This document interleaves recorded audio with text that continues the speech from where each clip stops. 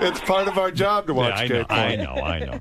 So you're saying you would blow Ronnie if you cleared $1 million? Absolutely. And Ronnie, you're saying you'd accept his blowjob if you cleared $1 million, right?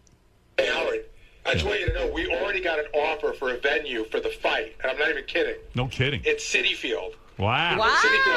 So I would watch Richard blow Ronnie at home plate in Citi Field.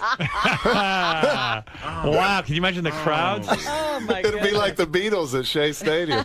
Shirley's out there screaming, "Save it for Ronnie's block party." Ronnie's giving this away. That would be awesome. Richard, I bet you Ronnie can't come. If he comes, he's gay. I'll figure out a way. You know what? I'll put a finger in his butt and give him milk his colon, and I think he would come. Howard, if he doesn't come, he shouldn't get the money. Oh, absolutely. No, why? No, you got to come, or else that's bullshit. Why is it bullshit? Because it won't be funny. That's You got to come. Deal. Yeah, but how are you going to know? If he's got a rubber on, who's going to know? We're going to check We're going to check. Robin's going to look in there. Oh, great. Robin checks it. Because I'll be throwing up, I would check it. But Debbie, the cum lady, could check it. Right. She'll probably pay to drink it. Oh, wait a minute. Jesus. What if it's the biggest load Ronnie ever had? Wow, Ron, I'm shocked. And you don't think that's gay? You don't think that's gay? Hey, it's $1 million. Wow. Part of my retirement fund. He'll be gay for $1 million. What's this whole new weird voice and scratching your neck? What's going on? What are you doing today? Nothing. You're being weird. What do you mean? I I don't know. scratch my neck? I'm weird? Yeah, I don't know. You're just being weird. Why is that weird? Well, guess what? He's going to blow a gun. Why is that weird? He's a little He's uncomfortable. going to be blown by a man. Why- I why think is that's that weird. making him I don't know. You're just acting Why weird. is that weird? Because I scratch my neck. Stroke my wiener. He's saying Kansas boy. he's gonna lick your balls and put a finger in your ass. So you. I don't need him to do that. No, you'll come. You'll come just I don't fine. want him doing that. No. But how long does it usually take you to come? From a blowjob from a Depends. girl. Depends. How long? Seriously. Depends. What's the average? I don't know. I never timed it. Is it under an hour or over an hour? No, it's under an hour. With a Come on. girl. Well, a guy. But have you good ever got, technique. Have like you ever gotten a Richard. blowjob from a guy? No. I might get lockjaw or something if it takes Well, that's too what I'm long. saying. It could go for like 2 hours. Why, you think that you're that good, huh? I think we have a hard out at Citi Field. I don't know that we could, you know, if we got to get the fight. It's before the game. Fucking what Yeah, a but he night. said you got to think for the fight. They didn't say Right. you got to think for this. Well, listen. In order to get I that don't think kind of Citi money, Field will go for that. in that kind of money, I got to sell tickets. Yeah, but I don't think Citi Field's going to go for it. I think you'll be selling tickets in here, if any place. Howard, all fairness, they agreed to the fight, not to the fight. Yeah, that's what I'm saying. Too You'll bad. be selling tickets like you sold for Gary's tape Right. in here. No, I mean, you're talking about $1.5 million a piece. That's $3 million. Well, some, you know. So I would have to. How did remember? Hey, Ashley Madison was going to pay $25 million to name Yeah? some arena after them, wow. so they got money. Hey, if Ashley Madison would put up the money, those guys seem to have money to burn. Like, we could have a big venue. You want me to get Noel on the phone next week? Yeah. I think he would. Howard, I swear, we talked about this in the office. We all genuinely believe he would put up the money for this. That's what I thought. Didn't it come up that day or something when he was here? What is that? It came up that day, Did I it? think. I wonder if I could get this on America's Got Talent. I'm trying to think of all angles. Are these guys going to Vegas? I'm just thinking of Richard blowing Ronnie on the Jumbotron at Citi Field. Whoa, stop the cop. That's not going to happen. And when he comes, that big home run apple will come up. Come here, jism lips. You're pretty sure you can come, though, right? I didn't say Or I else the whole can't thing's a bust. guarantee anything. Right. But you try it. Well, not? For $1 if he million bucks, do clear, either of them Cash. Yep. Cash money. do either of them get the million if Ronnie doesn't come? No. That's it. He's got to come. All right, but he's got to blow me until I come then. Right. It could take 2 hours. Whatever. I'll spend the whole day. That's part of his deal. And you can't use your own hand. No. He's got. Hell no. He's He got could be handcuffed, maybe. Right. Yeah, we got to handcuff you. You can't run away. Holy mackerel, would that be some show? He's serious. Yeah, he's serious. That's what I told you. I was listening. He wasn't kidding around. Blow me, you hick.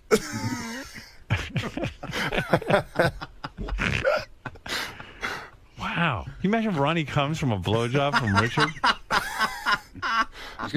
My wife already said it's cool with her. Wow, if I do she's this. quite Yeah. the liberal. Yeah. That's a lot of money. Wow. Be honest. Have you ever What had? would you do if you had $1 million? What would you do? You know, I'd be. Cash. It would just be. It would be a big relief for me to What have would you that much do? money in the Would you- bank. I'll probably invest it. Yeah. Yeah. What would you do? I'm leaving. You're leaving the show. You're leaving leaving everything. Gone. Gone. You're done. He's moving Gone. to a desert island. Ronnie's retirement party. Exactly. Is that you saying that just because you took shit yesterday for the dumb No. thing you did over at America's Got Talent? No. No. No. What's going on with you, man? Nothing. What? It shook you up? No. You did something stupid. It wouldn't be the first time. It didn't shake me up. Yeah. Nothing shakes you up. It didn't shake me up. Wow. This is still a lot to take in. We talked about this before that happened. King of all blacks, you're on the air. I'm really shocked. I really don't believe what I just heard. He would suck somebody's dick for $1 million? Yep. And Ronnie will do it too. Ron, no, I'm talking about Ronnie. But Ronnie's going getting to sucked. be the sucky. No, I'm the sucky. Wait. I'm the sucker. Wait. Ronnie, don't you have money? Don't you eat every day and you got a good life? Why would you do that? Why not? I mean, I have a better life. I could be like you and have mowing faucets in my house. Yeah, but I didn't have to suck dick to get it. Yeah, no, you just ask your father for the money. Yeah, but that's a whole different... To suck somebody's dick... No, he's getting I'm not sucking his dick. I'm just going to lay back and relax. Yo, Ronnie, I like you and all that, but I can't believe that shit. That's fucking gay. Hey, Ronnie, you're not going to look at Richard. you know what? It's Will you keep your eyes closed, Ronnie? most likely. Yeah. I want you to look at him when he's Don't doing it. shave, Richard. Should I make eye contact? Yeah. And I think Ronnie should stand. I don't think he should lay back, and you should be on your knees. Yeah. It'll be funnier Yeah. looking if he's standing up. Be like a prison. I don't think movie. it'll happen that way. What do you mean? You don't think you can come that way? Nah. Why? I got to relax, man. Need a nice, comfortable couch. Oh, or if it's something. got to be, then it's got to be. Wow. All right, boys. All right. I'm working on it. See how you can put that together. Let's make it I'll happen. talk to Noel Biederman. Oh, my God. He's my one hope. Let's put the money But where my mouth there's is. no bullshit. It's got to be I know. straight out. And you $1 million gotta, cash. you And gotta deliver. Tax free. Yeah, and we want you have to come. That's your job. No problem. I'll work it out. Don't worry. Okay. And you got to let me know if there's any special thing that you like that'll help you Is to there come. something you like? I don't know. Maybe I'll have some hot chicks standing there or something. That's probably cheating. That though. is probably true. Yeah, Why is that no. cheating? We want Richard to Richard's got to be your Richard's guy. Yeah, but she's not blowing me. No, but if she's standing there, you can start fantasizing. So that's and stuff. good. No, it's not. You have gotta to use do your- this Maybe on I'll your have own. JD stand there. How's that? Oh, that I don't care. No, JD's there. It's fine. No.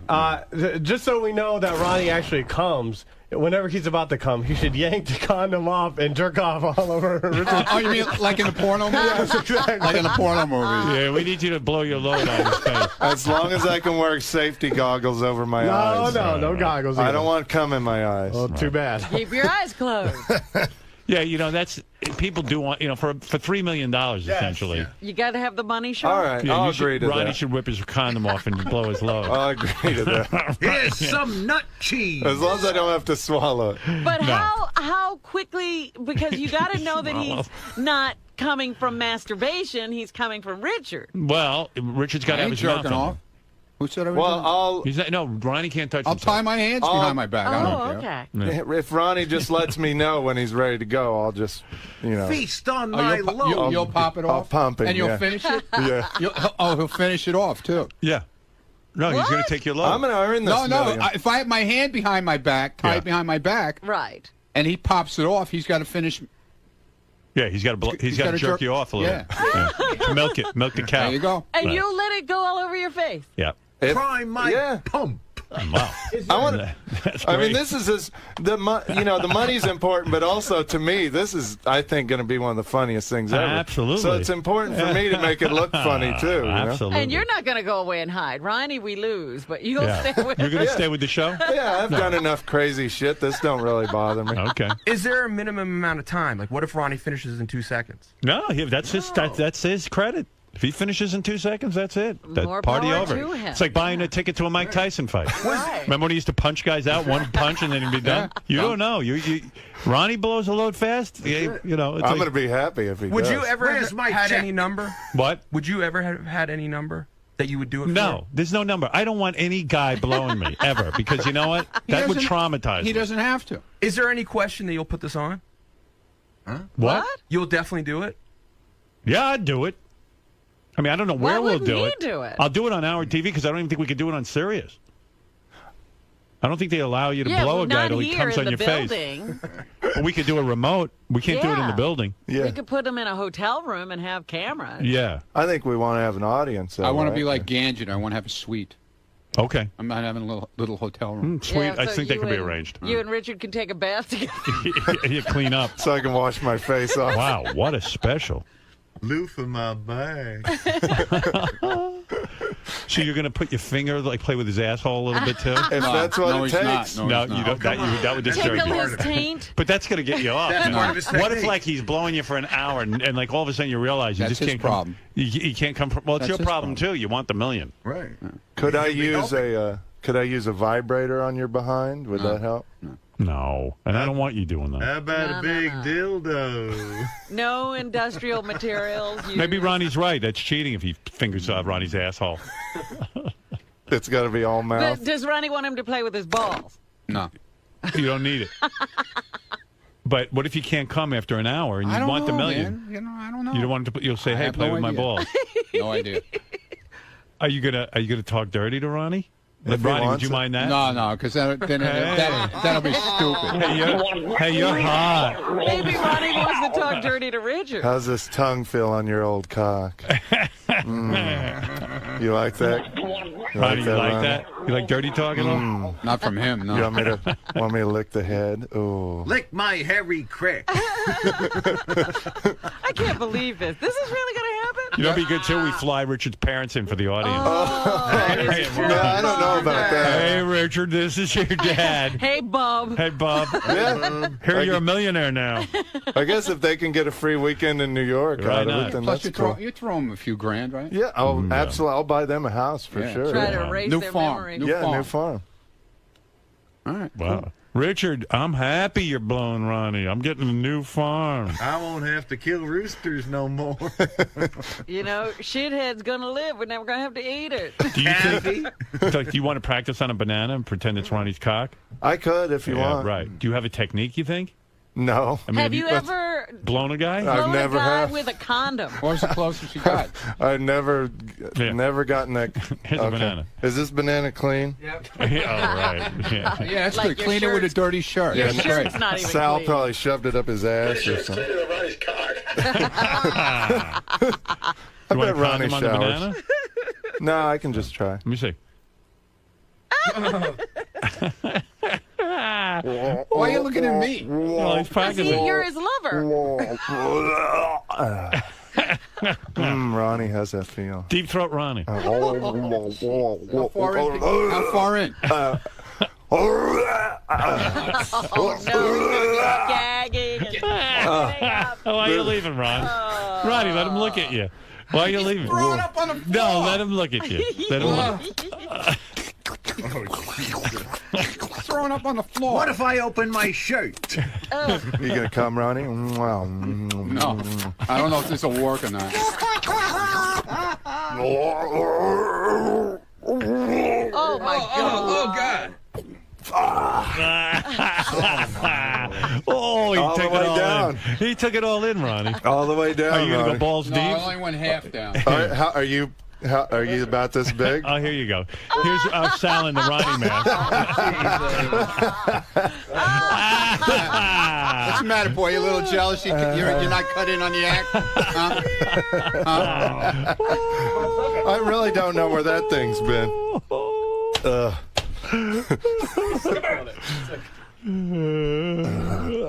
What do you think, Ronnie? Are you turned on, Ronnie? Ronnie, are you hard? Are you going to explode, Ronnie? What do you think, On Ronnie? second thought, I don't know about all that. Yeah, I don't know, man. This is good. All right.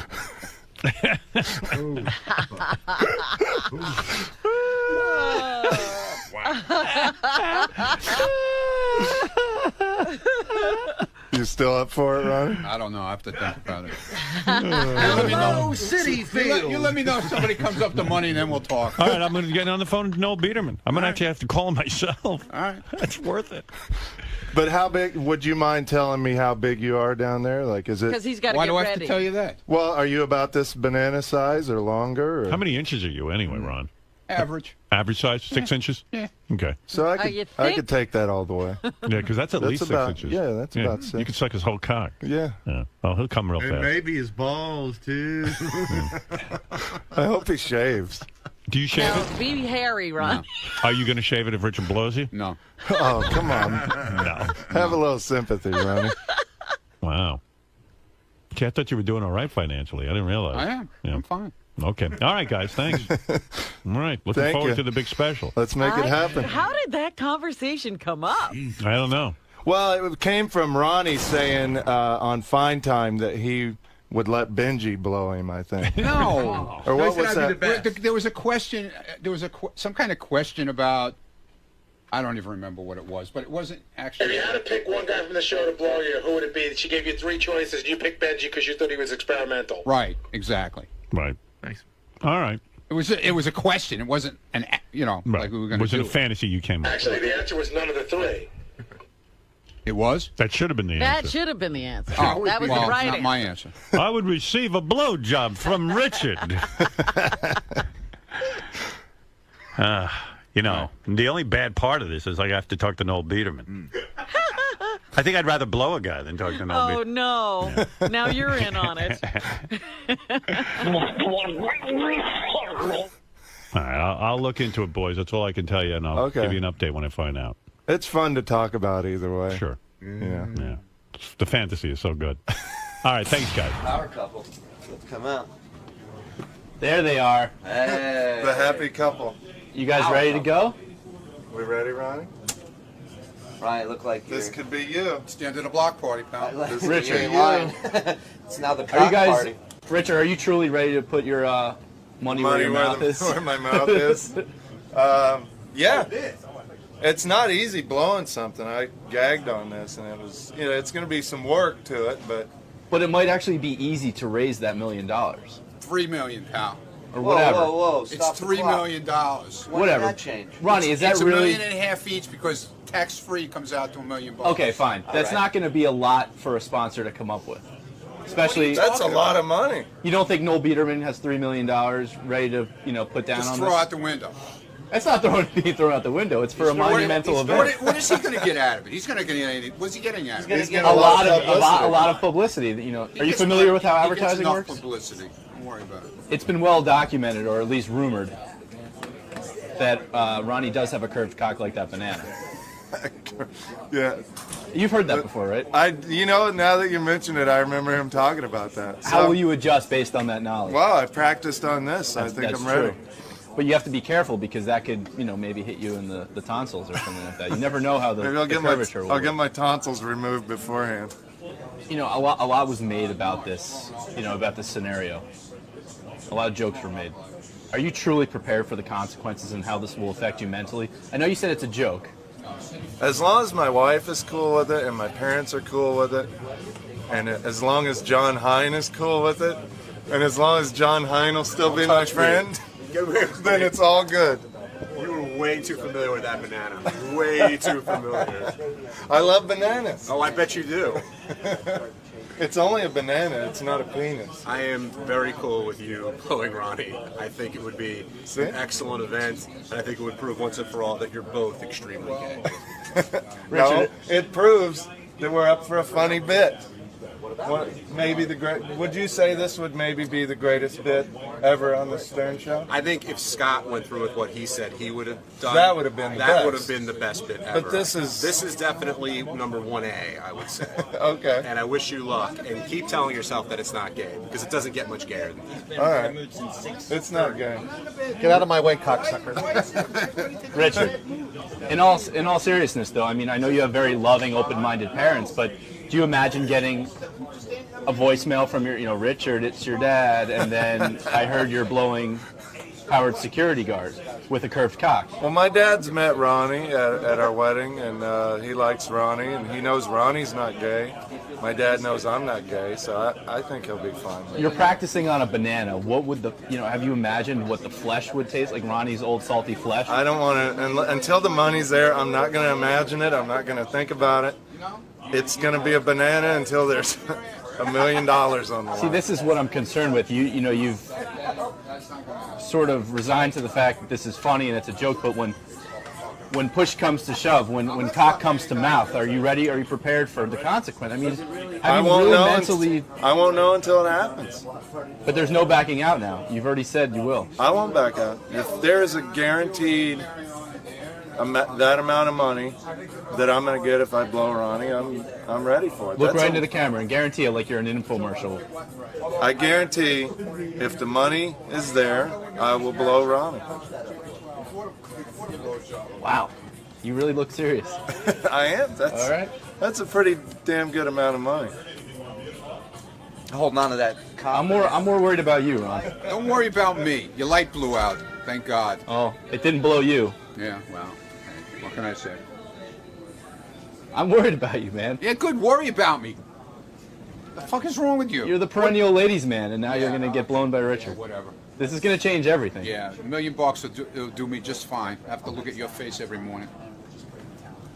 You have to look at Richard's every night when you go. No, I won't. No, I won't. I'll be gone. I'm not looking at anybody. I don't think he'll leave. You don't think so? That's $600,000 after taxes. No, there is no taxes. Dude, listen to the fucking show, okay? Yeah, there's taxes. No, We listen to the it's show $1.5 today, million, then taxes, $1 million cash, free. And then a blowjob? Otherwise, it's not happening. Okay? $1 in a blowjob. Good morning. Yeah. Ronnie, it all sounds funny on paper, but I mean, Put the cash in front of me. All the big shots. Ron, are you prepared for this? All the big shots. Put the cash there. Put the table down and put the cash there. Hey, I heard the Ugly App guy will sponsor it. Yeah, good. Fuck him. You'd like to take his money, Come on his face. Wait, what? He said he'll come on Lieberman's face. No, not on my face. Oh, no? Well, I heard that wrong. half on your face and half on his face. You get half, John. Now, Ronnie, what happens if you go through with all this but you don't come? That would be, you wouldn't have the $1 million. I'll make sure I will. Don't worry about it. How are you going to make sure? Don't you worry about it. No, I'll make sure you will. Yeah, he'll be doing It's up it to for me. He'll be doing it for free also. Yeah, I mean, that's a great incentive because you're going to have to work just as hard. Yeah, I know your hands are going up in the air. What's wrong? Ronnie. What? Think about it, though. You could go through with all of that, not come, And so could not he. get the money. And so could he. He doesn't even seem to care. No, I'll care. You're Ricky, man. I want him to come. You're known for being a ladies' man. This is going to change everything. I mean, in all fairness, Richard's from Kansas. He doesn't even know what he's agreed to, okay? Do you He think knows this what is... he agreed to. I don't know. There's Look a at lot him. of He's room got for that smile error. on his He face. knows. There's a lot of room for error here, Mr. Mund. Yeah, well, It's a risk you're willing to take? what can I say? How you doing, San Francisco? All right! Holy shit. The Great American Music Hall. How many people were listening to the show this week? Yeah, right? Fucking Ronnie went ape shit on the Ugly App guy. And then all this gay stuff was happening. I mean, Richard was sucking Ronnie, Benji was sucking Ronnie, and Shuli was sucking at comedy. All right. Has anybody seen Sal's Foreskin Friday? If you don't know what that is, he puts pictures of his cock up on Twitter. It's unbelievable. The only thing that has more wrinkles than Sal's cock is Ronnie's face. What? You figured that out, huh? Every time Ronnie grabs the microphone, I think he's gonna yell out, "Bingo!" I got a number for him. What is it? 0. There you go. That's his number. It's unbelievable. God, if I wanted to see an old Jew screaming, I just fast forward to the shower scenes in Schindler's List. Oh. Wait a minute, I'm trying out here, I'm trying. You know, Ronnie has a development deal with Fox. It's true. Here's what they do. He didn't want me to tell you this. They take Ronnie, they put him in a comedy club, and then they see how long it takes for the audience to start vomiting. Oh, God. All right. You know, wait a minute. Howard told me to get a joke book. All right? All right. Wait a minute. Fuck you, Stop the bleeding! Whoa, stop the clock. Stop the bleeding! Hold on a second. Dude, you're dying! Wait a minute. I'll interrupt your act when I'm ready. When I'm done, you get the fuck out of here. There is no act! You're fucking dying out here! Wait. You people love me or what? Stop the... Yeah! This is what I want to do, okay? I'm listening. We'll start out with Eli, just like we did, right? Eli says, welcome to the block party, and then you come right out. And then you come right out, and then you say, hey guys, we have a very special treat for you. You just cut me out of the fucking show. You're done. I haven't cut you out of the show. You don't even know you're fucking I haven't cut you out of the show. I have a plan for you. After Mad Dog, Yucko comes up. Okay. And then Shuli comes up. Okay, we know that. Okay? Yeah. And then you let him finish the show with his comedy set. No. That's what we're doing. That's what we're doing. If you want to go up and you want to do stand-up, and you want to go up there and do jokes, then do it.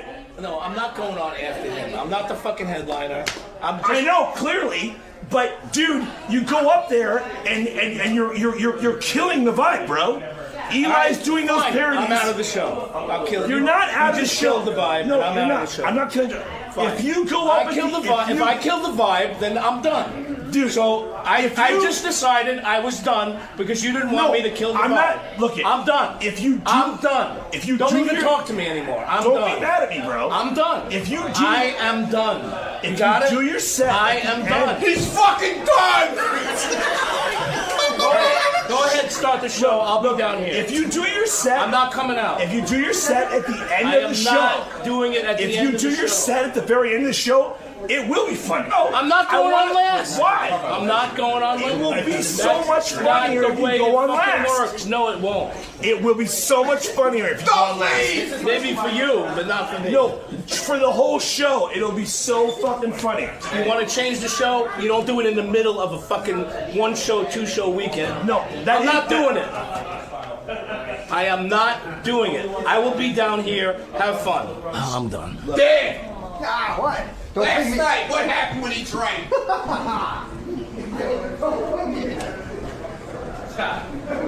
Scott. Go get the camera out. I'm done. Seriously, I'm done. Who's gonna deal with this? Because he's locked in next door. He quit. He's not yet. He really quit. Yeah, He locked the room, the door next door. I'm just kidding around.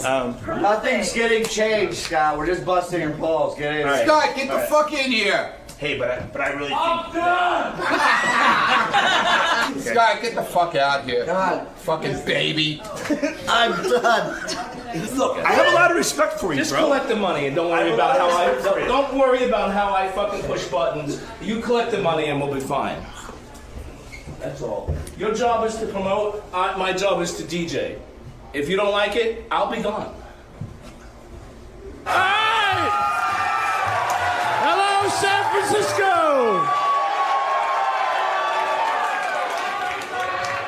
You know,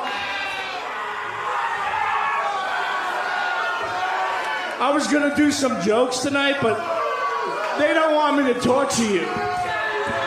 So, here's Ronnie Munn.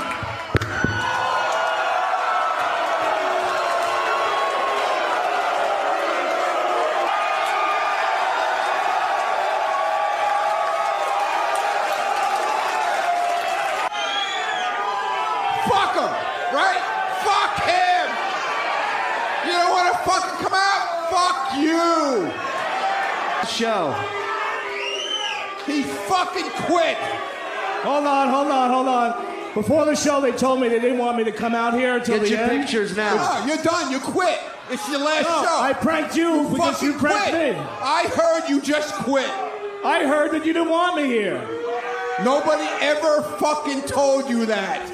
Get out. Now you're done. There's so much to get to. I don't know. I did want to hear about Shuli and Ronnie and Scott on the road. They went out and did a Ronnie's block party, like 4 different dates. Yeah, I love the block party stories. And then the Howard TV covered it, which is always funny. And Eric, the actor, midget, whatever name you want me to use, he was up on stage with them. And then I was watching the tapes, and it was weird. Like, Scott, here's the way I understand it. Scott, the engineer, you know, he does these gigs, but he's evidently angry all the time and can't show up to all the gigs. And Ronnie doesn't like that, and neither does Shuli.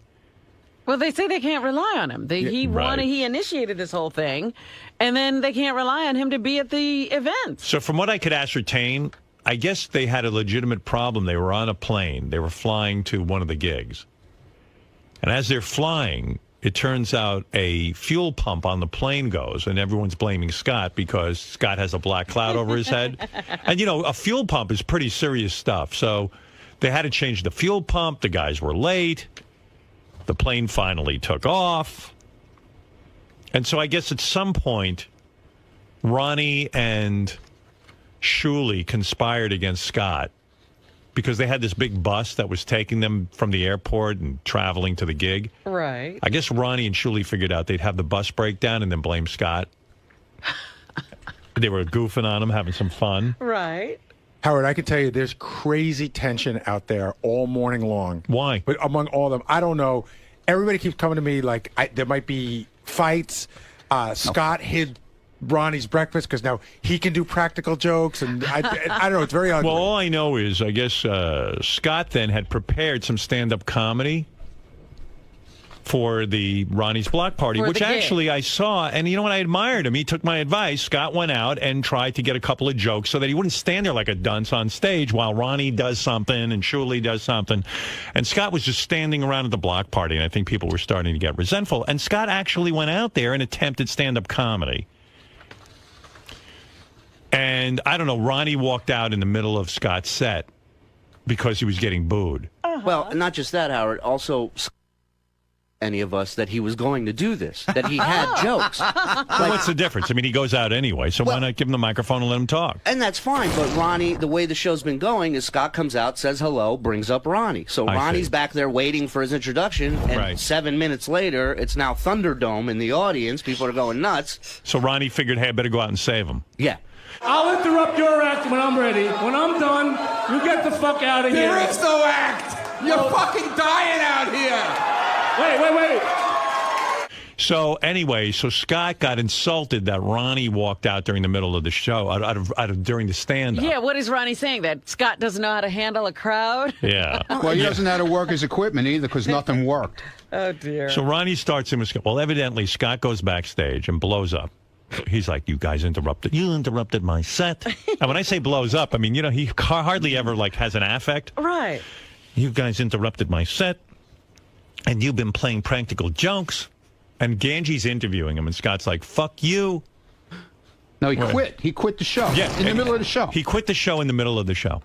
Well, first he goes up, introduces, he goes, and this is how he introduces Ronnie for the late show. He goes, welcome to the block party. Here's Ronnie Munn. Boom, slams the mic down on stage and walks off. I was going to do some jokes tonight, but they don't want me to torture you. So, here's Ronnie Munn.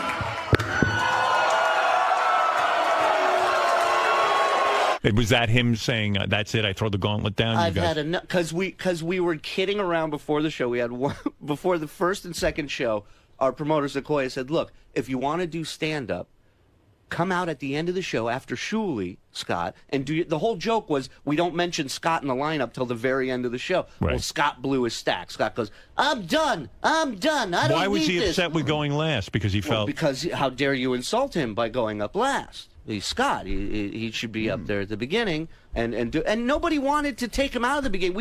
He literally forgot about Scott when he was running down the order. Right. And Scott got pissed, so we went with it. We're like, all right. Scott's like, so why not just sit there and just mind your own business? And wait make a minute, money? and then we had this bus, okay? Yeah. And it was really cool because everybody knew we were in the area, you know, and they're blowing horns and all this baloney. Why do we need that? We could have had a limo instead. What does he care? My biggest problem with he him... didn't like that big giant bus? No. Why didn't he like that? I guess maybe because of my pictures on the side of it. Maybe he's It's just jealous. the Ronnie Munn block party on the bus. How'd you guys get that, by the way? That Our looks- promoter Sequoia hooked it up with that's a nice. bus company out there. It was so cool inside too. How it's all velvet and they had There's bunks in there where you could sleep, and there's this. And Scott didn't like that? No, he felt no. He thinks we spent a lot of money on it. So here's that's what he was worried about. Here's my biggest problem Money. with him. Okay, is everybody did well this weekend. We had 4 sold out shows.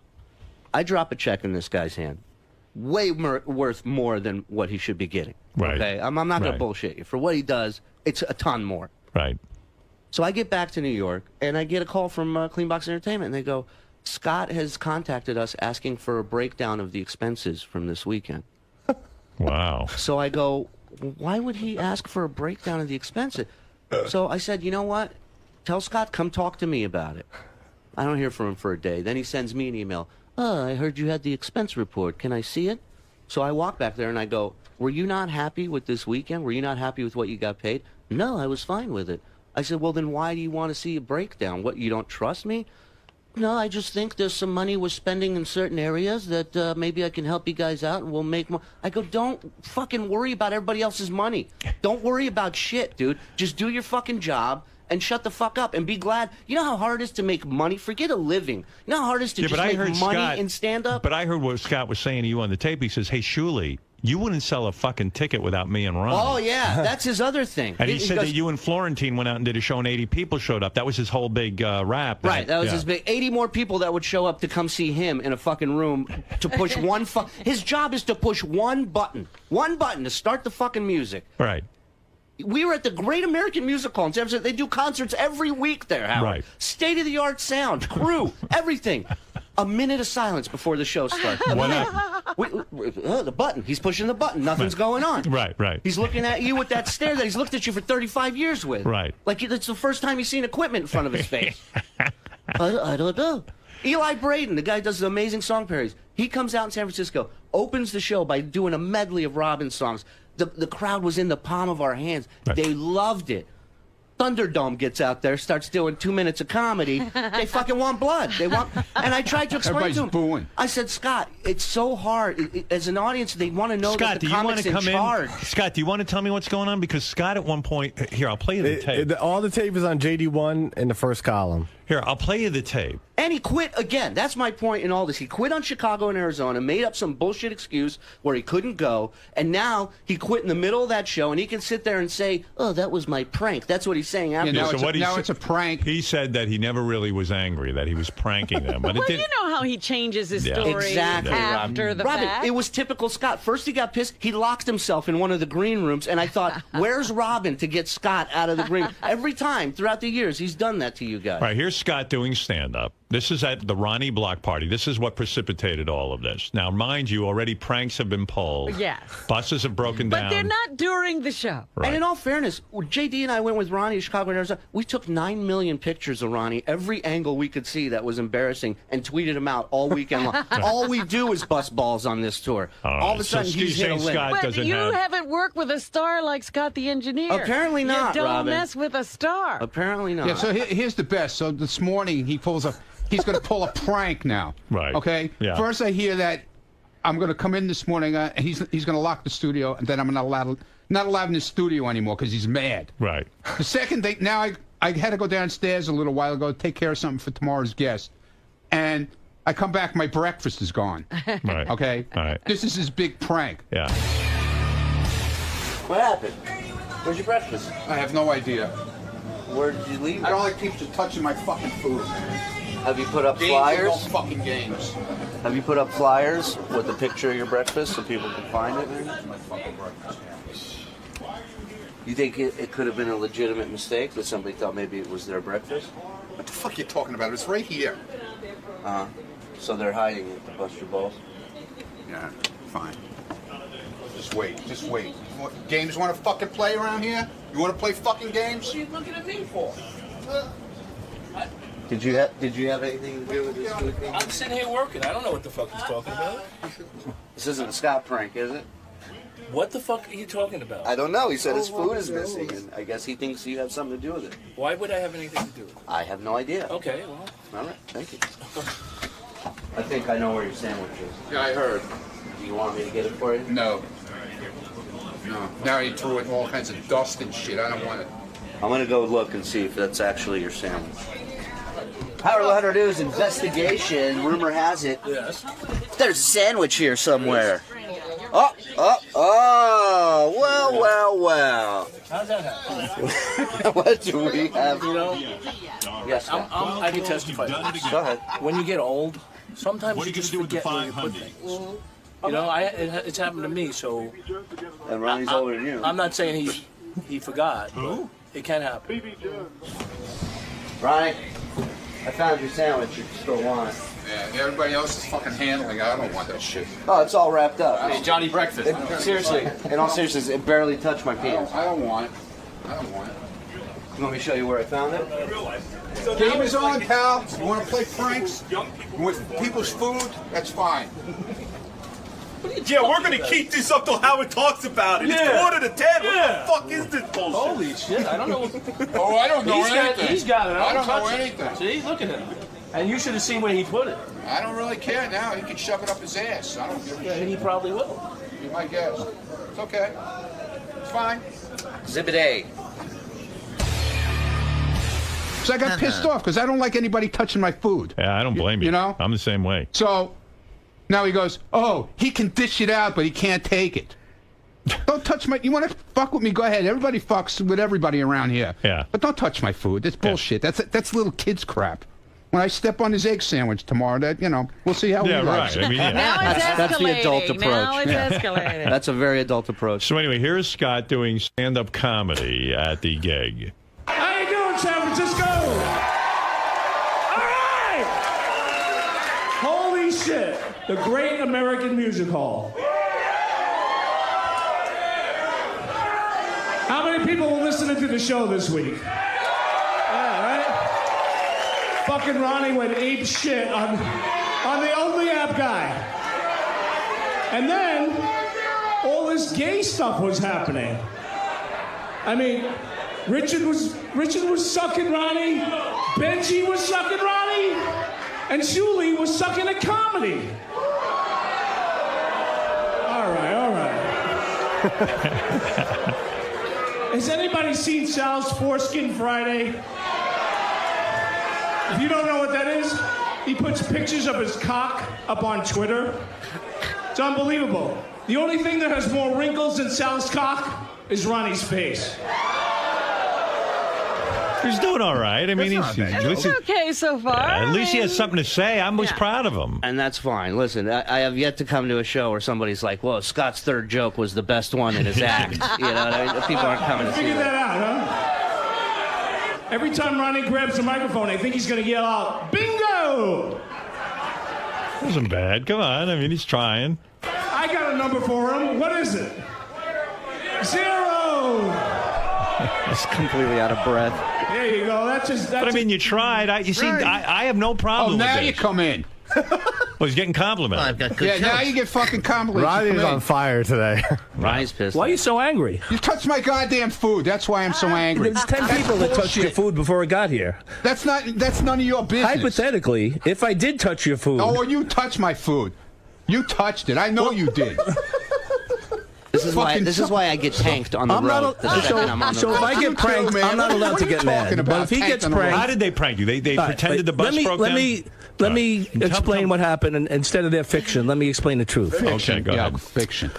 So the plane is fine. I didn't do anything with the plane. The bus was fine. I was going along with it. I pretty much knew that this was a prank on the bus? Right. So First of all, it's a 60-year-old bus with fumes coming in the back. The thing's rocking around like a boat on a storm, and you get seasick in there. I'm like, all right. So sorry, I didn't know you were used to such better travel accommodations. I did take your advice, and I wrote I didn't write it. I had someone help me. They coached me, and they wrote it, and they helped me write it. All and right. I tried. Right. Okay, so the first 2 shows in Sacramento, I didn't tell them I was going to do it the first time. Why? So Why wouldn't you tell us you were going to do it? Because I thought maybe, I would surprise you, but you're always complaining I do nothing. I sit there and do nothing. And I got no problem with you trying that. So All I'm asking is every idea you've come up with, you said, I'm thinking of doing this. Have I ever said no to any of them? So I figured I'd try it. After that show, which I got most of the comedy out, instead he interrupted me at the end. After that show, went to Shule. He said, if you don't like it, I don't have to continue it. He goes, oh, no, that'll be fine. You can continue. Because I wanted Ronnie to interrupt you every show. All right, so go ahead. All right. So what's the problem? But I saw you. You had a real meltdown. This bullshit that you weren't upset. No, you melted down. I was really mad in the beginning of it. Right. And then when he said I locked myself in the dressing room, which I did, right. I'm like, all right, they're fucking with me? I knew they were fucking with me. Oh, you're so full of shit. I'm not full of shit. He was ready to cry. If you look at the video, he's like, I saw the video. I know he was mad. He was I mad. was mad. Right. I was really mad. Right. But halfway through it, I'm like, there's no need to be mad. Let me just fuck with them like they fuck with me. All right. Seriously, but no one believes that. No, we don't. We know you better. This was in between shows, backstage, in between the shows. We finished one show, and they're fucking with me right before the next show. And I'm like, guys, I mean, it's a show. I want to do my best for the people that paid money to see us. I know it's funny to you. This guy. Why are you laughing, Shirley? Because he's an idiot. Picture that he's yeah, I'm an idiot. I'm not an a asshole. comedian. All I do is put fucking money in your pocket on the weekends. I'm not an a idiot comedian. and an asshole. We'll get to that in a minute. We'll get to that in a minute. Yeah. We'll get to that in a minute. You know, they busted my balls when I wanted to spend $80 for extra leg room. You got to pay it. You got to pay it. So this fucking guy, on Thursday last week, he knows for a month that we have to fly to San Francisco on Friday. He asked for the day off. He didn't ask previously. Right. So he had to work on Friday. No, that's not the case, Scott. That's not the case. That is I had the case. a flight. No, I had a flight that was early that I needed to change, and I asked if I could leave earlier, and they told me no, and I changed my flight. Okay, and I changed my flight. Let me ask the you this: day if I before. didn't change my flight, were you going to do an hour on stage? That has nothing to do with it. It has Julie. everything to do No, with it, it has dumbass. nothing to do with it. Yeah, it does. No, it because if doesn't. you don't Don't show call up me a like dumbass. you didn't, I'll call you whatever the fuck I want because you're an idiot. Okay. Listen to me. If you In didn't, other when words, you didn't Shirley- show up in Chicago and Arizona, the show went on. Do you want to know why I didn't? I'm going to tell you I right don't now care. why. You lied to me already I'm about gonna it. So tell you why would I care about I'm the gonna truth tell you why. now? Why didn't you show I up? have health issues that I was dealing with, and I'm still dealing with it. And that particular weekend, I just couldn't do all that traveling. Well, why wouldn't you tell them that? Well, Ronnie knew. Is that true? You knew that? I Didn't knew he- afterwards. Yeah, right. He made up bullshit first. Right. First, it's family cousin Well, wedding. I didn't Yeah. want anybody to Now know it's about the your health Oh, issues. you wanted to keep it private. Yeah, I would rather have kept it private. Why don't you just say I have a health issue? Well, now I'm going to tell you I have a health issue. Well, so, thanks. Thanks for lying to me at first, and now telling me the all right, truth. talk about lying. You want to get into lying? Let's get into lying. Go Let's ahead, see. get into let's some see. lying. Let's see who's lying and who's not lying, and who's a dishonest fuck and who isn't. Go okay, ahead. so Make it count. I will make it count. count. They started I will doing make it count, fucker. So here we go.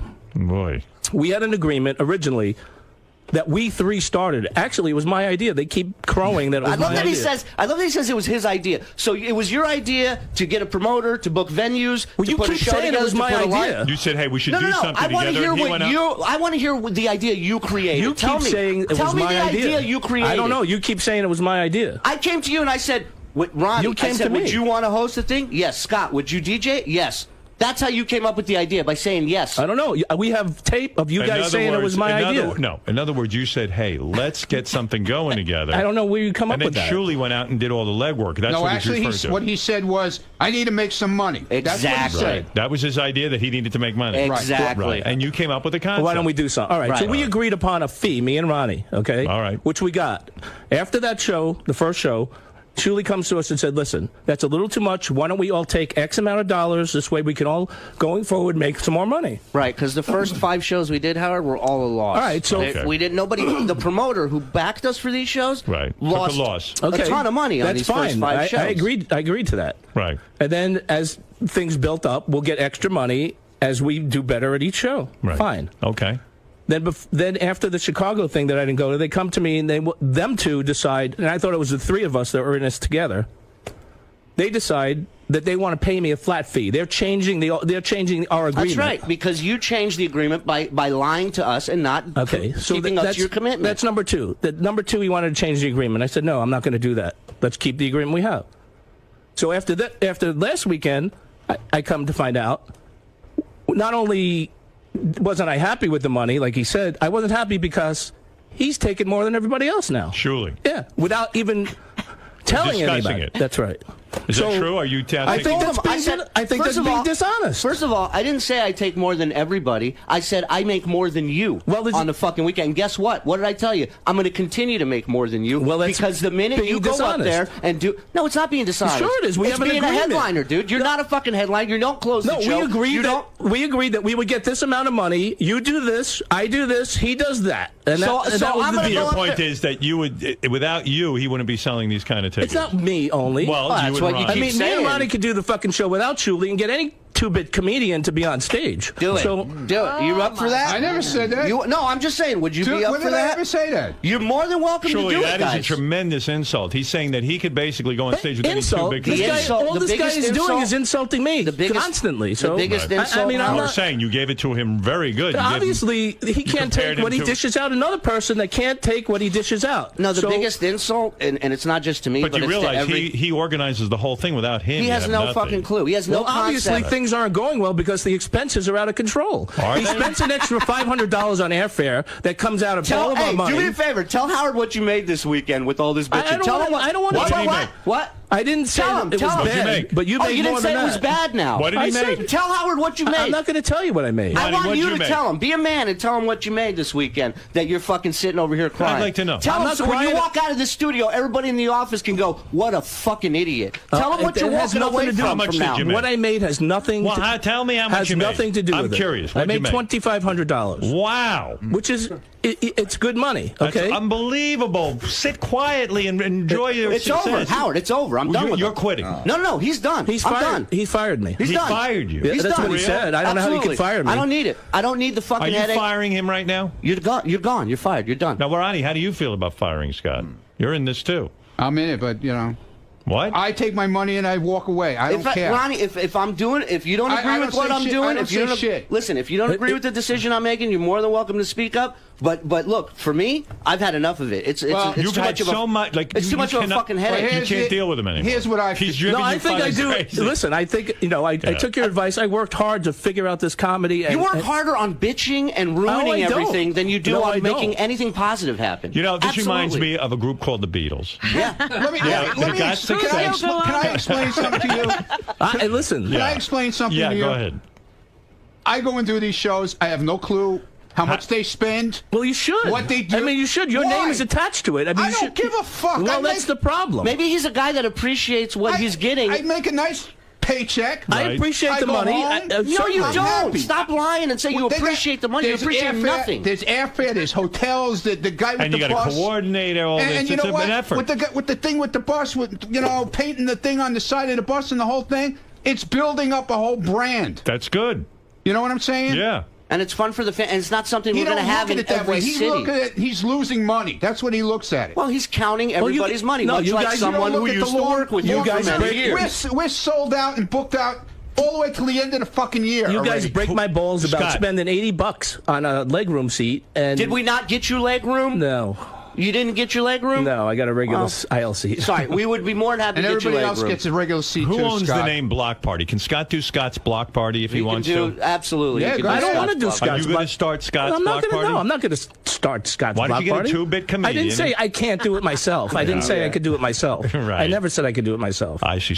So surely you have the capacity to fire him. He can't fire you. You fire him. Yeah, and where did that come? Who made him the boss? Ronnie, who made him the boss? Well, I don't know. I thought nobody made anybody a boss. Well, how can he fire me then? No. So it was us three. Let me fucking talk a second. It was us three that started it. I don't get it. I don't get it at all. Well, he fired. It's very sad. Julie, you're very sad. It was us three that started. It was you that's finishing it for yourself, not me. Not me. I'm just trying to look out for everybody's interest. Nobody lets me talk. Go ahead, you talk. All right. Stand up. Like he said, We started it together. Right. And I'm fine with that. Right. And you're, you were behind the whole thing with him being involved in it. And I'm not behind any of this. I wish you'd stop it now, by the way. No. Yeah. Okay. When he came to me and he I'm said... behind it. I'm behind Not it. that you're behind it. This is an embarrassment to me. You understand that? Not that you be... I didn't mean that you're behind it. You're going out and charging my fans money for the shittiest show on the planet No, it's aside not from true. him. People love it. Yeah, right. I'm serious. All right, go on ahead. Twitter I and know. see the comments. Okay, fine. People love I'm not comments. saying anything, but go ahead. All right. So, the three of us supposedly organized this together. Fine. I went along with everything. I don't give a shit about an extra $50, $200. You're happy with what you have. To have. the bus guy. To me, everybody loves seeing the fucking bus this weekend. The fact that you get $2,500 is amazing to you. Right. Right. Okay. Then he gets all upset. He wants to see expense reports. I don't give a shit. Why do you give a shit? Why is it? You got 20. It's like Jackie used to ask. Jackie at one point. I got to tell you, Scott, they were right in a way. Jackie used to bug me. He goes, "I want to see what you're getting in syndication." I go, "I'm never showing you that." He just proved that he was being dishonest. Yeah, but Shuley deserves to get just more. honest He's the with me. headliner. What do you care? He You got does an hour of $2,500. fucking comedy. Don't you understand that? For $2,500, you stood there like a lummox. You know, okay, you tried a little comedy. Whether it works or not, they don't care. They're not going to fire you for that. Okay. Or if you hit a stupid button, I got it doesn't work. $4,000 this weekend. Did you? He probably did. No. Well, that's what you told me. But he'll never know. But that's what bothers that's what you told me. That's what you told me you got in Arizona and Chicago. But Scott, do you think it's incredible So that you got... Wait a minute. They did Scott, 2 shows listen to me. in Arizona and Chicago and got 4,000. But let me teach I you. did 4 shows. But let me teach you something. Yeah.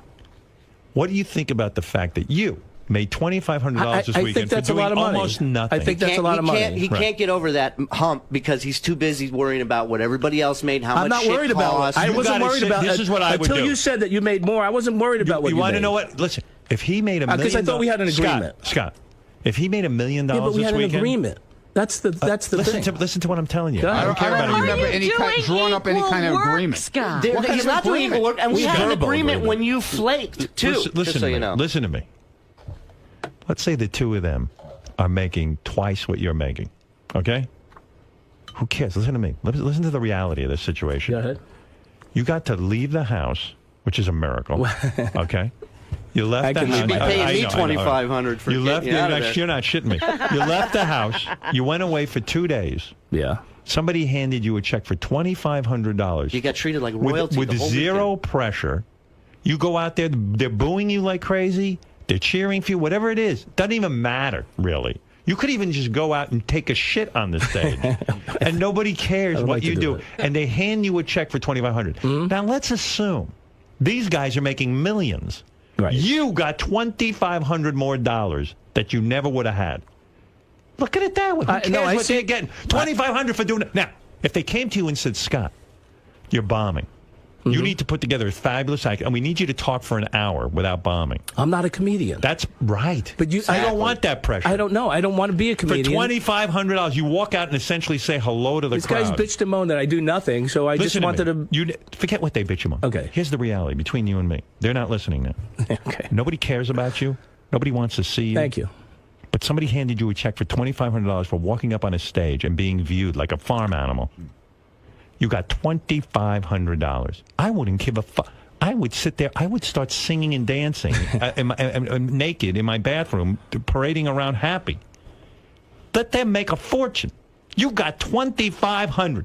Okay. This is what I used to say to Jackie. See, Jackie, you're looking at what I make. You just made millions. Millions. And the fucker couldn't let go that I made more money than him. Couldn't handle it. I know. He goes, yeah, but I wrote a joke. I go, I don't need your fucking joke, asshole. Wise up. It's great that you're here. You got great jokes. I use them. I don't use them. I don't even bust your balls. You're making millions. He couldn't comprehend. He was only looking what Robin made, what Fred made, what I made. He was accounting. He wasn't doing jokes anymore. He couldn't sit there and go, I'm getting millions for being Jackie the Joke Man.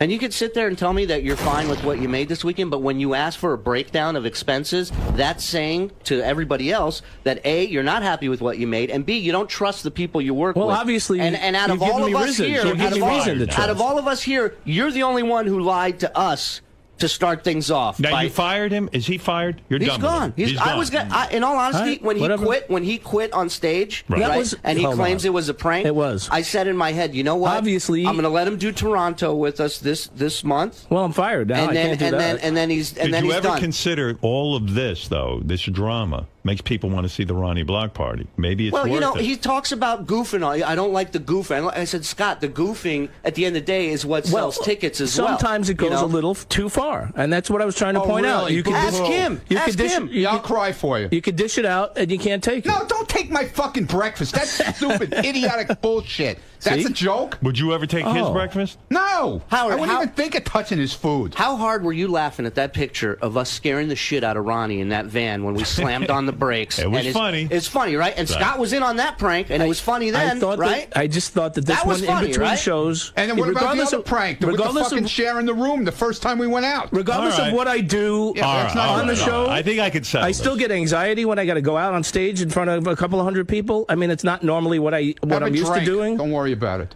So have a drink and don't worry about it. So he had a few this week. I had a couple. Yeah. So they had to prank me right before we were supposed to go on. I see. All right, So look, guys, I want to know what's going on with the Ronnie Block Party once and for all. Surely, okay, I'll go to Ronnie first. Is Scott with the show or not? Listen. He don't give a shit. He don't want to be involved. No. I said to him, he wanted to get rid of you a long time ago.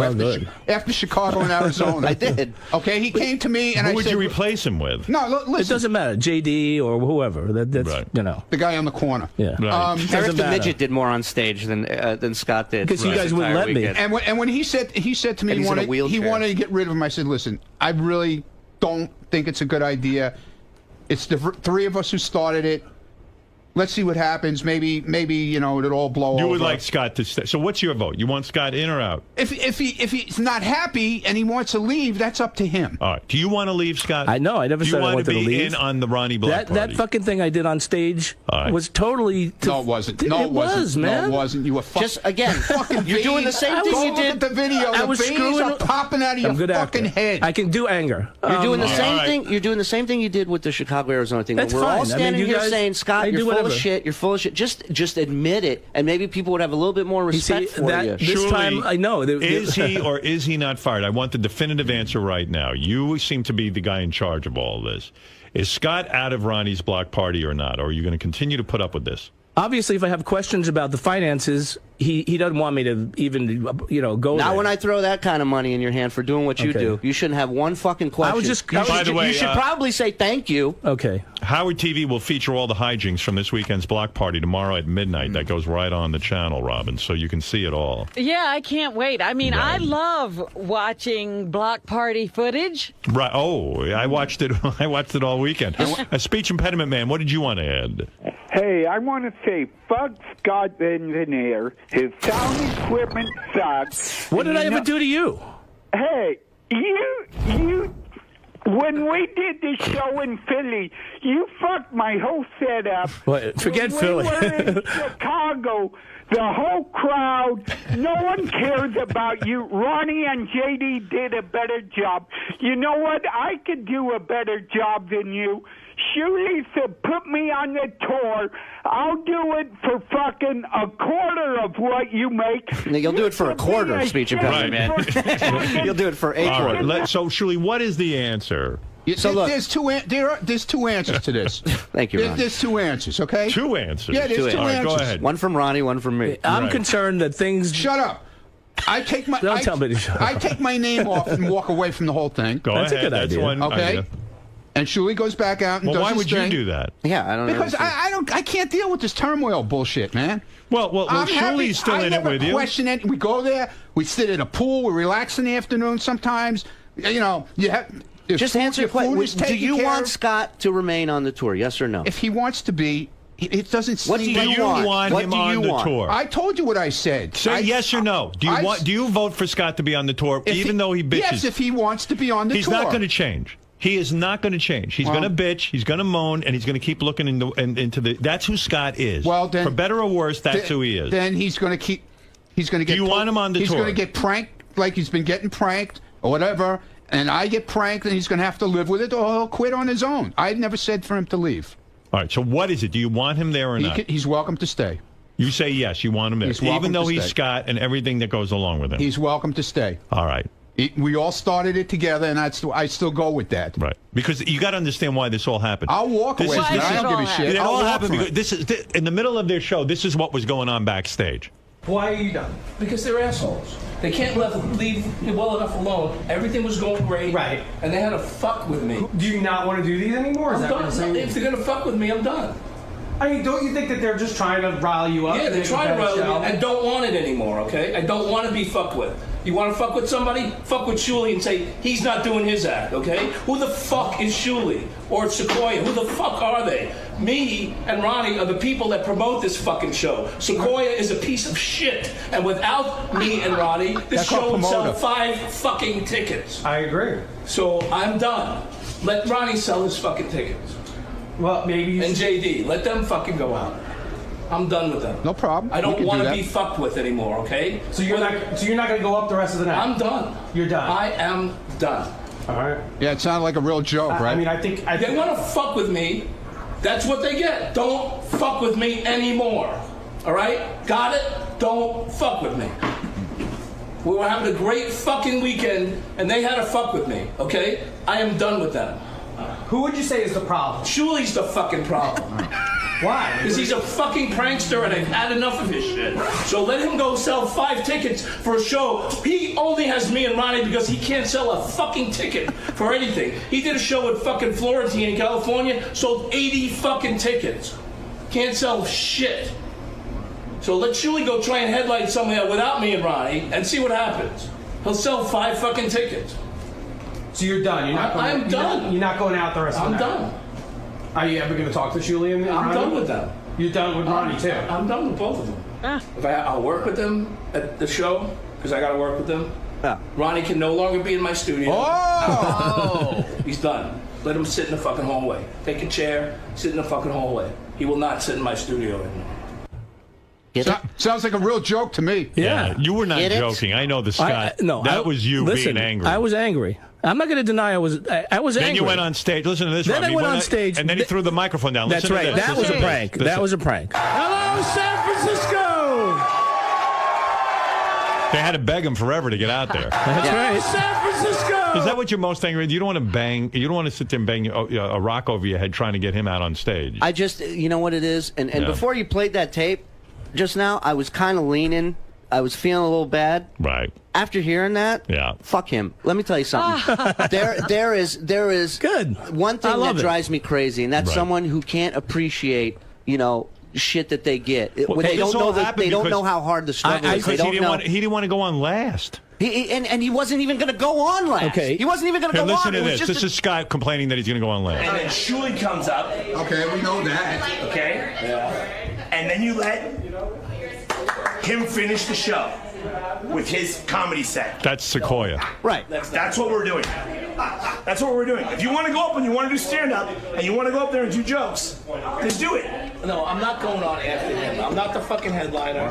I know, clearly, but So now the promoter's trying to beg him to go on. All right. This is all going on I while may be the a pain show in the is ass. happening. Can I make one point? I Yeah. may be a pain in the ass. Right. But I think sometimes they get sloppy with things, and no one's watching out. He had to start his own music. What do you have there? Coming over to you, and Just like you're presented- the judge, he has evidence. What does this say? Get over Okay, so no one's watching out, and I'm watching out, Go ahead. and that shouldn't have been done like that. What is so, that? What is it? The Ronnie Munn block party and with the Howard logo. And it looks like you're going to be there, doesn't Sirius XM. Yes, it does. Right. And Scott, when did you print that out? When did I print that out? When did you print that out? Yesterday. You printed this out yesterday. That's been up advertising like this yesterday? It's up right now. On that website. It's on. And didn't you call and contact Cleanbox and tell them to take it down? That was the other one. That was so the there's other another I one. was trying to. so you're going to come in here and act like we're doing this intentionally all across the country when you know that isn't the I fucking didn't say case. you were doing it intentionally. I just said Well, you're what not do you, watching out. what you're kind of doing. example? What are you leading And I'm to trying by giving him the They did paper? it once before, and I said, You listen, know what, you can't. Scott? You're right. I owe you $2,500 for the rest of your life for finding that on a fucking website. Retard. I know everybody knows, and Sequoia knows that his name doesn't go on any advertisement. Everybody knows that. Okay. So if a So venue does tell that me on what their that own, is. the last venue that did it, you brought it to my attention. That's they did. It was taken down that day. That's correct? correct. Okay. So shut the fuck up with your shit. trying to start shit. I'm not. You have no leg to stand on. That's why you're pulling out fucking printouts of fucking ads that venues put up. He gets upset. He feels like you're trying to catch him. I'm just trying to make a point that I'm trying to. Are you guys a team? No, that is obviously not a team fucking player. Yeah, obviously Look not. what he's doing. This is his true colors. And this, Howard, this is why I cannot work with this man, okay? I can't stomach. Because you I me. can't let me stomach point out, giving him that amount of money when I know that he's not you worth fired it. me, so that he's fine. not worth it. In other He's words, he not. should be quiet and be thankful he's getting the $2,500 because where else are you going to get that kind of money if you're Scott? The tour I was on before this, I was on the bottom of that totem pole, and I ate a shit sandwich for about 2 years, and I shut the fuck up, and I did what I had to do. I roomed with Beetlejuice. I did everything I had to do because it was about getting up there. Wow. Do I give a shit? You don't, but you're going to give a shit when we're fucking all over the Holy country, mackerel. and you ain't making any money anymore. Well, You're good. done. Good for you. You're welcome, Toronto. He's not coming. You call him Toronto because he didn't show up in Toronto. No, I'm saying Toronto's our next gig. You're welcome. Scott will not be there. Oh, I see. Yeah.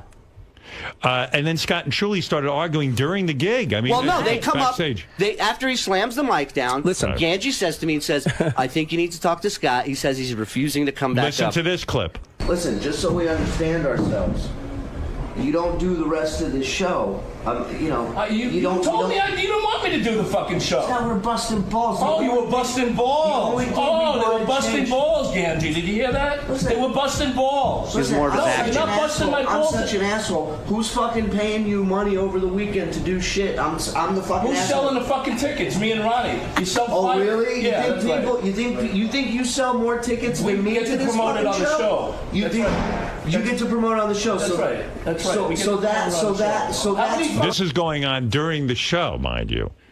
Can anybody hear the comedians out on the stage? No, there's so much yelling. And you know the show backstage is 50 times better than anything they're doing. on stage. They started a shitstorm, and I was just continuing it. That's all. I mean, I don't understand why he's so upset. He started pranking me. I don't get Ganji, it. what do you I want don't to get add to it. this? Because I have to move on. We got to get to news. Oh, and Ganji in his presidential suite. I mean, really. Was he in on the Howard TV.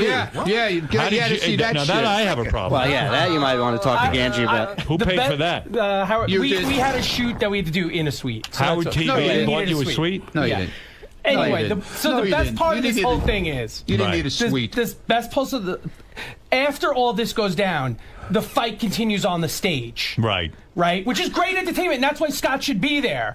So Ronnie and Scott proceed to kick a chair at each other on stage for a good 5 minutes. How is that a There's show? a stool I have no on idea. stage, and they're kicking it back and forth at each other. But what did you It's the wait a best second? thing Well, on let's stage. get back to you now. What did you shoot in this suite? This you gotta hear. I had to do a green screen shoot with Eric the actor. Yeah. Could fit in the closet, by the way. So a regular room is not big enough.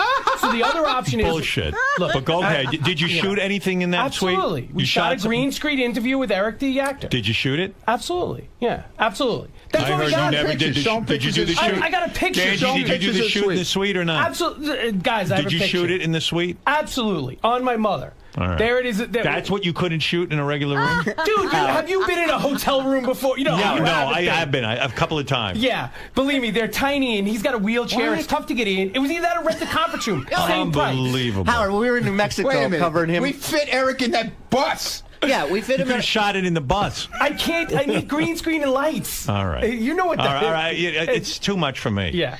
Anyway, Scott should be on the shoot just because of that. On these shows, not a just because shoot. of that. The shows, because of that. Surely, I On want a stage. ruling on this. Is Scott off the show? No, he's off. He's done. He's done. You're never working with him again. And everything he's done here today Good. just I don't need this proves shit. that I'm making the right Do decision. you Trying wanna- to throw do you want us us- under the do you want bus, us- making up shit. I was going to do it. I had no problem doing the shows. Of but- course you have no problem doing it. Yeah, Of course. You're getting $2,500. Right. yeah, But really. yet you have no problem fucking bitching about everything. I don't bitch about everything. I was fine the whole weekend until you guys in the middle. I was fine with the airplane tweeting the black cloud. I was fine with the bus pranking. You know, the bus broke down until in between shows. You guys had to bust my balls like that. Everything. I didn't complain. We went down to Fisherman's Wharf. Or as Ronnie calls it, Fisherman's Dwarf, I think. I didn't call it anything of the sort. He didn't even want to go. He was Mr. Grumpy. All right.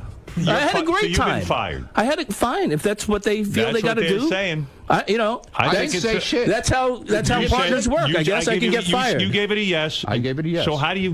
Is there a deadline? I don't know. We'll have If to he work. doesn't agree with me, he just say it now and we'll discuss it. But Yeah, well, listen, I said- the only way Scott stays on this tour is Scott goes to the flat fee. See, he's already changing the agreement again. Yeah, yeah. He keeps changing things. That's How can you your work chance. with somebody this like is that? your chance. How can And you by work the with way, somebody the like flat that? Fee, would you do it for the flat fee? Yes or no? I have to get more details on exactly what you meant by that. Okay. The flat fee from now on, every weekend. This One is what show, you're coming 2 home shows, for. 4 Doesn't shows, matter. same thing. Doesn't matter if we do 8 shows or 1 show. This is what you're gonna come back home with. Yes or no? I'll think about it. There's no thinking. I need an answer now. I'm yes not giving or no? you an answer now. I don't have to then give it's you an off. answer Then now. the deal's off the table. Yeah, who made you the boss? I mean, really? I did. Oh, good. He's the boss. Oh, fine.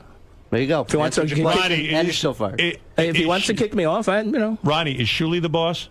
Well, he books the comedians. I don't know anything about booking comedians. Right. He's got So him. he is him the and boss. He deals with the promoter. Listen, Sequoia, he books the venues. He gets paid for this, and I think it bothers him that Sequoia gets paid. No, not You at can't all. keep it all. You can't take it all. Wait, no. There's Sequoia- other people that are involved. No, Sequoia. when we He's did got to make wait a money. He's minute, got to wait a make minute, hold money. on. He does a good job. I mean, when we were in that I forget where we were. We were in that Robin, hotel. this is terrible. These guys are breaking up This right is in front of awful, our right? eyes. Really? We were in that hotel. We were in that hotel. Tears are coming out of my eyes. Wait a minute. We were in the hotel and Wow. it was like 3 a.m. Scott doesn't seem that concerned, quite frankly. No, because I don't know if he thinks I'm fucking around. with I it, don't but really I'm give a done. shit if you But- fucking. You always, who can believe you? You always fuck. That's what you Well, do. You I'm tell me. telling you right now. Who knows what the fuck you're doing? I don't know. I Unlike never you. know. Unlike you, I'm telling you, I this never is- know if you're serious. You never could be serious. Are You're you always, serious? You're always Yeah. pranking. Who Yeah, can I'm serious. believe In other him? words, you're off the tour. They were serious when I didn't go on stage when they wanted to put me on last. Now you're serious again. So when are you serious? I don't know.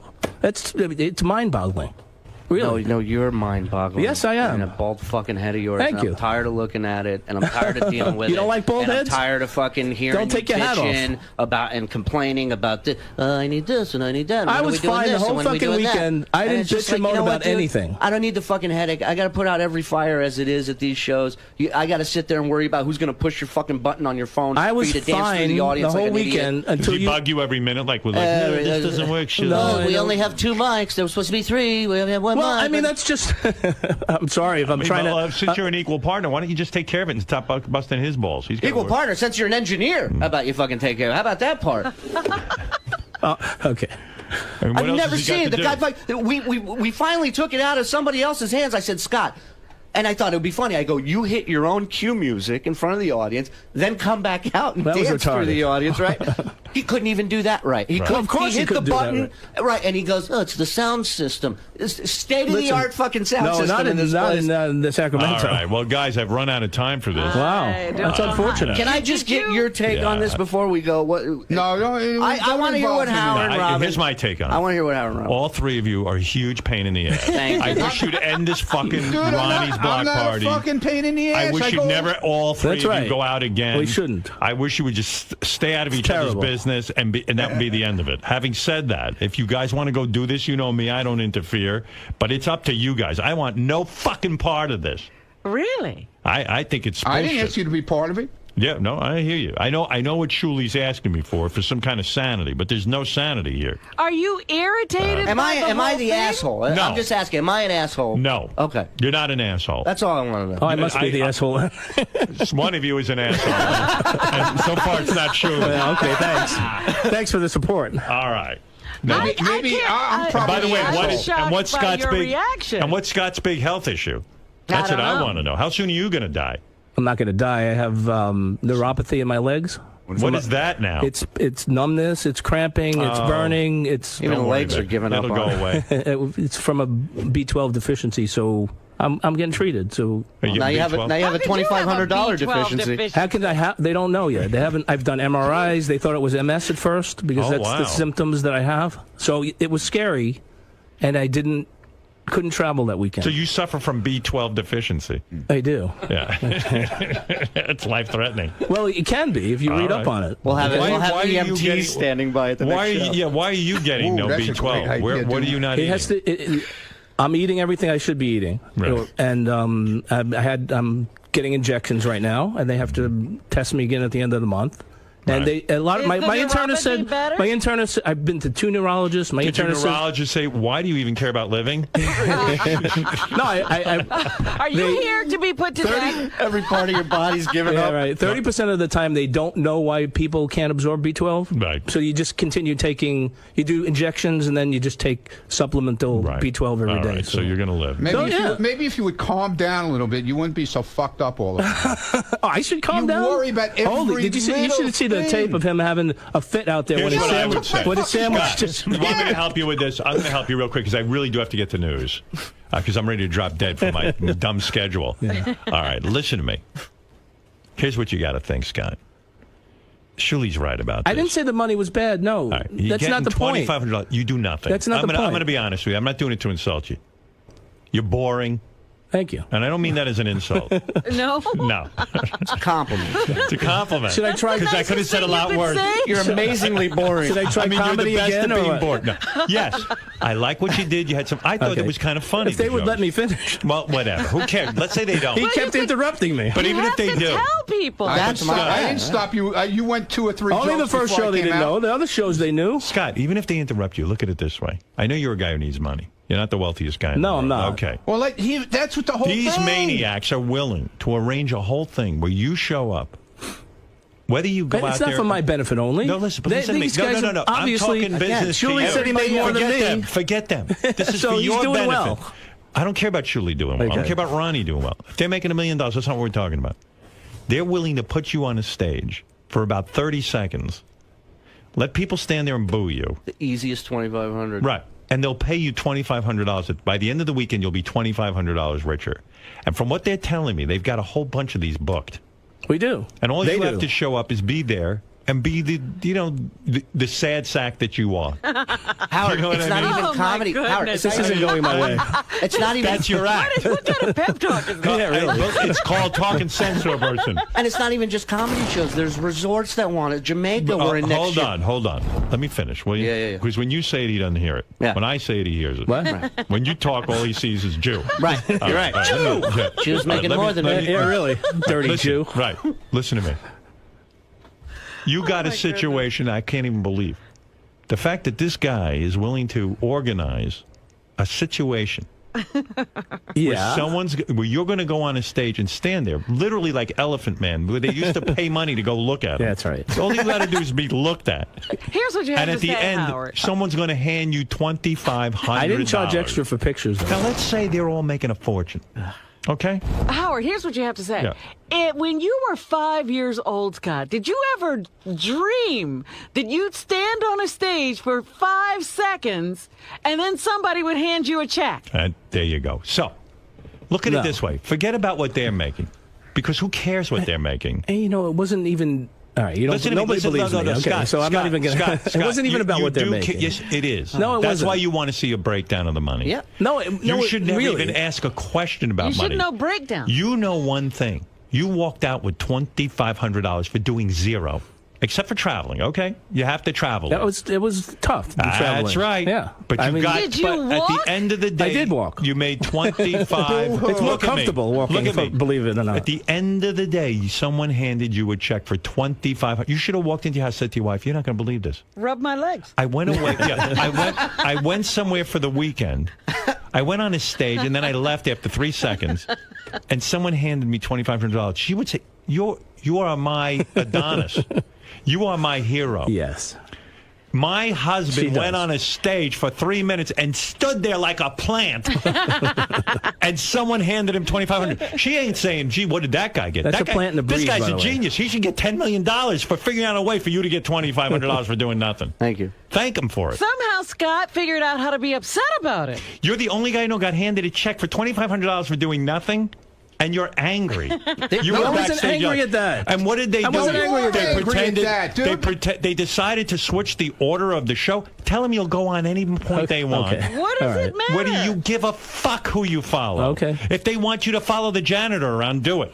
And then they say to yourself, oh, you went on the bus, and they stopped the bus and said it was Scott's black I had no problem cloud. with that. The only question you should have had about money is when you got your check, your question should have been, I get all of this? That's Right. it. That should have been That it. should have been your only question. I should have said, no, that's too much. Let me give you half back, right? If I told Tracy in the back office that she's going to get $2,000 checks on the weekend for being at Ronnie's block party, she would be happy. 'Cause don't worry what Ronnie's making. Okay. Who cares what Julie's I wasn't making? worried about. They might be You making, are worried. They might be making. Yes, you are worried. They're making $20,000 a weekend. Okay. Probably. How does that I change your am. situation? I'll How show does you my that change check. your what situation? you can get is this. This is what I told Jackie. My He name on couldn't- the side of the fucking bus. Jackie quit. He was angry. Jackie head's was so big, Jackie he was can't- There you angry. go. I'm only making a couple of million It a wasn't- year. Only making a couple of million. Let me point out. You want to be Jackie? Let me point out again. I know this is boring. Yeah.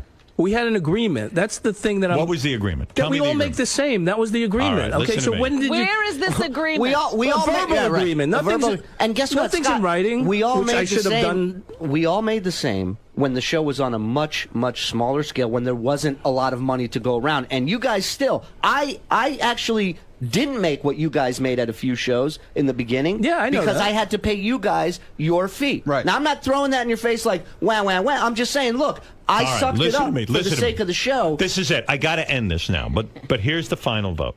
Okay. I want everyone to calm down now. I'm calm. You never said This fucking is the word. first time you've ever You stayed have this been calm. I got to admit. Dude, you have I been get calm. my check. I got on a plane. I went to Vegas. I met you. I spent the You whole never week asked with you. Julie Never how said much a- money they never made? said for a the- word. Okay, all right. Do you want in on the show? Yeah, I didn't Okay, say. just say yes or no because I can't stand when you say it. Yeah, no. Do you want to be in on the show? What? Yes. Yes. Yes.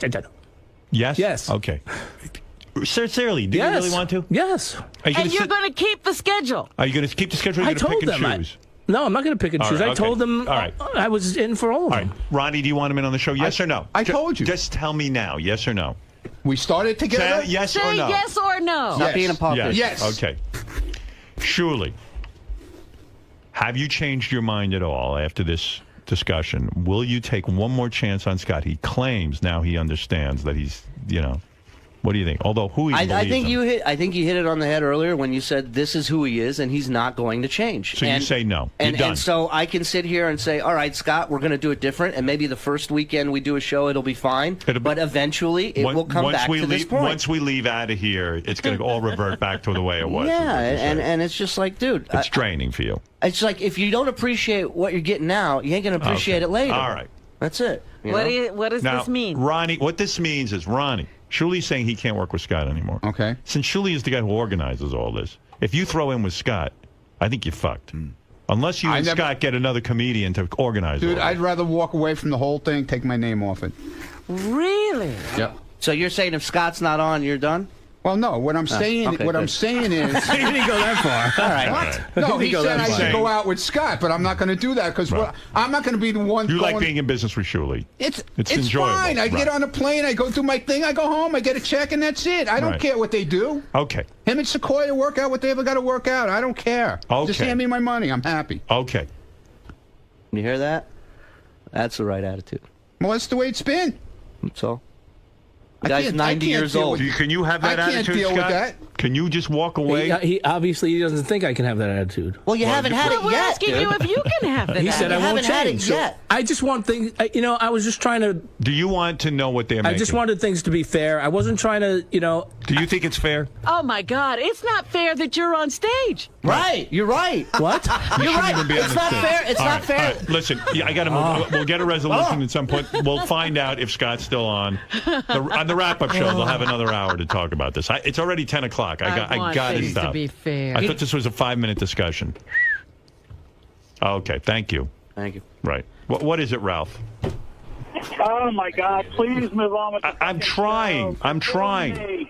You're killing me. All right, I'm trying to move on. Jesus Christ! Thank you. Thank you. All right. They still haven't left the studio. They're still here. I think he was upset at the AGT stuff you brought up. Yeah, that's right. All right, thank you. I tried talking about something different. Once and for all, is it over, sir? I mean, we've Past, it's been endearing. Scott's bullshit's been almost endearing. Look, for me, personally, right now, I'm done with him. Ronnie and I need to sit down and talk. I need to find out what Ronnie wants to do because, I want Ronnie happy. And if Ronnie says, he wants it a certain way, then that's what we'll do. Obviously, he doesn't want me happy. But he wants Ronnie happy. Because Ronnie's his ticket. Ronnie's his meal ticket. I tried making you happy by paying you. Ronnie's his meal and ticket. that didn't make you happy. So what the fuck more can I do? Go start your own tour like you're threatening everybody.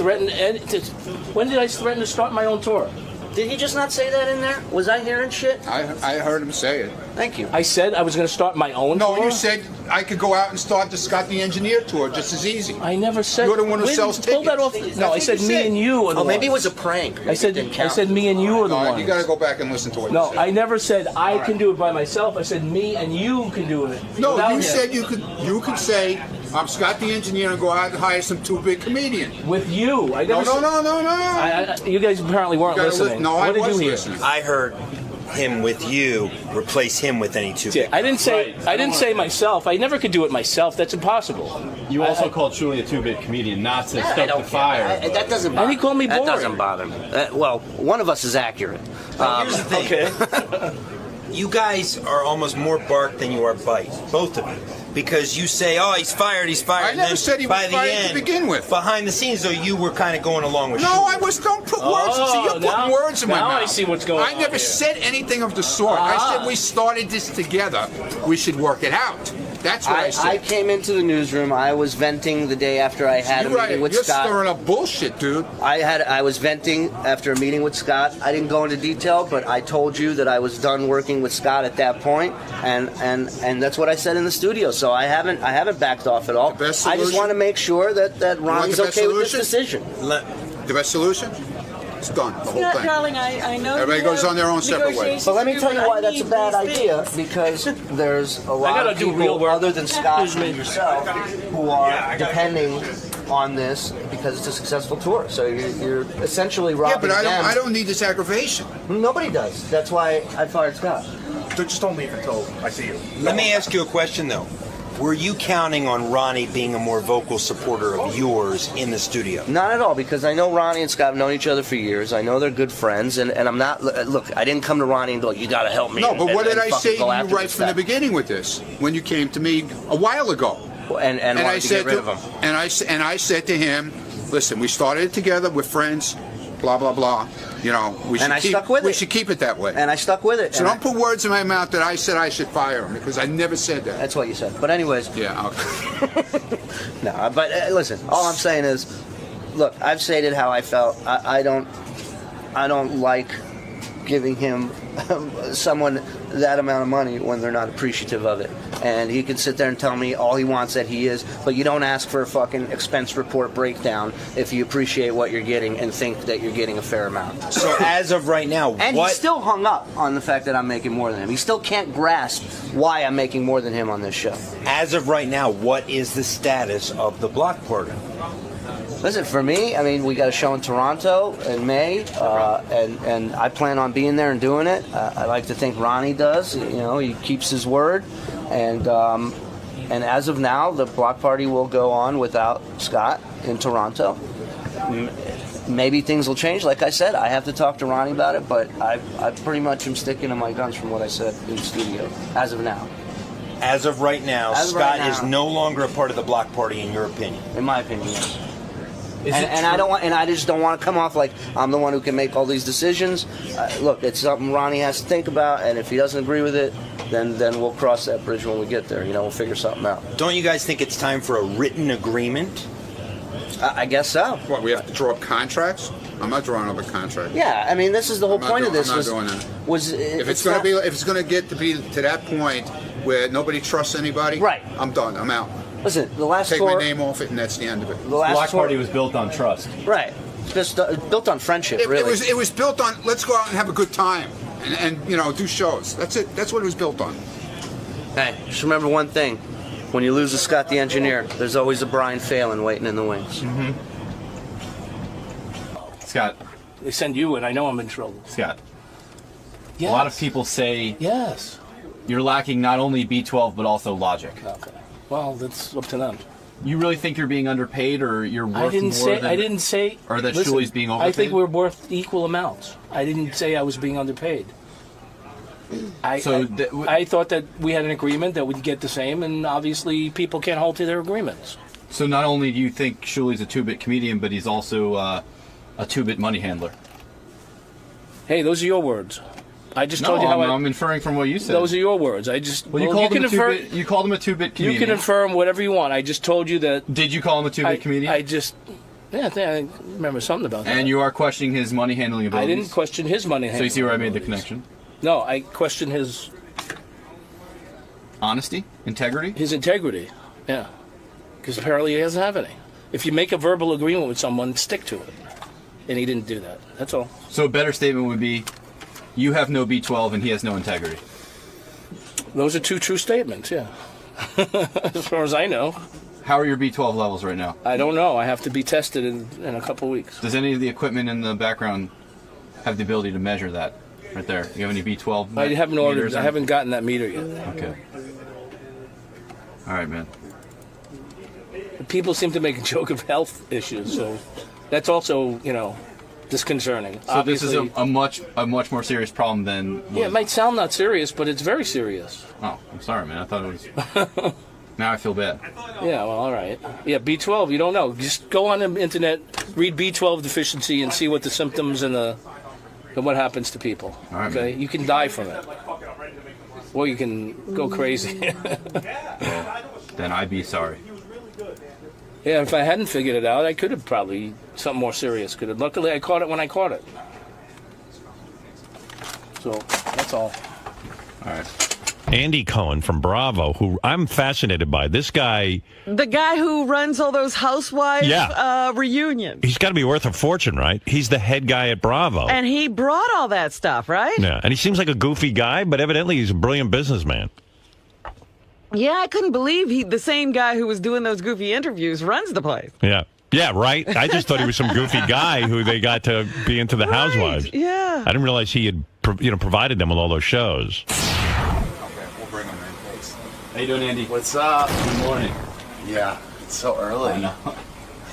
All the guests come in and they have that. Oh my God. Days looking at me. I know. I need some tea or something. Yeah, we'll get you handled. Thank you, man. We'll get you caffeinated. Thanks. Right this way, sir. Right in here. Oh, right here. Right in here. Yeah. Oh, it's my team. Hey guys. So you're here today to promote your new book. Yes, it's called Most Talkative. So you've got that going on. Hope I'm very talkative today. But you're also talking to Howard Stern. I mean, that's your first appearance. No, I know. How are you feeling about that? I am. You know what? I was very nervous about it like 10 days ago, and now I feel like I got through that, and now I'm just psyched. You're here. You're in the moment. Yeah. We're gonna get you caffeinated. Yes. and Yes. it'll be fun. Yeah. Yeah. I'm very excited. I'm like the biggest Howard fan. I can't believe I even got through security. I can't believe I got booked on the show. Actually. Oh, he's psyched to have you in. I'm very excited about it. Cool. Yeah.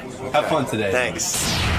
Andy Cohen is a guy who, against all odds, is successful on television, and he's a successful programmer. He is responsible for all of the shows on Bravo. Bravo was kind of this cable channel that was languishing, couldn't find an identity, and didn't know really what to do with itself for a while. Yeah, and Andy figured it out. Yeah. Oh yeah. Good for you. Oh yeah. I'm fascinated by you, actually. Andy, Bravo is a network that, as Robin just said, was languishing. It was not doing well. You were hired not to be an on-air guy. Right. Not at all. But to be the head programmer. Right. What credentials did you have? Yes. What is you? No one knows really much about you. Yeah. How did you get to be a programmer at Bravo? I started, by the way, when I started in TV, I wanted to be on the air. And this was like 25 years ago. And Don't you think a lot of television executives want to be on the air? Which is why it is so fucking crazy that this happened. I mean, this is like, to say 1 in a million is an overstatement. This does not ever happen. Because not only are you the program guy, you're openly gay. Yes. And so right away, it's hard to get a network programming job being openly gay. That's number one, don't you think? I mean, at this point? Yeah. I don't know. I still think so. Really? Absolutely. Maybe on a big Besides three you, or big you four. and Les Moonves are the only two guys that are openly gay That's program funny. directors. I mean it. Funny. What do you mean funny? Oh, he's not funny. gay?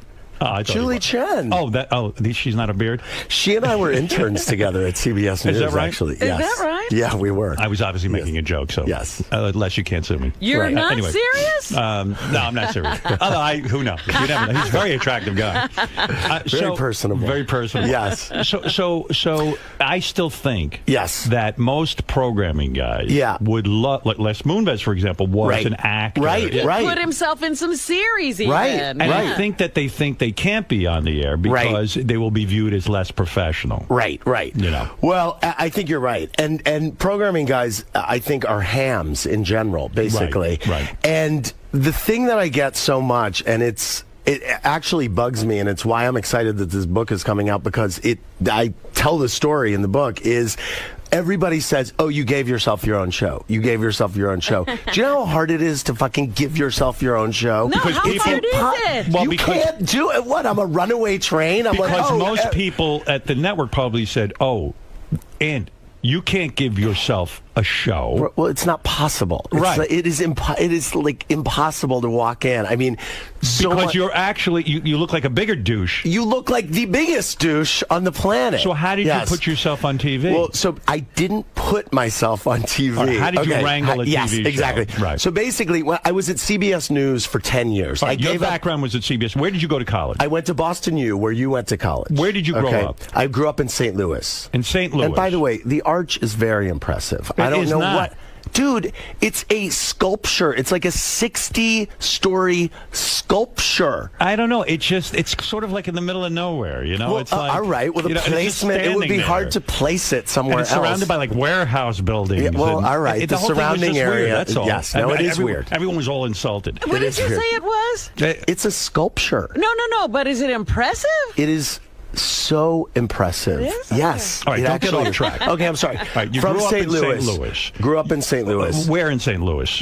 In the suburbs. All right, in the suburbs. Were you a popular kid? I was. Were you openly gay at a young age? No, I wasn't. I actually was in terror of coming out. I mean, and I was popular. I was voted most talkative in my high school class, and I was head of the student body. And did you know you were gay? Yes, I did. And, it and you had to live a closeted life. It was so bad. And did you date girls? I didn't. No, So I you've didn't. never banged a chick? No, you haven't. No. What do they call that? They call it a gay person who always knew he was gay. That is called a pureblood. A pure Is it really? That's right. Are you See? kidding? That's right. I knew there was a title. No. What, Gary? What's the title for like A gay guy A gay?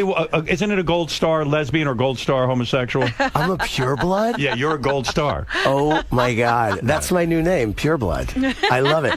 So Okay, girls are disgusting. Let's be honest, No, right? no. Girls are Come on, great. let's be honest. I just always wanted to be with guys. I mean, Right. it's like, by the way, there's the thing. When I was in high school, this horrible thing happened, which is in my book, and I'm not going to like sit here and plug my book. Don't but plug I just your want book. to say Go it. ahead. What's Okay. in your book? It's called Most Talkative, and it comes out today. But I went to see Eddie Murphy in concert with some friends when I was in high school. That had to be hard. And we decided to do shrooms, okay, Right. at the Eddie Murphy concert, which seemed like a good idea. Right. Every word out of his mouth is faggot. Yes, Right. every word. Right. And everyone is laughing their asses off. And I literally was in there and I was like, "Oh my God, this is my life. This is what my life is going to be." Right. There's 20,000 people in here laughing at me. And I mean, I never did shrooms again, obviously, but Right. I mean, That had to be a bad trip. that was the worst trip. I mean, Well, it you're was so right. bad. You're so right. When you're a closeted guy and Yes. you're surrounded by a bunch of friends Yes. and they're all making fun of gay people, Yeah. and sometimes you have to even sit there and go, "Yeah, can you believe those I guys?" mean, You know, it was sucking bad. So dick? that was my whole high school. That was really. So in high school, had you ever been with a man, or did you actually No, make out with? no. Did you make out with women? Yeah, a little bit. I mean, just to do it, but I mean, it's like So you that's know, the furthest you ever went with a girl. Yeah, no. Feel them up? More. Finger? More. You ate out a girl? Yeah, And she blew you? just the first. You just ate her out? Yeah. Why didn't she blow you? It just is Ugh. what happened. I mean, Yeah. I'm I'm a pure blood. How bad was it? Yeah, you are. You're a pure blood. I'm a pure blood. That's right. Yes.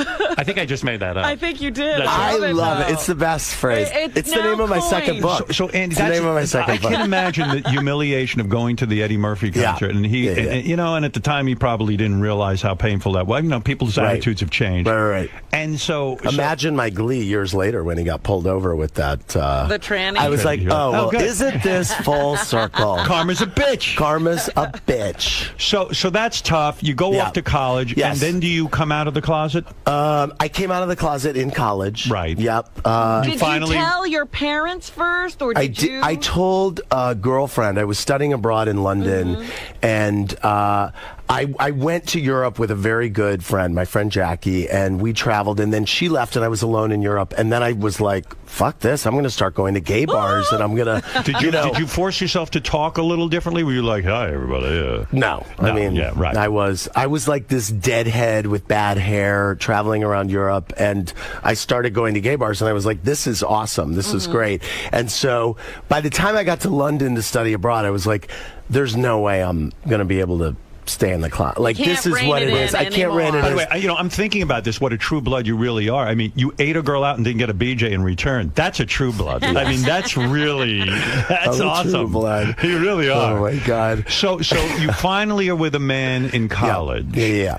In high school, you'd never been with a man. No. You probably fantasized. You probably watched some gay porn, blah, blah, blah, blah, blah. Not a lot of gay porn coming in through St. Louis. No, at the time. It's not the gateway. No. The arch doesn't represent the gateway for gay porn? Yes, it does. It's the gateway to gay porn. Right. Actually, my mom found some gay porn magazines under my bed. Oh. You know, what she was doing under my bed. You know, when So I she was... had to know. So she knew, but she did not want to know. And were they upset when you came out to them? No, they were so cool. My mom was so great. She said, first of all, I probably would have hated your wife anyway. Which is great. True. She probably would have. Of course. Second of all, she said, she said, I was as worried that you were going to grow up to be an airhead as I was that you were going to grow up to be gay. That's fantastic. So, you know, yeah. So she's great. And my dad said,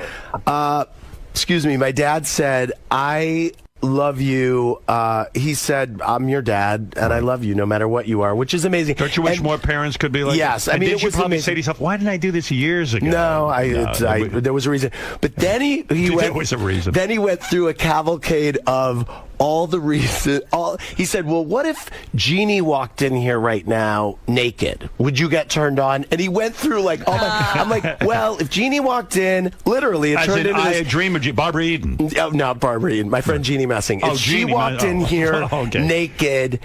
I'm like, well, if my eyes were closed and she was rubbing against me, then maybe it would move. I mean, it turned into this whole thing. Did you go through a period of time where you tried Right. when you were in high school, did you go through a period of time where you tried to just wish yourself straight? Like, oh my God, just why can't it be such an easy life if I'm just straight? All the time. Whenever I allowed myself to think about it, I was like, because I didn't think there would be any way in hell that I could ever live my life in a happy as a way. gay man. I was Right. like, this is not an option. I thought that There were no gay people. There were no gay on TV. Was Paul Lind and Charles Nelson Riley. Right, I mean, and they were the village idiot. Exactly. Right. So I mean, there was charming about no them. one on TV, and there was no one really in St. Louis that I would see that I would think, okay, I can be like that. St. Louis it's cool. too. That's a conservative place, and It is, but you know, there's a lot of liberal people in the burr. I mean, it is conservative. Do you think but things are changing? Is it getting easier for kids to come out of the I closet? think it's always hard for people to come out of the closet, but I think that the visibility is way higher now. I mean, there are a lot more gay people everywhere and on TV, and you seem Seems like you, Obama's getting ready. He's floating a few balloons to endorse gay marriage. I hope he is. What did you think of the I mean, campaign, though, with all of this talk about gay marriage and Rick Santorum and Michelle thought Bachmann? it was so outrageous, fucking hateful, and I just felt like, am I the only person on the planet? And I get in trouble. Well, Michelle Bachmann's a cunt. No, but right? Rick, Am I look right? how far Rick Santorum. Say Michelle. So what you think about Michelle Bachmann? I think she's just an idiot. I mean, so I just wanted to get you to use the C word. Thank you. Because you're an executive. But the funny thing is, I try to stay away from politics on my show, but I draw the line at anyone who is hateful towards gay people. You So know I'm like, what's- Rick Santorum. And then these people go crazy at me. I'm like, you guys, he hates me. What am I supposed to do? Right. Like, he hates who I am. You know what's interesting about you? Most guys who are in a position like you are, which is a head of a network, yes. You're head of the Bravo network. Most guys who are the head of a network, like Warren Littlefield just came out with a book. Right. He was right. the head of NBC for a while.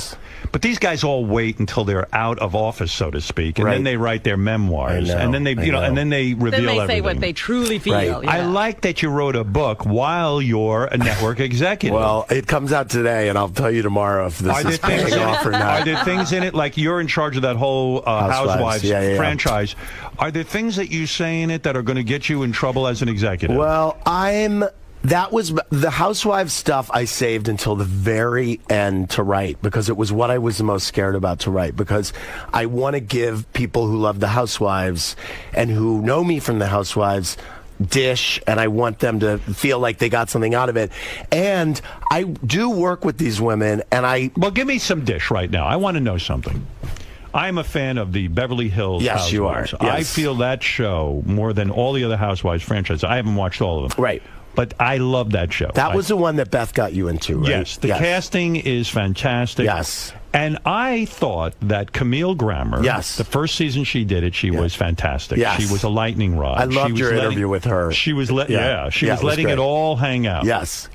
The second season, she became like a diplomat. Right. She clammed up. She stopped talking. She stopped giving outrageous opinions. Right. Did you have to fire her? Tell the truth. No, she's not fired, first of all. I mean, I believe Camille Grammer will appear this season on But she's not Beverly a cast Hills. member anymore. She will appear. I think that there were... What happened is, season 1 happened, and I talk in my book about this a little bit, and she... the first night that Beverly Hills premiered, they were all on my show, and I said to them, look...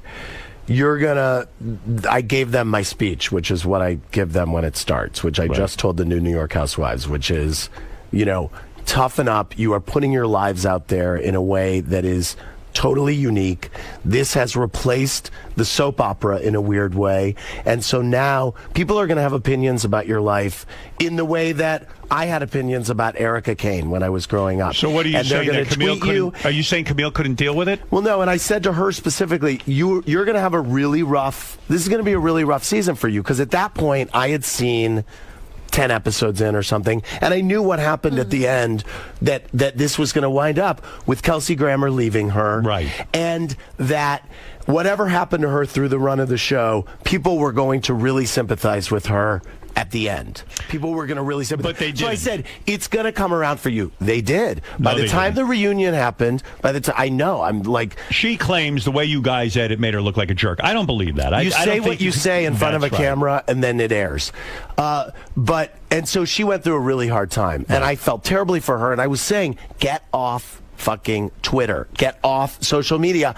And I was saying, come on my show, do something, and just own it and say, I can't believe I said that. That was so dumb. But Why what she did I say ended up that about doing the this nannies? second season is almost ruining the So season, then- because she started acting like she was married to the President of the United States. And her moment of glory in the second season, which every fan really attached themselves to, was when she, at that tea party at Lisa Vanderpump's house, got up and said, I'm going to tell the truth. This guy is abusing you, and why are we all dancing around it?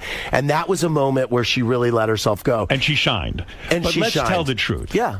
You're a very bright guy. You didn't get to where you are being stupid. You're smart. Okay. And you know as well as I do that these women have no idea what idiots they look like. You're the mastermind behind this. Yeah, I wonder about the casting. Do you ever feel like you've taken a retarded person and made a fortune off of them? No. Because you know they're No. dumb. I mean, No. ultimately, at the end of the day... They have no clue who they are. Right. They have no idea that they look like shitheads. I think that what I would say is that they have very... I'm trying to find my words. Find the word. They have... You know what? First of all, we don't cast wallflowers. We cast people who are... But they're desperate and for people fame. say, and I think one thing that they don't have, because a lot of these people have a lot of money. But they don't have fame. One thing they don't have is they're not famous. And I think And it kills them. that could be one reason that they're drawn to doing the show. And I think everyone has a different reason. That's exactly why they're And by the drawn way, to it. though, it pays off for a lot of them in different ways. I mean, say what you will about any of them, but they're living. Okay, so now they can get into restaurants. They're Couldn't they do that before? I don't know. But They want to be famous, but they don't realize what they're famous for being idiotic. Sometimes look, everyone has a different entry point for the show. You think someone's idiotic, and then something happens, and you're like, wait a minute. I fucking love that person. But that's going to be the real book one day. When you write about, when you're an old man, you're going to write a book about what idiots they are. No. You are. Andy, take me through this. Yes. Now. So you graduate college. Yes. And you get a broadcast. You wanted to be on the air, but you weren't. You got a broadcast job. I got a bunch of internships, and the way to make it in this business, for me, I feel like my piece of advice always is just get a shitload of internships, basically. It's and good that's what I advice. did. Yeah. And I got them in radio, and I got them in TV, and my last internship, which at that point I viewed as a graduate course, was at CBS News. And Right. at that point, I had a bunch of internships. How long were you at CBS News? Well, so that was my internship. Then I graduated. I moved to New York. When I was an intern, this guy took me to lunch, and I said, look, my plan is I'm going to go move from small market to small market and be on the air. And he said, well, I mean, you have a terrible wandering eye. I wouldn't do that. I mean, your eye wanders like crazy. In. Yes, it does. Right. Thank you. Yeah. Did you just notice that, or you've seen that on TV? No, first time. As you said it, I said, oh, yeah, Yes, okay, I can right, see exactly. that. Right, yeah. Keep pointing that out to people. Yes, exactly. Yeah, go ahead. Yeah. Well, trust me, the first time I went on TV, every fucking person told me how my eye wandered. What But anyway, do you want to do on TV? What did you want to do I on TV? wanted, you know what? It's so funny, and this is why what's happening now is so incredible. But in my mind, I loved the news business, and I revered the news business at that time. And I wanted to be a, quote, newscaster or an anchorman. And I think what I really wanted to do was be able to be me on TV. And I think that the format of a morning show really would have been the thing that, in my mind, wow, if I could be me on morning TV, because you kind of do everything. The success of you on TV, and I want to go through the history of this, Yeah. but the success of you on TV, the fact is that your show, Yes. you're on every night now, right? Watch What Happens Live, only live show and late night at 11 every night. Right. You're on Sunday through Thursday. You get bigger ratings than Conan. Sometimes. You get bigger ratings than most of the cable shows, talk shows at night, right? We're doing really well at 11. Yeah. Yeah. Yeah. Which is phenomenal. We're doing great. Yeah. Yeah. And it's like a mix between Wayne's World and Playboy After Dark, the show I'm doing. I mean, it's like, and Robin Bird. And I mean, you're it's really like, competing. I broadcast out of a closet, you're basically. competing in an arena of mostly straight white guys. Yeah. And the gay guys kicking their ass. Well, does I that like feel it. good? The True Blood. Yes, the true blood. The True Blood. Now, so you go to CBS News. Yes. Everyone says you're a jerk for thinking about being on the air because you have a wandering eye. Yes. And what do you end up doing at CBS News? So I'm at CBS News for 10 years, for the Yeah. entire 90s. Right. I was at the morning show for 8 of those years. I was at 48 Hours for 2 of those shows. Speaking of for morning 2 of shows, those years. you fill in sometimes on the Kelly Ripa morning I have show. done that, yeah. It was rumored that you would take over for Regis. Is that was still... No, I have my Were you own ever thing. offered? No. And you don't want Never. that. It was literally in the press, and I thank the press for even writing about it. I mean, it's exciting. nice for me. Yes, Right. exactly. So you're at CBS News. I'm at CBS News. I'm at the morning show covering, entertainment and not on camera. Not on camera. I was a producer, and the shit that I did, and I kept journals during the time. And the stories in my book, I lied to Oprah to get an interview and got caught by her. What is the problem with Oprah? You have a problem with Oprah? I love Oprah. She has I a problem fucking love with you. Oprah. I just had 3 experiences with Oprah that are so long and involved that were like, and I am a huge Oprah fan. You did something wrong to Oprah? I lied to her like in the height of Oprah-dom in like 92, and What I did you lied say to to her? Paula Zahn. Basically, she was coming in to do an interview, and I said, will you do a separate interview for this talk show series I was doing with these other, it was like Ricky Lake, Oprah, Sally whatever. And Oprah's people were like, no, she doesn't need that. She's number one. She's the queen. Like, no. She doesn't want to appear with other talk show So hosts. basically, I tell Paula Zahn, who was anchoring the morning show at the time, I said, you know what? After you get done with the interview with Oprah, because it was a post tape in our studio, the control room's gonna keep going. Just keep it going, and then roll right into the second interview for the talk show series. Right. So Paula doesn't know that they've said no to me 18 times about this. Wow. The publicist is in the green room like, what the fuck is this going on right now? I'm like, oh, they're just talking. And so they do this other interview. The publicist is like, what are you what is So in other words, you learn to lie and cheat in order to make it in television. I did. Right. Oprah called me from the limo, which at the time, a call from a limo was something. A call from the limo from Oprah was like, and I become like a crazed fan, like I'm on the Oprah Winfrey show, like hyperventilating. I don't realize she's calling me to yell at you. Say, what just happened? And then she wants to talk to Paula Zahn. I mean, it was like it was. Did you a almost thing. get fired because of that? This is what's amazing. Oprah was in like forgiving, all loving Oprah mode. Yeah. And she said, the interview was so good, I'm going to let you air it. Oh, so, I mean, So when it I paid look off. at it now, I'm like, Here's what's ironic. Here's what's ironic about your life. Here, Yes. Oprah was mad at you, Yeah. and whatever you did to piss her off turned out to be a positive. Yes. And here we are today in 2012. Oprah has started her own network. Yes. And the very person she probably needs to hire to run that network, would be you. Oh, yeah. Because you are programming to women. The Bravo network is experiencing huge ratings and money. How much money? They're operating in a highly profitable way, aren't they? They are. I don't see any of it, but You don't? No, I mean, I do well. Don't you program all of Bravo?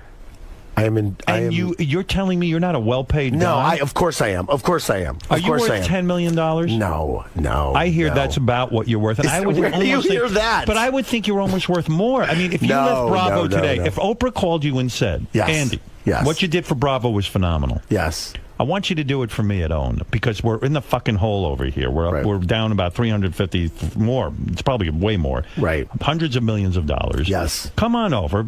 Create programming for women. Right. Reality programming. Right. Would you consider it? Oh my God. I'm like, no. I'm no a pig in shit right now. You can write your own ticket. But what do you mean you're a pig in shit? You're not. I'm the happiest. Are you kidding me? I have my own life. What does the Bravo network make a year? I have no. I don't bullshit! Know. I don't know. They do great. What do they make? By the way, what does a network like Bravo make a year? I have no idea. You're lying, dude. You're the head I'm the programming guy. I'm not. Ask me to add two numbers. Les Moonves doesn't know what CBS makes a year. I am. Les Moonves is the CEO of CBS. All right, but don't you think... I am now in charge... By the way, my job has changed. I'm now in charge of development and talent. I'm no longer in charge of current... I still do the Housewives and Top What Chef. is your estimation of what Bravo brings in They do a year? very well. What is very well in television and cable? What would be very well? I'm curious. What's your opinion? What would be very well? Yeah. I mean, you know what? Bravo is the number, I think, 11 or 12... cable channel right now. Okay, what is that? 18 to 49. What do they make, dude? I'm not. Give me a guess. You never hundreds of millions of dollars. Hundreds of millions of dollars. Yes. And you're telling me you're not worth $10 million? You programmed the entire network, and you're not worth $10 million? You're fucked. I don't know what I'm worth. Yeah, it seems to. Look what Oprah can't get going. You got going. Bravo was in the shitter. But by the way, no, hold on. By the way, am I right? I work with. I'm not. What? I work with an incredible group of people. So what? It's your I'm not, ass I'm on not, the line. No, I know, but I'm not like the only person at Bravo who's running Andy, a single. This is ridiculous. You claim not to know what Bravo makes, and you're telling me you're not worth $10 million when you're the head of the network. I don't know. And they're the number. They're in the top 10 cable earners. Yes. I don't believe a word you're saying. Yes. I feel like Oprah, you're lying to me. Right. And you're telling me, I don't even believe you're a true blood. I think you fuck girls. I'm not gay. I don't even I'm think not you're gay. As a matter of fact. He's been you know what, by the way, pretending to be that gay. would be the best thing for me if I wasn't gay Well, and I you was have to just pretend like to be gay. fucking girls. I'm Because pretending to be gay. I Are think you kidding fuck me? more girls than any guy I know. More guys come up to me, by the way, and more guys come up to me and say, "My wife loves your show. My wife watches your show," or You're not curious to fuck my a girl? wife. You're not curious at all to try it? 100%. Are you curious to do a guy? 100% yes. 100% 100% yes. You don't want 100% yes, I am. You are. You are yes. curious. Yes. You want to do Why? Robin? Well, you could do that. You could get Robin. Really? Oh, she'll do you. Do you like Jewish guys, Robin? I like every guy. Oh, yeah. Oh, okay. She opens up for everyone. Excellent. But why is that would why he she's be- behind glass? Yeah. Why Yes. would he be curious? Are you curious about doing a guy house? Yes. Oh, is this on? I mean, of course not. Yeah, really. But that's a good question. That's a good question. Yeah. I mean, like, it is interesting, and that's why I'm a true blood. It's like when I was in high school, it's like I knew what I was, and that's another Yeah, like my cousin fuck you to Stacy- everybody who's like, My cousin you know, Stacy came out of the closet when he was 13. He is such a true blood. He says Right. to me, girls, ugh. His name is Stacy, by the way. Well, that's I mean, not his God-given That's name. another. Right. Oh, really? No, he changed it when he was 13. He knew. Is that true? Yeah. Oh, wow. Oh, yeah. But that's the thing. I mean, that's why these people who are like, oh, these gay people, I mean, Bill O'Reilly, it was like, oh, Glee's going to turn people gay. It's Right. It's like, I knew you either want to. Guess what? It's you either want to do this or you don't. Right, like yeah. it's not. There's nothing that can change you It's over. true. And you've Right. been inundated with heterosexual material. Thank you. And exposure You all mean- your life. You're seeking out a And a world that specific wants thing. you to be straight. Exactly. Meanwhile, are Yes. you telling me no other network approach it with the success you've had at Bravo? You haven't heard from No, other cable outlets?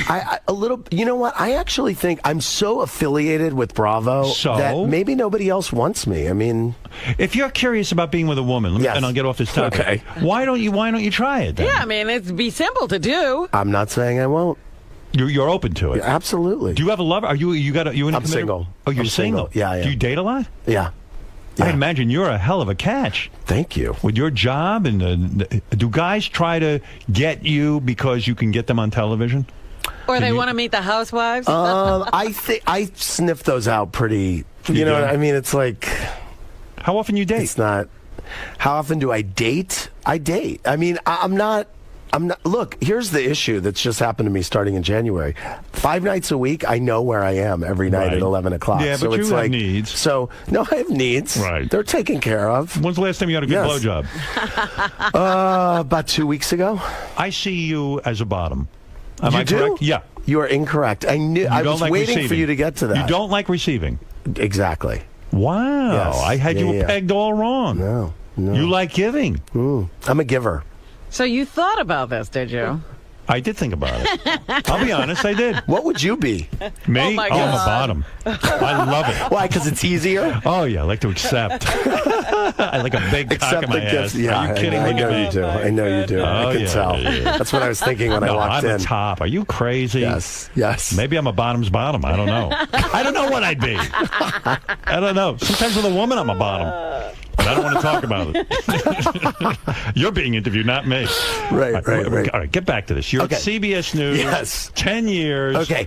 There for 10 years. Great run. Worked with Dan Rather. I mean, very cool. So Had how a do front you row get seat. a job By the at way, Bravo? Interviewed you. You did?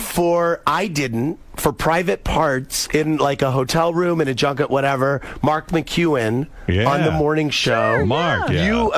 I mean, so anyway, yeah. Right.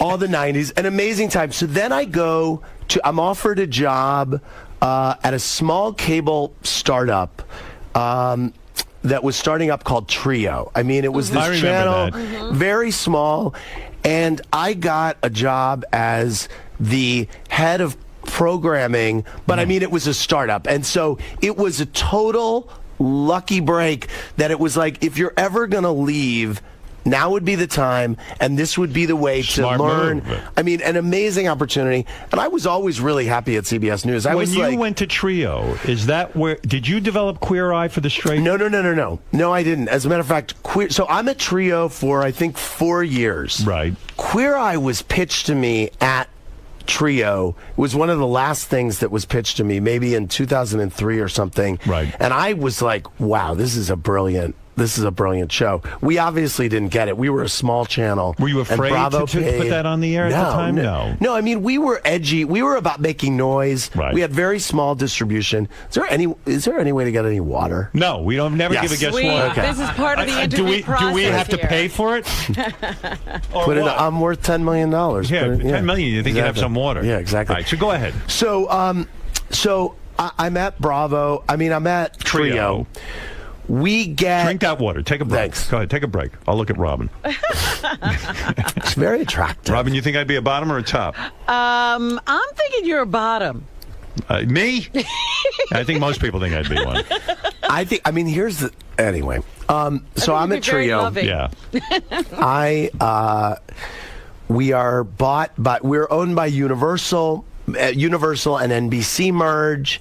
NBC pulls the plug on Trio, brings my boss, Lauren Zalaznik, who is, talk about a driver of Bravo's success. Right. This woman. She goes to Bravo. She goes to Bravo. She hires you. She says, I want to bring you to Bravo as head of current programming. Wow. Now, at the time, Logo is starting, okay? Right. The gay network. Viacom is starting a gay network. I think I want to go be in charge of that. Right. I want to go do that. I go interview at Logo, and I don't get the job. Right. Now, can you imagine if I got that job, I would not be sitting here on my bucket list moment of life on your show right now. Like, Well, no way. It shows you how things sort of either work out or It's they so don't. Yeah. fucked up. It's so It's amazing. crazy. If you try to analyze that. It is crazy. So I go to Bravo. At that point, Bravo, Queer Eye is on the air and has put Bravo on the map. Now, you put Queer Eye on? No, that's 'cause you had already passed on. that. Right. That's already on. Okay. Project Runway has been shot and is in post-production. Did you have anything to do with that? No. I started giving notes on season 1 of Okay. Project Runway. Finale had not been shot. Right. So I joined in that show in post-production process of season 1 and started at Bravo. A few of my first shows that I spearheaded with my team, huge flops. Battle of the Network Reality Stars, which I thought was the most genius idea, taking a format that I loved, Battle of the Network Stars. When I grew up, this was a show I thought was my gay Super Bowl, basically. I mean, it was huge. And taking what I viewed as the stars of today, huge reality stars. Who are the stars? Right. So it was Charla from The Amazing Race, the little person versus the Swan they beat each other up. I mean, this was a real thing versus the girl who won the Swan. And people from Project Runway. So when you come over to Bravo and your first couple of shows are flops, do they threaten to fire you? No. They give you time to develop. No, it's all stuff. good. And again, it is I work with an amazing team of people, and that's why I think Bravo is so successful. So as a programmer, yes, when you look at what's going on at the Oprah channel, yes, what are they doing wrong? What would you do? I mean, here's the thing. Flop? Is it done? No, I mean, here's the first thing that I would do, and it's the first thing that I would have done 2 years ago. Put on reruns of the freaking Oprah Winfrey Show. They are sitting on a 25-year archive of the Oprah Winfrey Show. Until you get your originals. When they finally did it, you have all this time to fill. Guess what I want to watch? The greatest talk show in the history of talk shows, the Oprah Winfrey Show. So what she did was she repackaged it and called it Oprah's Life Class. Yes. And first of all, I don't want to watch a show that has class in the title. Right. I don't want to go to school. I don't want to go to school. Right. A. B. I just want to see the old Oprah Winfrey Show. It's my favorite Don't fuck it up. Don't fuck with just it. Just rerun it. Right. And I know that they probably have rights issues with a lot of those shows. Right. Because they have the greatest acts. It is the greatest show. Air Oprah after the show, which was a show that she did for a while, on Oxygen, which I'm sure she has the right to. So that's A. That's A. B. Oprah has said publicly that she really doesn't like the Real Housewives and she doesn't like people fighting on TV or people in controversy in TV. Meanwhile, she put Tatum O'Neal and her father on. She put right. So, but I think that there's more. She likes uplifting, but I think that there's probably more. Look, the Kardashians is a huge hit. It's a huge hit, and it's also it's not a negative show. I mean, if she likes positive shows, I think there are a lot of more positive shows that you could do with fun they had people. Rosie, but why didn't that work? That should have worked. Here's the thing. I mean, Rosie, I think they should have put Rosie on at 9 o'clock, like up and gone after Piers Morgan at 9 o'clock and done a live show in like a small studio and just had her. It's a great idea. Do whatever. Because people love her. She got great bookings on that show. I mean, Rosie had I mean, she got everybody on her own show. Right. And I feel like if it was between Piers Morgan and Rosie, and Rosie's doing a live show, I would be like, what's Rosie doing at night? You know, that's right. Anyway, I don't know. Right. So why they didn't hire you, I don't know. But okay, so well, Bravo. anyway, but here's the thing. Are you unhirable? I mean, Bravo isn't paying you that much. Maybe he has a contract that's unbreakable. I am not saying that Bravo's not paying me. Bravo is paying me well. And what I'm saying is I'm really happy at Bravo. I'm not looking to go anywhere. I couldn't be happier. I'm like... Are you the guy who figured out to put regular housewives on? Was it your concept and you hired a production company to do that? How that happened was this... someone brought us tape of these women in Orange County, and it was a group, and he said, I live in Coto de Casa. It's a gated community in Orange County, and I live with these women, and there's something there. And he had a lot of different ideas. There was one that was, maybe we'll do a mockumentary series, maybe, you know, and we're like, well, these women aren't actors, you know, they're not actors. And so we spent some money to just shoot with these women because they were living in these huge fiberglass castles, basically. These huge houses. The reason it's so brilliant is because if you think about it, who the hell's going to put on TV regular housewives when you think about it? I mean, they're not stars. There's nothing, you know, you understand the Osbournes. Ozzy Osbourne was a famous rock musician. I think what was interesting to all of us at Bravo was that there was an idea of...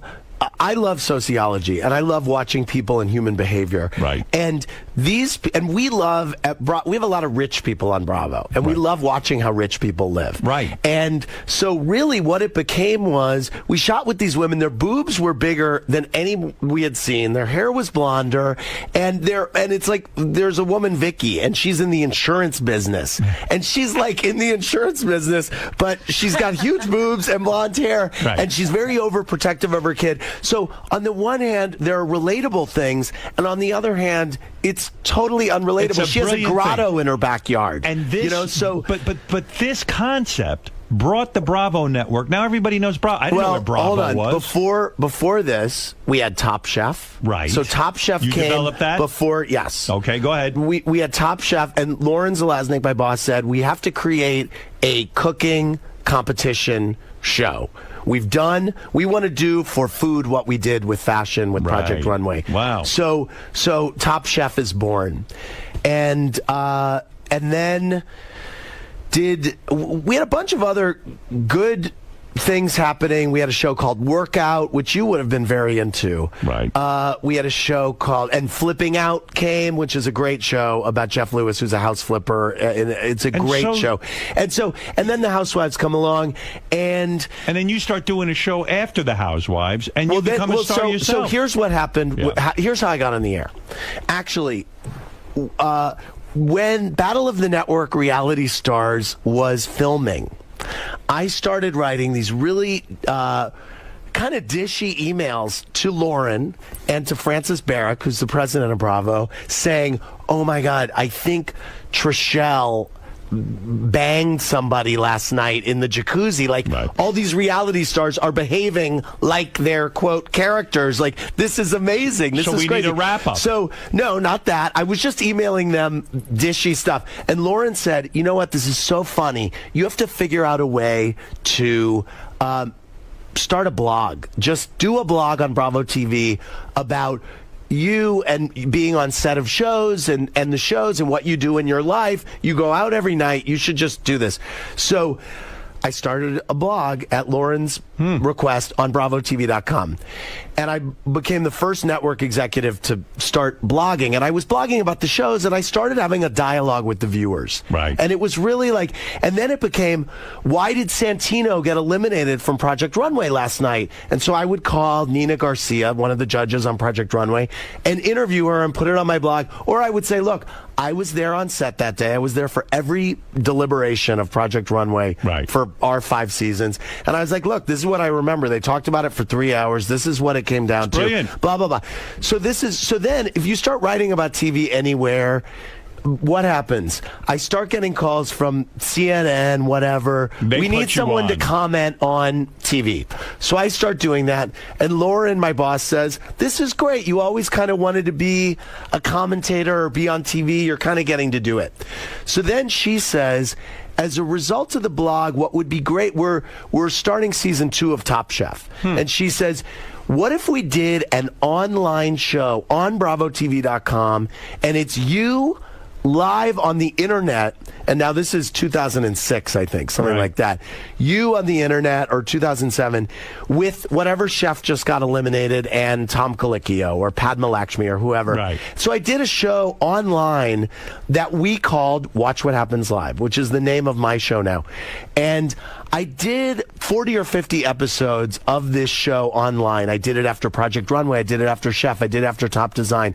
And it really was the format of what I'm doing now. And as a result of me doing probably 10 or 15 episodes, season 2 of the Orange County Housewives is on the air, and it's doing really well. Wow. And Lauren says, how can we add episodes? How can we keep this going? Let's do a reunion show. Would you want to do it? And you can do it in the format of the show you're doing you're on like, the shit, web. I've been waiting for this and I my was whole like, life. I pretended like, oh, should I do it? I don't know. So I was like, yes, please. I would love it. I do it, and all hell didn't break loose. I was. It was a slow build. It's on iTunes. I wasn't great, but I wasn't horrible. Right. And I did it, and then we needed a reunion show for Workout. And they're like, well, why don't you do it? And it'll promote your web show. And I did that. Then season 3 of The Housewives comes. Are you more interested in being an on-air guy or a program guy? You know what? At this point, it's so cool, and this is why I really have no interest in working anywhere else. I get to, and by the way, I say for anyone who works in TV, you get to work in TV. But how are you coming up with all these hit shows and a star on the network, and you're not worth $10 million? Because look, I don't know what I'm worth. Don't get hung up on what I'm. What do you mean you what don't I'm know worth? what you're worth? Of course you know what you're worth. First of all, I'm not. Do you? Yes. I do well. I do well. You do? Mm-hmm. You make over $1 million a year? I'm not worth $10 million. Do you make over $1 million a year? I don't know. Bullshit. Look, I told you that I'm a top. Isn't that better than isn't that enough? I'd rather know what you're making. Really? Admit you're in the upper I wish 1%. I would have known when I answered the top or bottom question. But listen, I just. Do you believe him? About Top? No. No. Me neither. I just want to go back to What's the biggest penis you ever had in your mouth? Oh, Jesus. And who was Are you it? kidding? Go ahead. Are you kidding? Yeah, I'm kidding. But go ahead anyway. I was on Colbert last night, and he pointed out that every photo that I take, my mouth is open. Every photo in my book, my mouth is open. Anyway. Who do you hang out with? Do you have good friends? I have great friends. You do? Yeah, I have great friends. I wonder who your friends are. Who are my friends? Any famous friends? I have some famous friends. I ran into you at a party. There was a ton of famous people there. There was a ton of famous people, and you were very nice, and I was so And you were starstruck freaking out that night because Why of the was whole he country. freaking out? Because the Beverly yes. Hills Housewives, the husband who had committed suicide. Yes, I was I ran very in- much freaking out. That's where I first met Andy. And Yes. he's like, they're saying in the press I have blood on my hands. Okay, you were here's so the deal. upset. Why I was when like, you- I go, Andy, you don't have any blood on Hold your on. hands. What Why, the when fuck? you imitate a gay person, you have to go into this lisp? That was your imitation have a of me? lisp. No, I do not. Oh, you're so wrong. I do not You have... sound like Robin, He doesn't have a list. I You're don't have very stereotypically gay. You have a No, feminine he's voice. not. He has a feminine Feminine? voice. Yes. Andy, Well, you don't if he's think you have Joan a Rivers, I guess I he's don't... feminine. Hold on. Andy, I don't think I have... That's why I say I like you were in the closet in high school. Everyone knew you were gay. Hold on. Yeah. I'm not saying I have a masculine voice. No, you have a feminine... I'm not saying... What woman sounds like that? I have an enthusiasm. Yeah, right. You're right.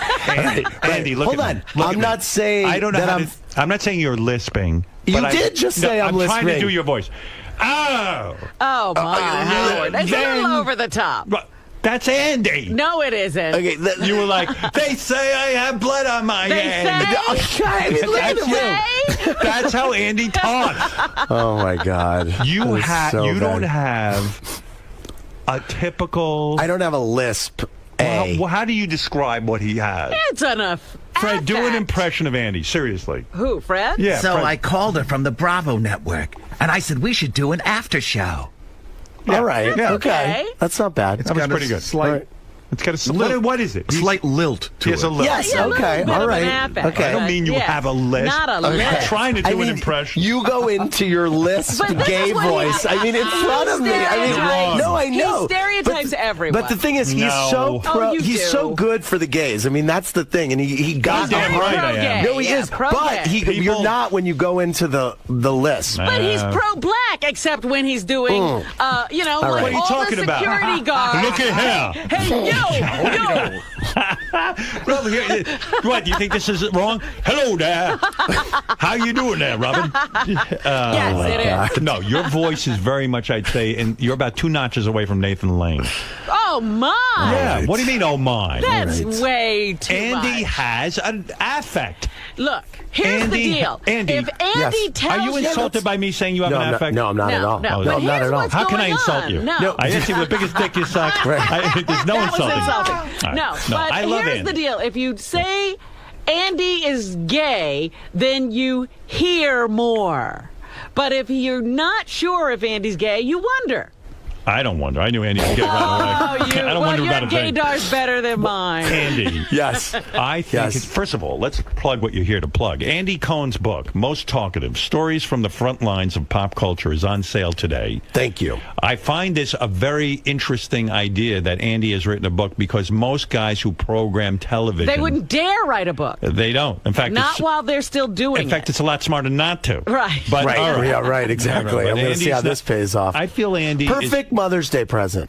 I feel you're a different kind of television executive in that you are... I don't believe he's a television executive. You're probably right. He probably doesn't program any of these things. Yeah, He's exactly. not gay. He's not executive.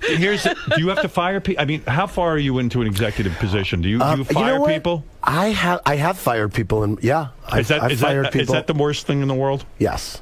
Yeah. What is your style? You bring someone in and you say what? God, I haven't fired anyone in a long time.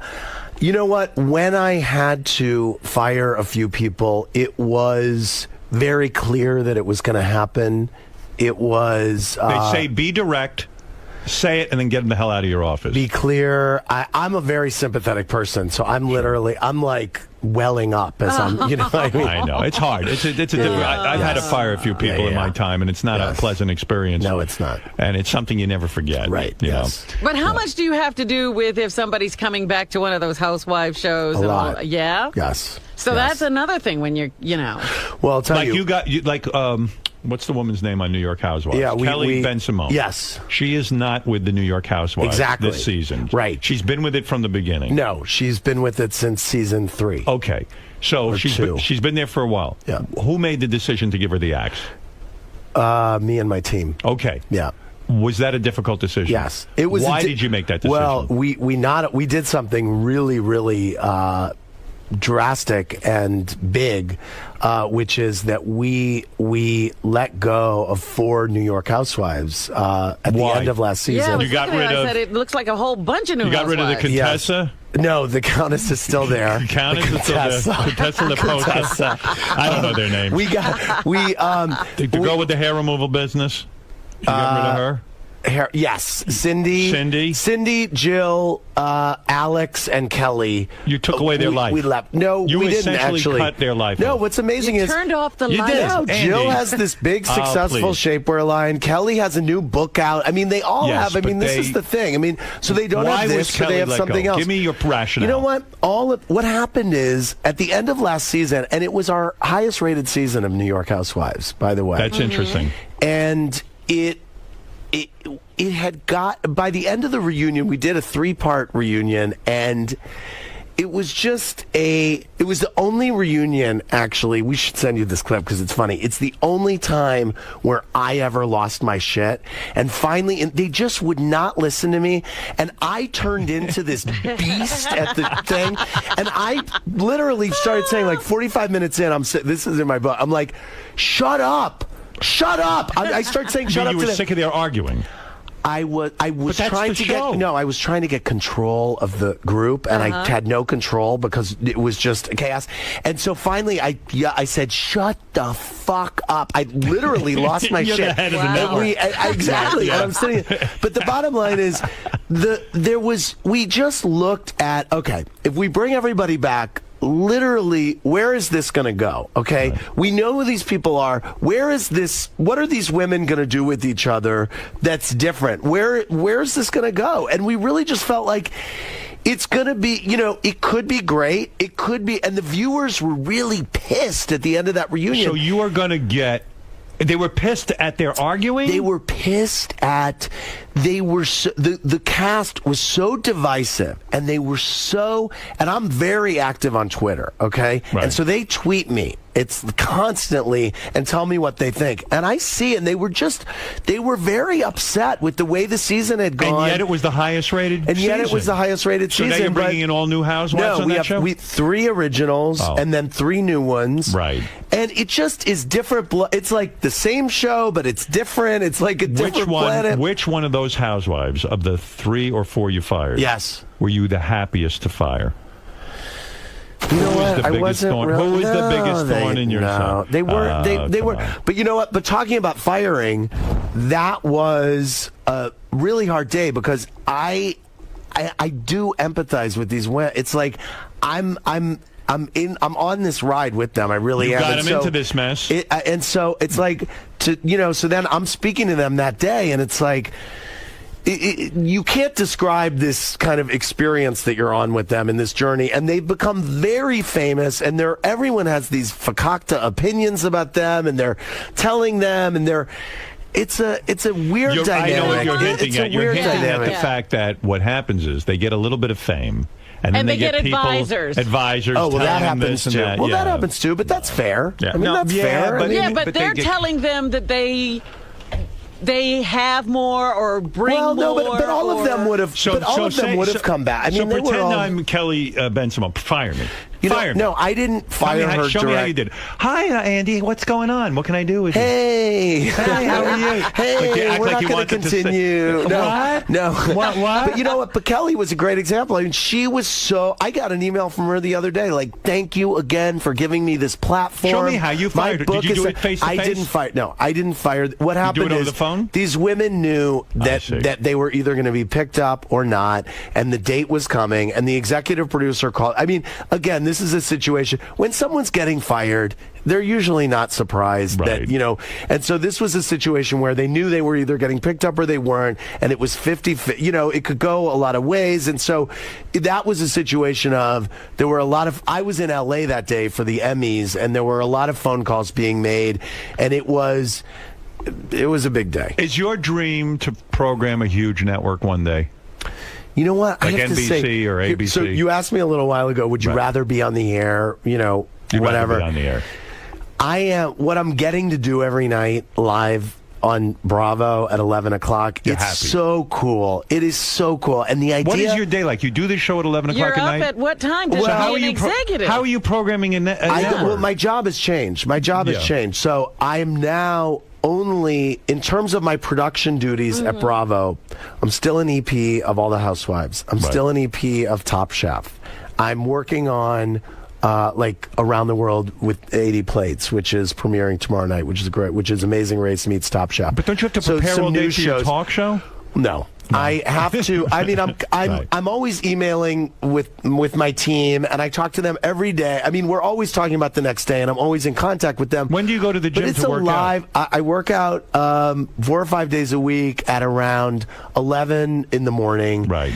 Then on 2 or 3 days a week, I go into 30 Rock to Bravo for development meetings, pitch meetings, program planning meetings, stuff I have to do at Bravo. You are busy. Then I have to be at my show around 9:30 at night. Yeah. And then I'm you know what the problem is? I'm having sleep issues. Yeah, well, I was going to ask you, what are you taking, my Ambien sleep now? is so fucked up. No, I'm not taking Ambien. Don't. I won't.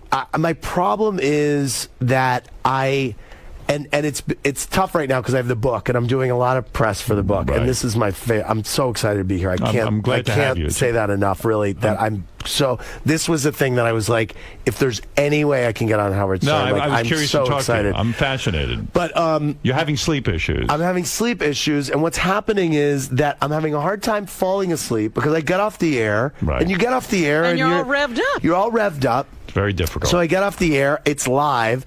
So I hang out with my team. We have a cocktail. Doing the wrong And by thing. the way, we drink on my show. I mean, that's the other You thing. gotta put yourself- Cocktails are served Are you on my becoming show. an alcoholic? I'm not becoming an alcoholic, but I need to watch it because, you know, I have to drink a fake drink on my show every so often because it's like Dean Martin used to drink fake drink. Oh, this is the other thing. Like, I was in Miami a couple weeks ago. I'm at the pool, 11 a.m. Everyone's sending me drinks because it's like, They think you drink. oh, Right. it's fun guy who wants to get drunk But you're with us. drinking every night now, and you're drinking. I'm not drinking every night. I'm not drinking every night. But you're drinking a lot more than you used to. You know what? I always drink a lot, to tell you the truth. What do you I drink? mean, I Wine? drink now, I drink either Maker's Mark and ginger ale, or I drink, Wow, that got I into drink reaction. Fresca and tequila, Oh, wow. a Fresquila, which is really good. Fresquila. It's Fresquila. Nice. It's kind of low cal because of Watch the it. Fresca. That'll turn you into a bottom. I drink Fresquila. You won't be a true bossy blood for bottom. very A much bossy longer. bottom. They still make Fresca? It's harder to find, Yeah. and don't ever try to order it like in a bar or something. But you know, I'm going to open a Fresquila stand. Anyway, so the show is so fucking fun, and I want you to come on it sometime. Won't you? I'm too big for your show. Yeah, Andy we will be get signing. big people, by Not the as way. big as me. If I was in love with you and we were a couple. Yeah. And I said to you, look, I need you to be a bottom for me once in a while. If We you were would talk about if you it. were really in love with me, would you do it? Yeah. You would? Yeah. Am I grotesque to you? Am I gross? Are you gross to me? Yeah, I mean, you could never have sex with me, right? Is he like a woman? No. No, am I disgusting? I mean, are you disgusting? Yeah, like, could you ever blow me or make love to me? If I was shit-faced, maybe. Yeah. Am I really that gross? No, you're not gross. I am. No. How come no gay men are attracted to me? I don't know that no gay men are attracted I couldn't to be you. gay. I would never have sex. No one would have sex with me. What, am I that unattractive, No, Andy? you're attractive. Who are you? Who is your type? You know, Clooney? I love an Aryan. All First right. of all, All right. I So it's love like a very blonde, like a Sam Champion but also type? I'm down with the swirl. I love a What does that black mean? guy. Oh, down yeah? with the swirl. Is that your thing? No, I'm saying I'm very open. All the time. In fact, I just had to yell at him. I think it was yesterday because he left. He took one sip Right. and he left it on the edge of the desk. And you know me, I'm constantly cleaning off the desk. Yes. And I had to run after him and say, "Yeah, this is your water. If you're going to take it, drink it." You know. Well, what do you say to that, Ralph? What did you say? Kathy, do you mind repeating yourself? Because you know what? I can hardly believe my ears. Because the 2 seconds ago, I get my water from E. And I mark it. I mark it with an R. Go ahead. Please repeat yourself. I'm sorry. Well, he took it from your office, and you know he took a sip of it, and then he put it on your desk, and he was ready to leave. And I said, you know, you have to finish drinking it or take it with you or something. I don't want to see it wasted. Yeah. There you go. Well, what is your answer to that? I don't recall that. Yeah, right. I don't recall. All of a sudden, he's a politician. All right, get out of here and leave my water bottles alone, please. I want those water bottles right. locked up, Baba Booey. Okay. All right? We're running out of closet space. I to don't lock care. stuff up. Throw everything else out. Howard, Yes, Kathy. can we have a list of who should be drinking it? Yes, here's the list. Howard. Thank you. That's the list. All right. Robin wants some water. That's all right with me. Well, thank you. Jackie could have one bottle a morning because he wastes. And what about Fred? Do you drink the water? No, I don't. Good. Then Fred is off the list. That's it. Ralph will get from E. Baba Booey can drink from the sink. He's done it for a long time. No. I have to tell you that for over You're a on year. sink water now, For over pal. a year, I drink Poland spring water Oh, do at you? home as well. Really? In fact, I haven't had tap water in over a year. Well, get used to drinking tap water. The tap water here is fine. That's it. I have it at home and at the office. We have two. Yeah, good. We pay for it there, not here. All right, Kathy, here's the list. You ready? Myself, Robin, Fred, and Jackie. Okay, none of the special interns or... Who's the special intern? Special intern. See, I consider Grillo a special intern. Grillo doesn't need to drink bottled water. Okay. Well, all of He a come sudden, in on a little yellow bus. the only reason people drink bottled water is because it's sitting here free. The reason it's sitting here free, I need it on the air. Otherwise, they'd be drinking from the tap. They wouldn't even consider drinking bottled water. Special intern. In other words, if there was free lobster here, they would eat it. Because it's not here, nobody eats it. Do you understand what I'm saying? Yeah. There's water here. Drink from the sink. Like a dog. That's what I would be drinking. And if it wasn't here, I'd go out and say, buy me a bottle of water. Everyone's into these bottled waters now because it's free. Do you realize that the water fountain here at K-Rock has been broken for like 3 years and nobody's complained? No one cares because there's Nobody has endless to- bottles of water. But one day, Poland Spring will not be here. And everyone, I want to see, pretend like Poland Spring stopped sending the water.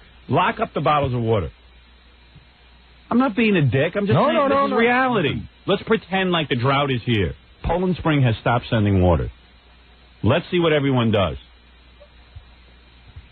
That's all I'm saying. A Gorillo, this is a kid who eats garbage from garbage pails. All of a sudden, he needs bottled water. Who would be another special intern? Well, really, Gorillo's the only one. Oh, okay. John is, what about John? Is he allowed to have any? Howard? Stuttering John? No. Yeah. Why does he need a bottle of water? And these guys, I see them, they take a sip and they leave it. They're not really into it. They're really not even into drinking water. That's the truth. I clean the office out every day of at least 5 bottles that are almost full. I know, and they're drinking sodas the rest of the... They come here, they see a bottle of water, they open it up. They just, they feel, they see it's free, it's laying there, they open it up. If they had to pay for it, they wouldn't open it up. This is my point about people. The same with welfare, same with Medicare. They see it's free, they got to use it. This is what I've been telling you about human nature. People are skunks. People are filth. Humanity is lost. Thank you. That's right. Don't feel so good about yourself. Oh, dear, I beg to differ with you. I don't have these traits. Let me tell you this. If bottled water wasn't here, Baba Booey would drink from somewhere else. When bottled water wasn't here, let me just go on record and say I bought water. Right. That's why you're allowed to have a bottle. Chocolate bars, if they were here for free, Baba Booey would eat them. When they're not here for free, he doesn't eat them. I still eat them. Yeah. That's an example. It's a bad example. No, the point is you wouldn't eat 20 chocolate bars. You wouldn't go out and buy 20 chocolate bars. I know you. My point is they see something free, and I wouldn't even mind if they used it. What Kathy says is true. She's cleaning up these bottles of opened water, and the water, it's wasted. Yeah. And then when I'm going to want one, it's not going to be... I drink the water, and I told you who the list is. I'm not kidding about this, Flop Lowly. There are 3 people allowed access to that water. Fred doesn't drink it, so forget him. Okay. At least you. Robin, me, and Jackie. And Jackie's 1 per day. Right, Jackie's limited to 1 per day. I got it written right down here. If he has a special diet that he's on, give him 2. All right? Because it's only going to get fat again. All that water I wasted invested in his diet. Yeah. That's right. Jackie don't appreciate free water anyway. This doesn't count as salary, does it? Well, Jackie be paid in water. Uh-oh. Don't worry about it. I barely drink the water. So. Good. So you won't mix it at all. I don't give a crap, but no. Good. The guy who's in the office is Jackie. Jackie opens a bottle, fills up his tea, leaves it there. And I know. Well, Jackie gets 1 bottle a now, day. See, this is typical. You are very good at storytelling. Why? And it's hard to, and a lot of time you tell the truth, and you're very good at weaving in the crap. John will come in with a story like that. I haven't had a cup of tea in the 3 years that we've had a coffee machine. I haven't not finished a bottle of Poland Springs since the last time we went through this. He's saying in here completely Howard, Jackie, I got 3 people saying the same thing. We've seen you take a sip of water, leave it there so many times. You know what it is? Not in 3 years. Storytelling. Smell it. Whatever, tea, whatever you use it for. It ain't storytelling. John, you don't have to put water in a coffee mug when you make coffee out of the coffee Whatever. machine. You come in there, take a sip of water, leave it there. Ever. Jackie, you guys yell at me for throwing the stupid plastic bottles in the paper thing. Yeah, that you do think too. I throw it in there with that you do water too when we don't tell you. You're lying, you're stuttering, and you're stupid. Jackie, I swear to God, everybody here. Lying, stuttering, and stupid. You want to know something? I'm going to tell you something, Jackie. Kathy's on the phone, ask her. No, I'm going to tell you something. I'll ask Kathy in a minute, but I'm going to tell you something. I don't doubt that story for a minute. It doesn't seem far-fetched. Because, Jackie, no offense, everyone around here abuses something free. It's human nature. I understand the nature of humanity. You see something for free, you can't resist. I guarantee you, in 5 years, when you hit 60, you are going to be abusing that Medicare like crazy. You'll be at the doctor's office every day. He's going to move in. Yeah. Hey, this is free? Pull out my teeth and put on some false ones quick. Kathy, is it true? It's true. Yeah. Of course it's true. It isn't only me. He says I'm making, because Howard's weaving a story. 3 people back there say, Jackie, Jackie will get 1 bottle a day. If he wants to throw it out, he can throw it out. That's it. That is not true, Tobin. No, Jackie, I talked to you about it a while ago. And you 3 years ago, Tobin. No, dear. It was this past, the last time it was cold out. What was that, October? Wrong. Kathy, I am glad this has come up on the air. You had your last back rub, Tobin. She could care less. Yeah. With those fingers of yours, she probably got a disease. That's right. Those wormy fingers. There's no nails on them. That's what she needs. But Jakey is not aware of his own behavior. That's right.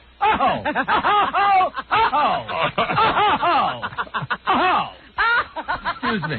Who said that? Maybe I'm writing a book. You monster. You don't know what you're doing. These Southern laugh. What are you Jackie's the same guy who used to be at Channel 9 piling 7 bottles of water into his little bag so he could get it for free. I know. Listen, I don't mind if somebody was really into this bottled water.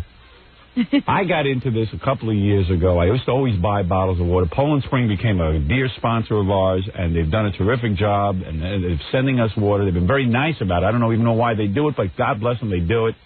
And now I want to drink this bottle of water. And what happens is my whole staff, they see the bottles, and they got to grab them. I wouldn't mind if somebody even drank them. They don't even really want to drink them. I'm doing them a favor. Can I put in my... Let them buy sodas or whatever they want. They really don't want water. Can I put in my request? Yeah. If it's okay with you, and you don't have to say yes, I drink about a third or half a bottle a day, which I save till the next day because I have my Metrex bar at lunch, and I have is that okay? No. I would like Go to the sink and fill up your water jug with water. Okay? I don't have a water jug. I told you what to do. I drink 2 bottles a week. I don't care. I don't care. I don't want you in my water. You never used to drink it. I see you eat like a dog. This guy will eat any people send in stuff. I go, Gary, could be poisoned. He goes, I don't care. Now he's worried about water. You got to understand, this he's got a belly on him like jiggles like Jello, and he's sitting worried about waters. Drink regular water. With all the crap you eat, now you're worried about water? Well, I've been healthy. Yeah, you've been healthy. Do me a favor. This healthy's going to last another week. I see what you eat. He comes to my house, cookies, Fritos. He's got all kind of junk food. I didn't eat cookies and Fritos. Come on. Oh, this time you didn't. Right. Because you're on your diet. That's right. Yeah, do me a favor. With all the crap you eat... You know how hard it is to find cookies and Fritos in that house? That's right. But you find them, don't you? Do me a favor.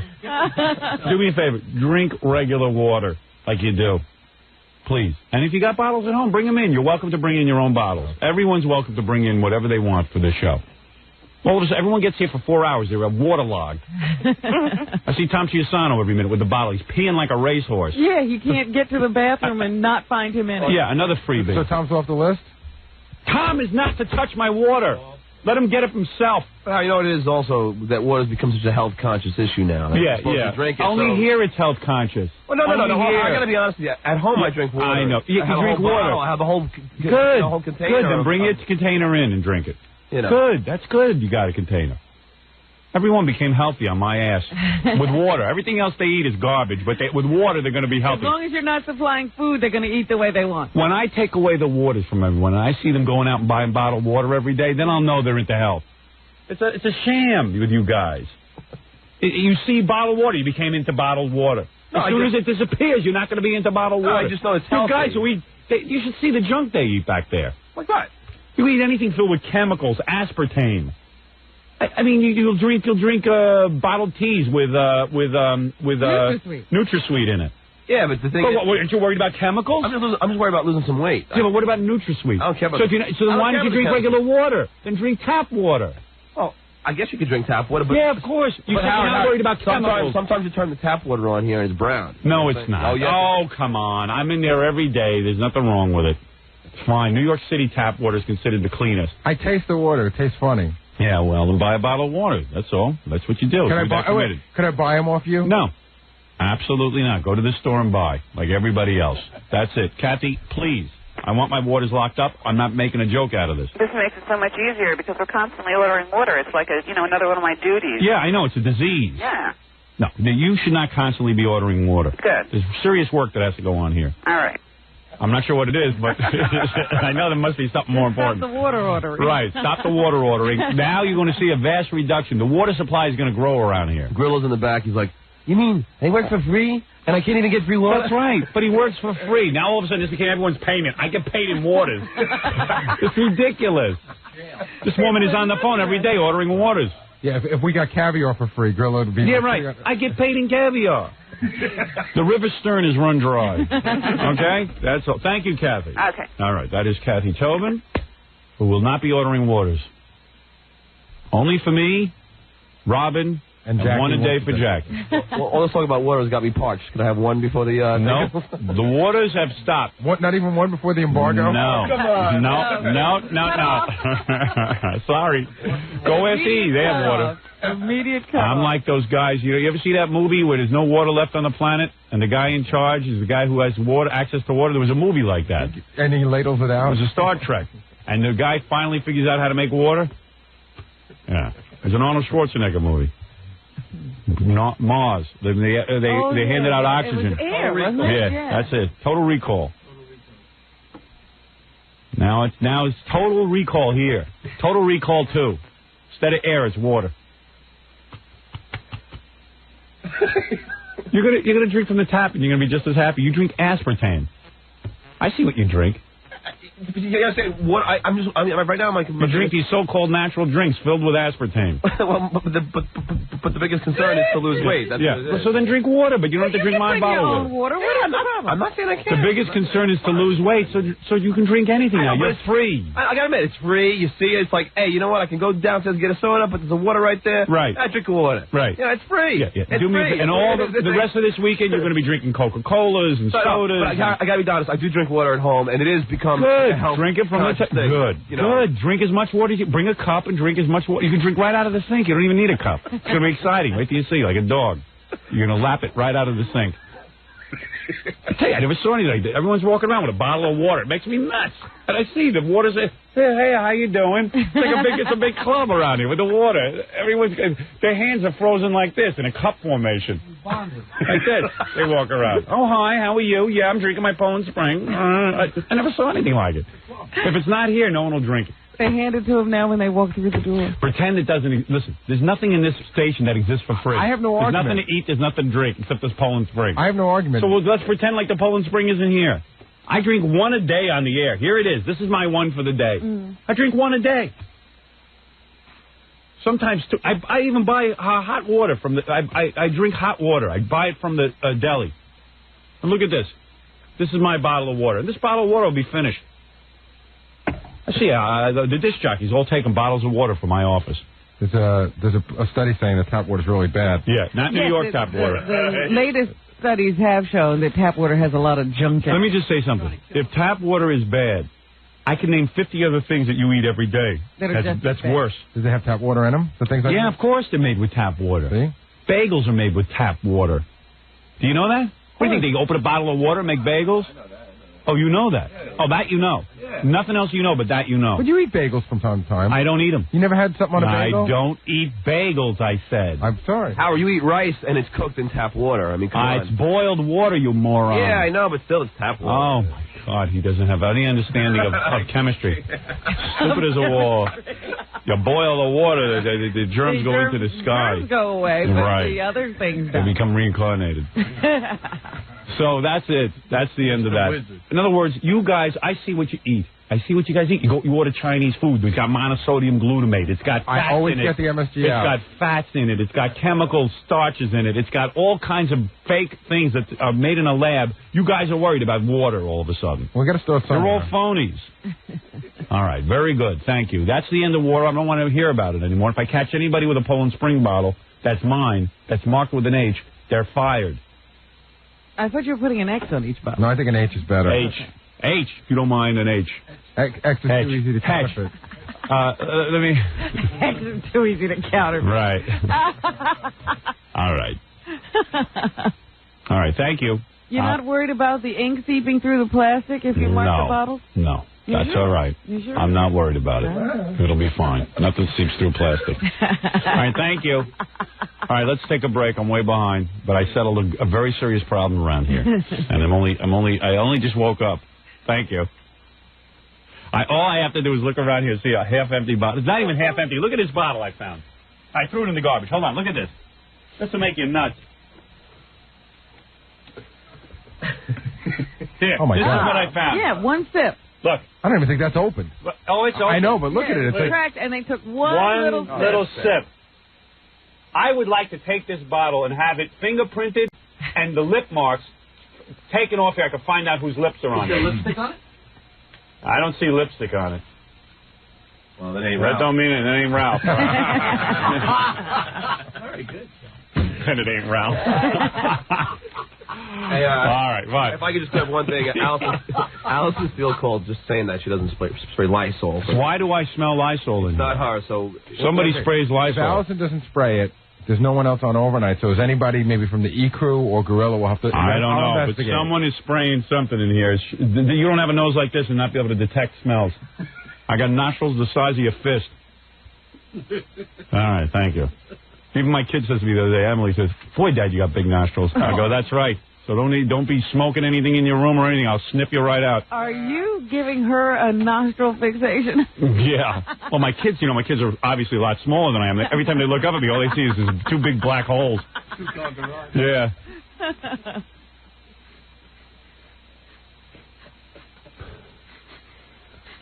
All right, okay. All right, the room's safe. No bombs. Everything else is clear. Yeah, I'm like a bloodhound. Fred, did you wipe?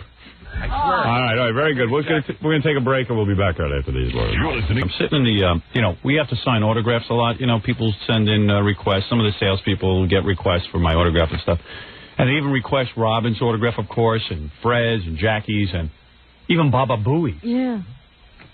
Which is shocking. Baba Booey has his own press photo, and Papa Bullhigh. So anyway, Very strange press photo. He's hardly in it. Yeah, he's spray painting Baba Booey on a wall. Papa Bullhigh. So yesterday, I'm watching Gary sign a picture, and I've seen this for years, and I never thought about it, but it took Jackie to point it out. Jackie goes, "You actually pointed out in your book." No, I didn't. You do. No, I pointed out but you do make a reference to it in your book. Yeah, I do, but. I don't know, but Jackie kind of hit it on the head more than I did. He said, "What's that little homo thing you draw underneath your name?" No, wait a second. Do you mean homo gay or homo like nerdy? Homo nerdy. Oh, okay, not homo gay. Maybe gay too. I don't know. It's like Gary signs his name. I don't know if you've ever noticed it. No, I've never seen this. And he signs it, Boy Gary, and he puts like a little H underneath the G. He puts like a little. What's a mark of some sort? Two sort of a like symbol. Yeah, do it big. Write your name and do it. Look at it. What is that? I said to him, "Why do you do that? What is it, like a superstition or something?" There you go. Let me see that. Yeah, I guess it's like a superstition. What, you think something? I don't know what it is. Where did that start? I have no idea. And I'll tell you something else. Can you stop doing it? It's H for homo thing. No. Can you stop doing it? You mean, will I do it for you, or can I? No, could you, if you needed to? I don't know. You know what, and I don't... Why, do you think something bad would happen to you? And I'll tell you something, I don't... Because you know what, I noticed, I have a little of this, so I noticed it. I used to have this. He has a thing where, like, he has to draw that little insignia under his name. It's like a good luck charm. Yeah, it's like, I think he believes that that's his good luck charm. And look at the luck he's having. All right, I'll go with that. So, like, you couldn't even stop drawing that. I guess I could, but it would be really hard because I've been doing it for so long. But when I saw my name... No, but could you stop it mentally? I mean, could you say in your mind, I'm not going to do it anymore, that's it? And it's over for Or would you have a... It would bother me. It would bother you. Oh, sure, it would bother me a lot. Yeah, I don't mean like I would force you to stop doing it. I'm saying, like, could you stop doing it? I could stop doing it. Yeah. It probably would... No. I mean, I could do Let me see you write your name without doing it. Oh, I could do... That's easy. Oh, okay. I could do it without doing it, but it bothers me. I'd rather be doing it. You'd rather complete it? Yeah. And what really goes on in your mind if you don't complete it? What happens? It's incomplete. It's like there's something unfulfilled. Yeah, but do you feel that something could happen? to you? No, I don't feel like I'm going to die or anything. Do you feel like something like might happen to your kid or nothing? No superstition. There's nothing there. No, I just want to do it. You want to do it. You don't have to do it. Do you have to do it? No, I don't have to do it. I think he has to do it. He says he feels funny if he doesn't. Can I see that? Which one? That's disturbing enough. See that? I'm going to rip this up. You can't complete it. Okay. You can never complete it. No, you're on the wrong track. Am I? Yeah. I don't know. There's something weird with him. Because I see it every time he has to draw that little thing. Well, he is compulsive about a lot of things. Oh, yeah. You want to get something. You want to talk about stuff that I am compulsive about. Yeah.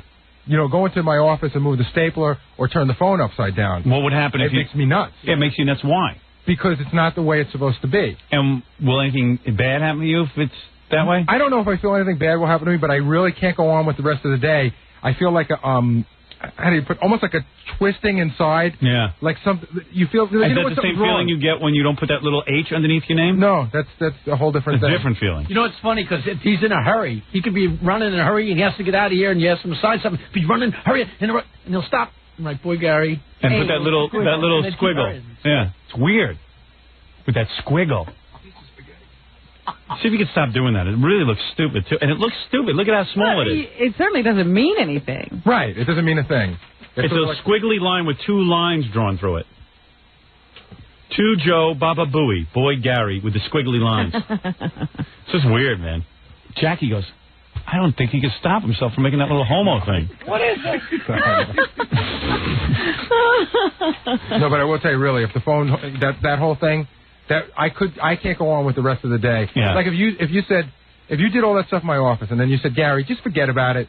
Just go do something else. Go in the back and do something else. I would go in the back, and all I would think about is that I have to get back up front and move. See, I didn't realize you had to do that on every autograph. That's what I mean. I didn't address it in a book. I mean, I didn't realize you have to do that. I don't know. It's just like a habit, I guess. Wow. I just wondered when it happened. Did it happen? So when did you start signing your name like that? In high school? Yeah, like in high school. Wow. You mean in high school? I thought you were doing that, like getting artsy-fartsy. No. You mean in high school? Like if I wrote somebody a note or something in high school, I would put that underneath it. I mean, I could bring you stuff that, I'll tell you what, I could probably somewhere, if I look at my mother's house, find notes or something, letters that I wrote in ninth grade that have that on it. That's okay. We believe you. 8th or 9th grade, I don't need to see your 8th and 9th grade notes.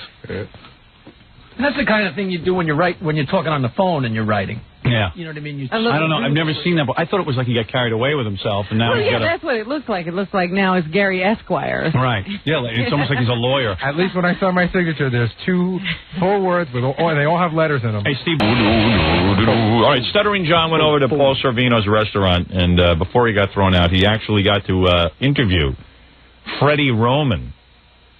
Freddie Roman, the Friars Club comic. Is he not one of the officers of the Friars Club? Yeah, he's the dean of the Friars Club. Okay, Dean. What's funny about Freddie Roman, nobody knows who Freddie Roman is, I'm sure, in our audience, but he's some comic who hangs out at that Friars Club that Jackie belongs to. Like, it's a place where comics are supposed to hang out. But and so Freddie hangs out there. So Freddie hangs out there. So does Jackie. It's all these comics. I don't know. It's like a morgue. Yeah. Old Comics Club. So anyway, and Jackie's the kid on the block because he's in his 50s. It's like a rest home for comics. Yeah, right. But this is kind of funny because I think John hits him up with a Pat Cooper question. Pat Cooper is so angry with us. Yes. You can always reach me at the Friars Club. That's where we make contact. Hi, Freddie. Can we ask you a question, please? Sure. WXRK Radio. How are you today? I'm wonderful. Let me ask you, what is Pat Cooper's problem? Pat is a wonderful man. He just is angry at anyone else that's breathing. Exactly, man. But other than that, a wonderful guy and a credit to his religion.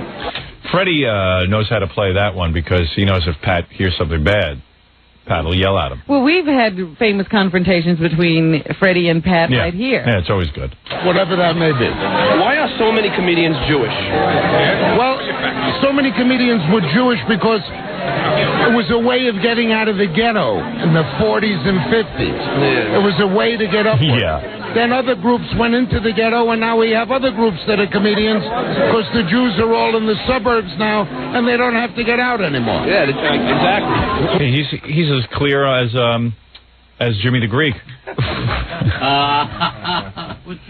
What's he talking about? He's just so happy to be interviewed.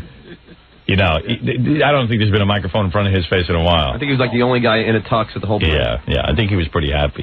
He gets dressed up every time. Yeah, he's verbose. There's no question going to throw him. Let me ask you, why are the Friars anti-Martling? We love Jackie Martling. Yeah, but they won't put him on the dais, the Friars roast. That's not true. As a matter of fact, this year we're roasting Steven Seagal. And I will go out on a limb and invite Jackie personally through this interview. Because he says it's because of Howard that, that's why. No, is that why? And we'd love Howard to be on the dais. I know. But Howard is cranky with us, and we don't know why. Yeah, I don't know why either. Hey, Jackie, they're going to invite you on a dais. Hey, I would call Freddie today and say you'll take him up on that invitation. Hey, excuse me. Is this Mr. Freddie Roman, Dean of the Friars? I understand there's going to be a roast of Steven Seagal. It was represented to me through a tape that I would be allowed to sit on the dais. This would be my great honor. I'm too busy. I got to get a tape of that roast. I'm calling to accept. Thank you, ladies and gentlemen. First of all, Mr. Steven Seagal, F you. You suck. You don't even throw two little Chinese stars. let me see you lift your leg. Hey, and Freddie Roman, eat me. Hey, hey. I just can't wait to hear that roast. Howard, you gotta go. So you gotta go. So if no one laughs, you can blame it on you. Yeah, right. Well, if Jackie's roasting, we have to have a table. Hey, Steven Seagal so fat. When he walks down the aisle, he looks like Q. Little Q. Hey. He sideswipes both aisles. When Steven Seagal got married to Canada Brock, he sideswiped the aisles.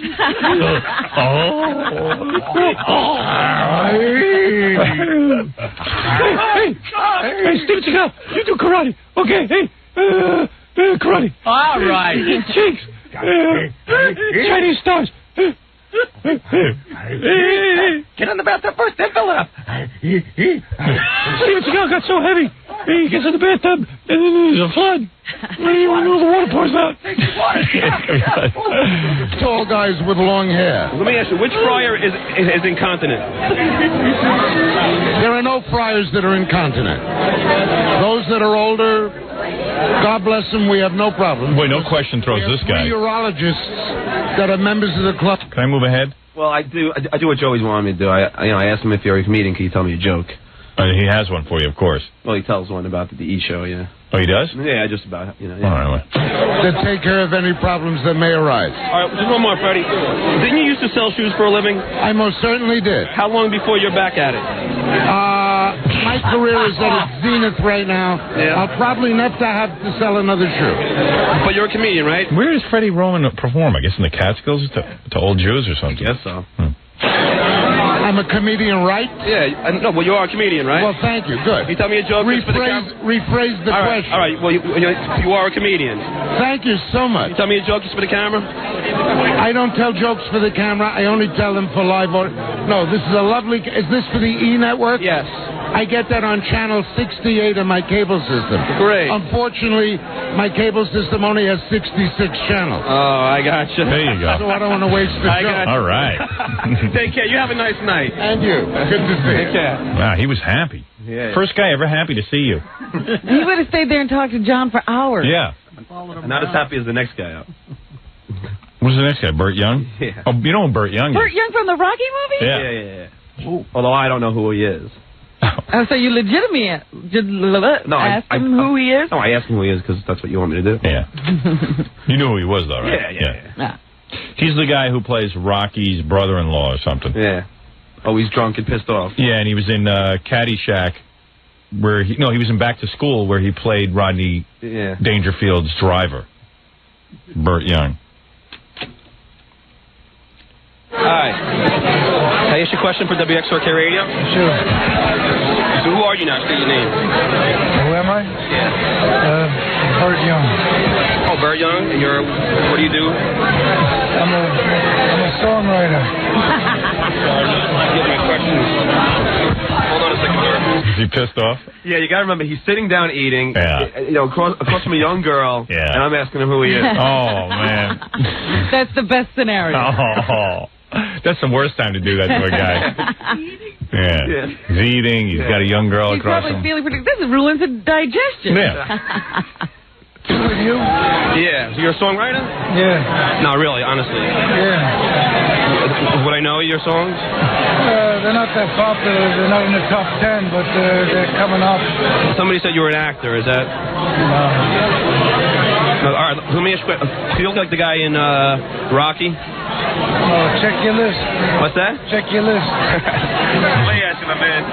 Well, you're a nice guy. Let me just ask a couple questions, and I'll leave you alone. You're Burt Young? Okay. If you were a rich movie star, would you jump over stuff on a horse? I'd probably jump in it. You know, like Christopher Reeves did. Did you hear about that? Yeah, that's awful. It's insane, right? He's a nice guy. It's an awful thing. Nice man. Yeah. Let me ask you, has Woody Allen lost his mind? This is a funny interview, huh? I'm getting tired of it. Yeah. All right, Burt. Thanks a lot. Thank you. Good old Burt. He scares me. Yeah. When he gets tired of something, you move on. Yeah. He can kick your ass. Yeah. That's a pretty good way to put it. I'll be honest. I'm tired of this. I think I'm sick of you and sick of everything that I just heard. I'm sick of you, yeah. I'll be honest with you. In about 5 seconds, I'm going to beat your ass. I'm going to get up. I'm going to stab you with my fork. Yeah, I'm going to drive my fork through your head. So you better get out of my face. I'm really sick of you. First, you don't know who I am. Then you ask me about Superman. And now you ask me about this. What did it just ask me? Stupid ass. Stupid friggin' ass. I bust my balls. I don't need you. Look at the list here. Lainey Kazan? Yeah. Oh, yeah. Who is Lainey Kazan? She's another one of those character actresses and singers that you see around in different movies. She's supposed to be real famous, but, you know, that's what I hear. Yeah, I know her. I mean, like, I know her name and stuff. She's always playing somebody's mother. Yeah. I think I used to be really horny for her when I was a kid. Yeah, she used to look really, really good. Was she naked in Playboy once? Like Barbara McNair or something? I think she might have been, yeah. Yeah. I used to get real horny for her. I remember I saw her on Mike Douglas, because that's where I watched TV. Right, she used to do Mike Douglas and Merv Griffin all the time. Yeah, and I remember I pleasured myself at night to her. She used to do like those photographs in bikinis or bathing suits. She was real hot. And didn't she also do Ode to Billy Joe? No, that's somebody else. Yeah, but she looks like her. Yeah. So they're like the same person? But I guess she's gotten like a lot bigger. And Doug, for me, was telling me that when you watch this, that the sweat is just pouring out of her body. Well, remember that movie, My Favorite Year? Yeah. She played the mom. She plays the Great. mom of people that she's younger than. Hi. Hi, can we ask you a question for WXRK Radio? You can. So who are you now? I'm Lainey Kazan. And what do you do that makes you famous? Lainey's laughing. Oh, she ain't laughing. She ain't laughing. And what do you do that makes you famous? It's like a high school interview. See, this is a perfect crowd to do it to. You know, they don't want to hear that. Who are you now? I'm Lainey Kazan. And what do you do that makes you famous? That's the most annoying question in the world. Hi. How are you? William Kahn. Hello. I know. I've met you many times. Lainey? What is yes? it? What is it that, you know... what do I do? Yeah. Shame on you. No, I'm a singer and an actress. Oh, yeah? What have you been in? You know, what movies? Beaches, 29th Street. Oh, you were in Beaches? Harry and the Hendersons, The One from the Heart. Oh, at what part did you Delta Force. I was Mother. Oh, how are you? Nice to meet you. And I'm a singer as well. Oh, very, very good. You want to sing a little something? I don't think so. Yeah, come on. Sing me something. Sing me a little something now that you say you're a singer. Let me hear you do something. Sing Ode to Billy Joe. Jumped off the Tallahatchie Bridge. Come on. If you were a rich movie star, would you jump over? Why don't you? We gave you about 27 generics, and you just keep asking the same stupid one. Well, no, yeah. That's the first question on the list. There's 37 other questions. No, there's 7 of them. Stop on a horse. This is the most ridiculous thing I've ever... Well, you know, you heard about Christopher Reeve. Yeah, I wouldn't jump over a horse if I'm a rich movie star or I'm a poor movie star or I'm a poor person. Yeah. I don't... at this point, I love horses and I ride and I owned a horse at one time, but at this point in my life, I would not be jumping over horses, and my heart felt sympathies to Christopher Reeve. I hope he's well and I hope he feels better, and I love him. It's sad, right? Terrible. Let me ask you, what are the odds that John Travolta will be in another decent movie? I'm tired. I'm hot and tired. I'm hot and tired, and I got to get some rest. All right, I'll see you. And I just want to wish Paul Sorvino a lot of luck. Yes. Thank you, lady. Take care, lady. Thank you very much. Thank you, lady. That seems to be the exit line. I'm tired. I'm tired. Interview over. Yeah. Is this a funny interview? What are the odds of John Travolta being in another good movie? I'd say 0. Well, you know, you counted him out after Saturday Night Live, and then there was Pulp Fiction. Saturday Night Fever. Or whatever it was. 20 years. Yeah. So another 20 years, he'll have another hit. Okay. You want to hear from Ed Begley Jr.? Boy, this is some list. What do you ask Ed Begley? We actually had questions for him. You went from Mario Cuomo to Ed Begley Jr. Ed Begley Jr. is that really albino-looking dude from St. Elsewhere. Yeah. Who was engaged to Amy Lynn. Mm-hmm. That's about all I know. For a minute. Ed, can we ask you a question, please? Sure. For WXRK? How's it going? Good. How are you? Do people ever confuse you with Johnny Winter? No, they don't. Do you ever marry or just continue to use women like toilet paper? Wait a minute. And you wanted to skip over it vaguely after you wrote these questions? I didn't think you'd ask him. Will you marry or continue to use women as toilet paper? Yeah. Ooh, I gotta hear the answer. I'm tired. I'm hot. They ever confuse you for stuttering, John? Yeah, how you doing, Ed? Good. How you doing? Good, man. Let me ask you, why was your father so mean to you? That was on screen. Off screen, he was a pussycat. Really? I have a really good question. Now that St. Elsewhere is off the air, have your groupies gone elsewhere? Elsewhere? That's very good. No, I don't. I never had groupies. Oh, come on, Amy Lynn, Ed. Come on. Amy Lynn. Yeah. How was she anyway? Amy Lynn's a lovely lady. It was very platonic, of course, with she and I. Oh, yeah. Come on, Ed. We heard you're a stud. No. This lucky bastard gets to go out with Penthouse Pets. I know. Yeah, I think he was with Annette Bening for a while before she hopped on to Warren Beatty. He's not a good-looking guy at all. No, I'm better looking than him, and I'm ugly. I mean, come on. I'm better looking than him, You're right? a better looking ugly guy than him. Right. Is what you're saying. On a scale of 1 to 10, he's a 2, and I'm a 3. Yeah. Finally, somebody I'm better looking than. I'm better looking than him, right? He's been in the movie, so why can't you? Oh, that's what I keep saying. No, that's the other Ed Begley. That was my father. She's a lovely lady. Don't you think anal should be legalized everywhere? Hello. Give Howard my best. All right, Ed. Hey, thanks a lot. You're a good man. Take it in. Is Ed Begley checking in? Hello. Check, please.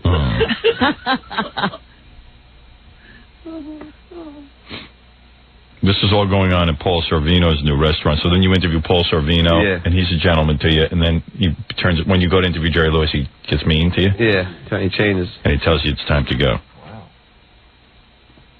You want to hear that? Yes. All right, let me take a break and we'll hear that. Boy, that Ed Begley, right out of the box. Boom, you hit him with a question. Yeah, that was good. I like that "Who are you?" question. Yeah. It really drives people nuts because they're all self-important. I'm Lainey Kazan. Oh, you are? What makes you so famous? What did you do? I'm a singer and an actress. Oh, really? Well, what have you done that maybe I would be familiar with? That's great. That's great. Well, I was in, Poseidon Adventure or something. I don't know. Oh, I didn't see that. Would you play? Oh, yeah. That's one of my favorite movies. Would you play? Yeah, I don't remember you. You think that wrecks their whole night? Yeah, that does. That kills them. You don't just... Yeah, these people have built a lifetime of convincing themselves that they're somebody. It's like, if you have questions for somebody, I don't even want to ask them that because I know that'll piss them off enough they don't want to talk to me anymore. Yeah, but it's great to hear. I love it. I mean, I thought it was great. You asked Governor Cuomo who he is, and you caught him off guard, and he goes, he's Senator D'Amato, and he puts up candidates against incumbents. That's great. All right, we're going to take a break, and we'll be back right after. Is he this. saying people in office shouldn't have people running against them? I think that's what he's saying. How dare Senator D'Amato put up a candidate? All right, we'll take a break, and we'll be back right after this. We'll return to the Howard Stern Show after these messages. 97.1. The Eagle. 740 at the Eagle. This is Brad Baxter. Eagle. Thank goodness. It's 745 at 97.1 The Eagle. Call Howard on the Eagle's toll-free line, 1-800-54-STERN. Let's return to the Howard Stern Show. All right, let me finish this up with Stuttering John because I got a lot of other things to get to. So Stuttering John went out last night, if you're just joining us. He interviewed a whole bunch of people, including Governor Mario Cuomo, and then he was at Paul Sorvino's new restaurant. And finally, Paul Sorvino, the actor, comes over to him and is very friendly. And then when Jerry Lewis shows up, Paul Sorvino gets vicious about it. And they throw you out. Yeah. But hey, Paul ought to relax because we're the only ones talking about his restaurant. We were invited there, and still even when we were invited, we managed to dethrone him. Well, look what people are all pissed off at you. You abuse people. It was a happy gathering. Yeah. You got there. You went to every table and upset people. Yeah, I mean, people were walking away from you just because you didn't know who they were. You know what's funny, Howard? What? We tried getting Tina. Nice one. Thank you. We tried getting Tina Louise. Yeah. Tina Louise from Gilligan's Island. And we went up to it and we turned on the light and she would look like a deer in the headlights. Yeah. And she was like, "No, the light's too bright," and walked away. She's like a recluse, and she doesn't want people to see her looking ugly and stuff. I don't blame She was her. just on Roseanne. Oh yeah. How does she look? I mean, did she age real? And Well, she she's an old woman. She aged, man. You know what are you gonna do? You know? I used to love her. I used to. That's one of the first girls. You know? Yeah. She's one of 3 celebrities from old sitcoms that have hung up on me because of you. Really? You know, I asked her to come on the show about 8 years ago, and she hung up on me. Just hung up? She just said she said something like, "I'm outraged that you would even ask me about that." Really? And just hung up on me.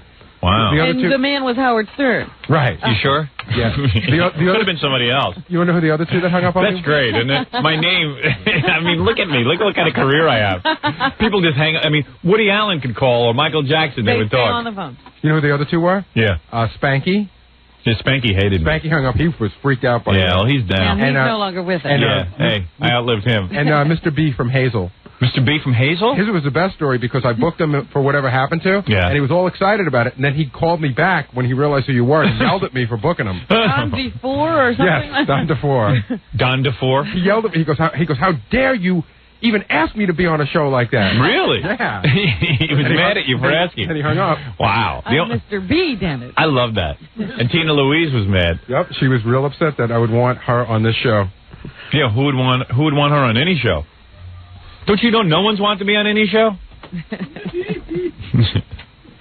Why would you put me on a show? I was shocked that she did the Roseanne thing because it was a Gilligan's Island reunion they were doing. And, you know, she even she doesn't want refuses to do that. Well, she didn't want to get stereotyped. Typecast. Yeah. Typecast, right. That's it, yeah. Yeah, typecast. Yeah. Yeah. Let me hear you with Paul Servino. Paul, can I ask you a question? Yes. Wait a minute, Mike. This is for WXRK Radio. How are you? I'm good. Congratulations on your restaurant. Thank you. Let me ask you, is it true you quit your TV show to sing opera? Actually, it's one of the reasons I quit, but the main reason I quit is because working in New York in the cold would eventually destroy the voice. If you talk too much, you will destroy the voice. So I did it for that, but I did it also because there was not enough creative input. Who are you, Barbara Walters? I mean, a long answer. I didn't even know that there was this long an answer to that question. Yeah. Dude, hey, man. Talking too much will destroy the voice. Be quiet, Paul. You're supposed to piss the guy off. For me in the show, and a number of reasons, you know. But I am acting. I'm doing Nixon. You know, I'm doing the movie Nixon. I'm doing Kissinger and that. So it's not that it's not that I've given up. Like Kissinger? You do the accent? Well, I could, but I don't think I will at the moment. Oh, great, man. Hey, not bad. Who do you think of Howard Stern? What do I think of Howard Stern? He should get a haircut. No, honestly, you like him, Paul? Oh, I do, yeah. Oh, cool. Really? Hey, what the hell's that all about? I don't know, because the last time I interviewed him like 3 years ago, he hated me. He hated you, but he liked me. I think we met him once on the street with Steve Rossi. Yeah, we hugged like two Goombas. We hugged in the middle. He is so Italian. You know, Paul Servino's real Italian, so is Steve Rossi. And I'm walking with Steve Rossi, and all of a sudden the two of them meet, and they start like almost making out in the middle of the street, like hugging each other and stuff. Like two old Italian bocce players. And they start hugging, and then all of a sudden they look at me like, you want to hug? Yeah, you got to give them too. I said, okay. And those guys, and they're big men, and they sweep you up in their arms, so you feel like a girl. So I've actually almost, I think almost kissed him. I think I've gone to second base with him. I might have had my hand on his nipple. You know, it's funny, because right in the middle of the restaurant, he tells everyone to shut up, all the celebrities, everyone, be quiet, shut up. And then he sings opera for like... Yeah, I got to get paid for that. All right.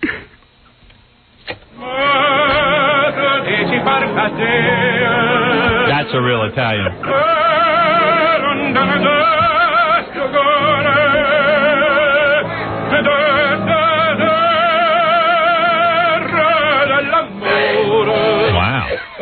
Wow. Maybe he should talk some more. Hey, that was pretty good. Opera's one of those things I know I can do. Can you give me a little piano music? You can't do it like Paul Verratti, but you can do it like Paul Servino.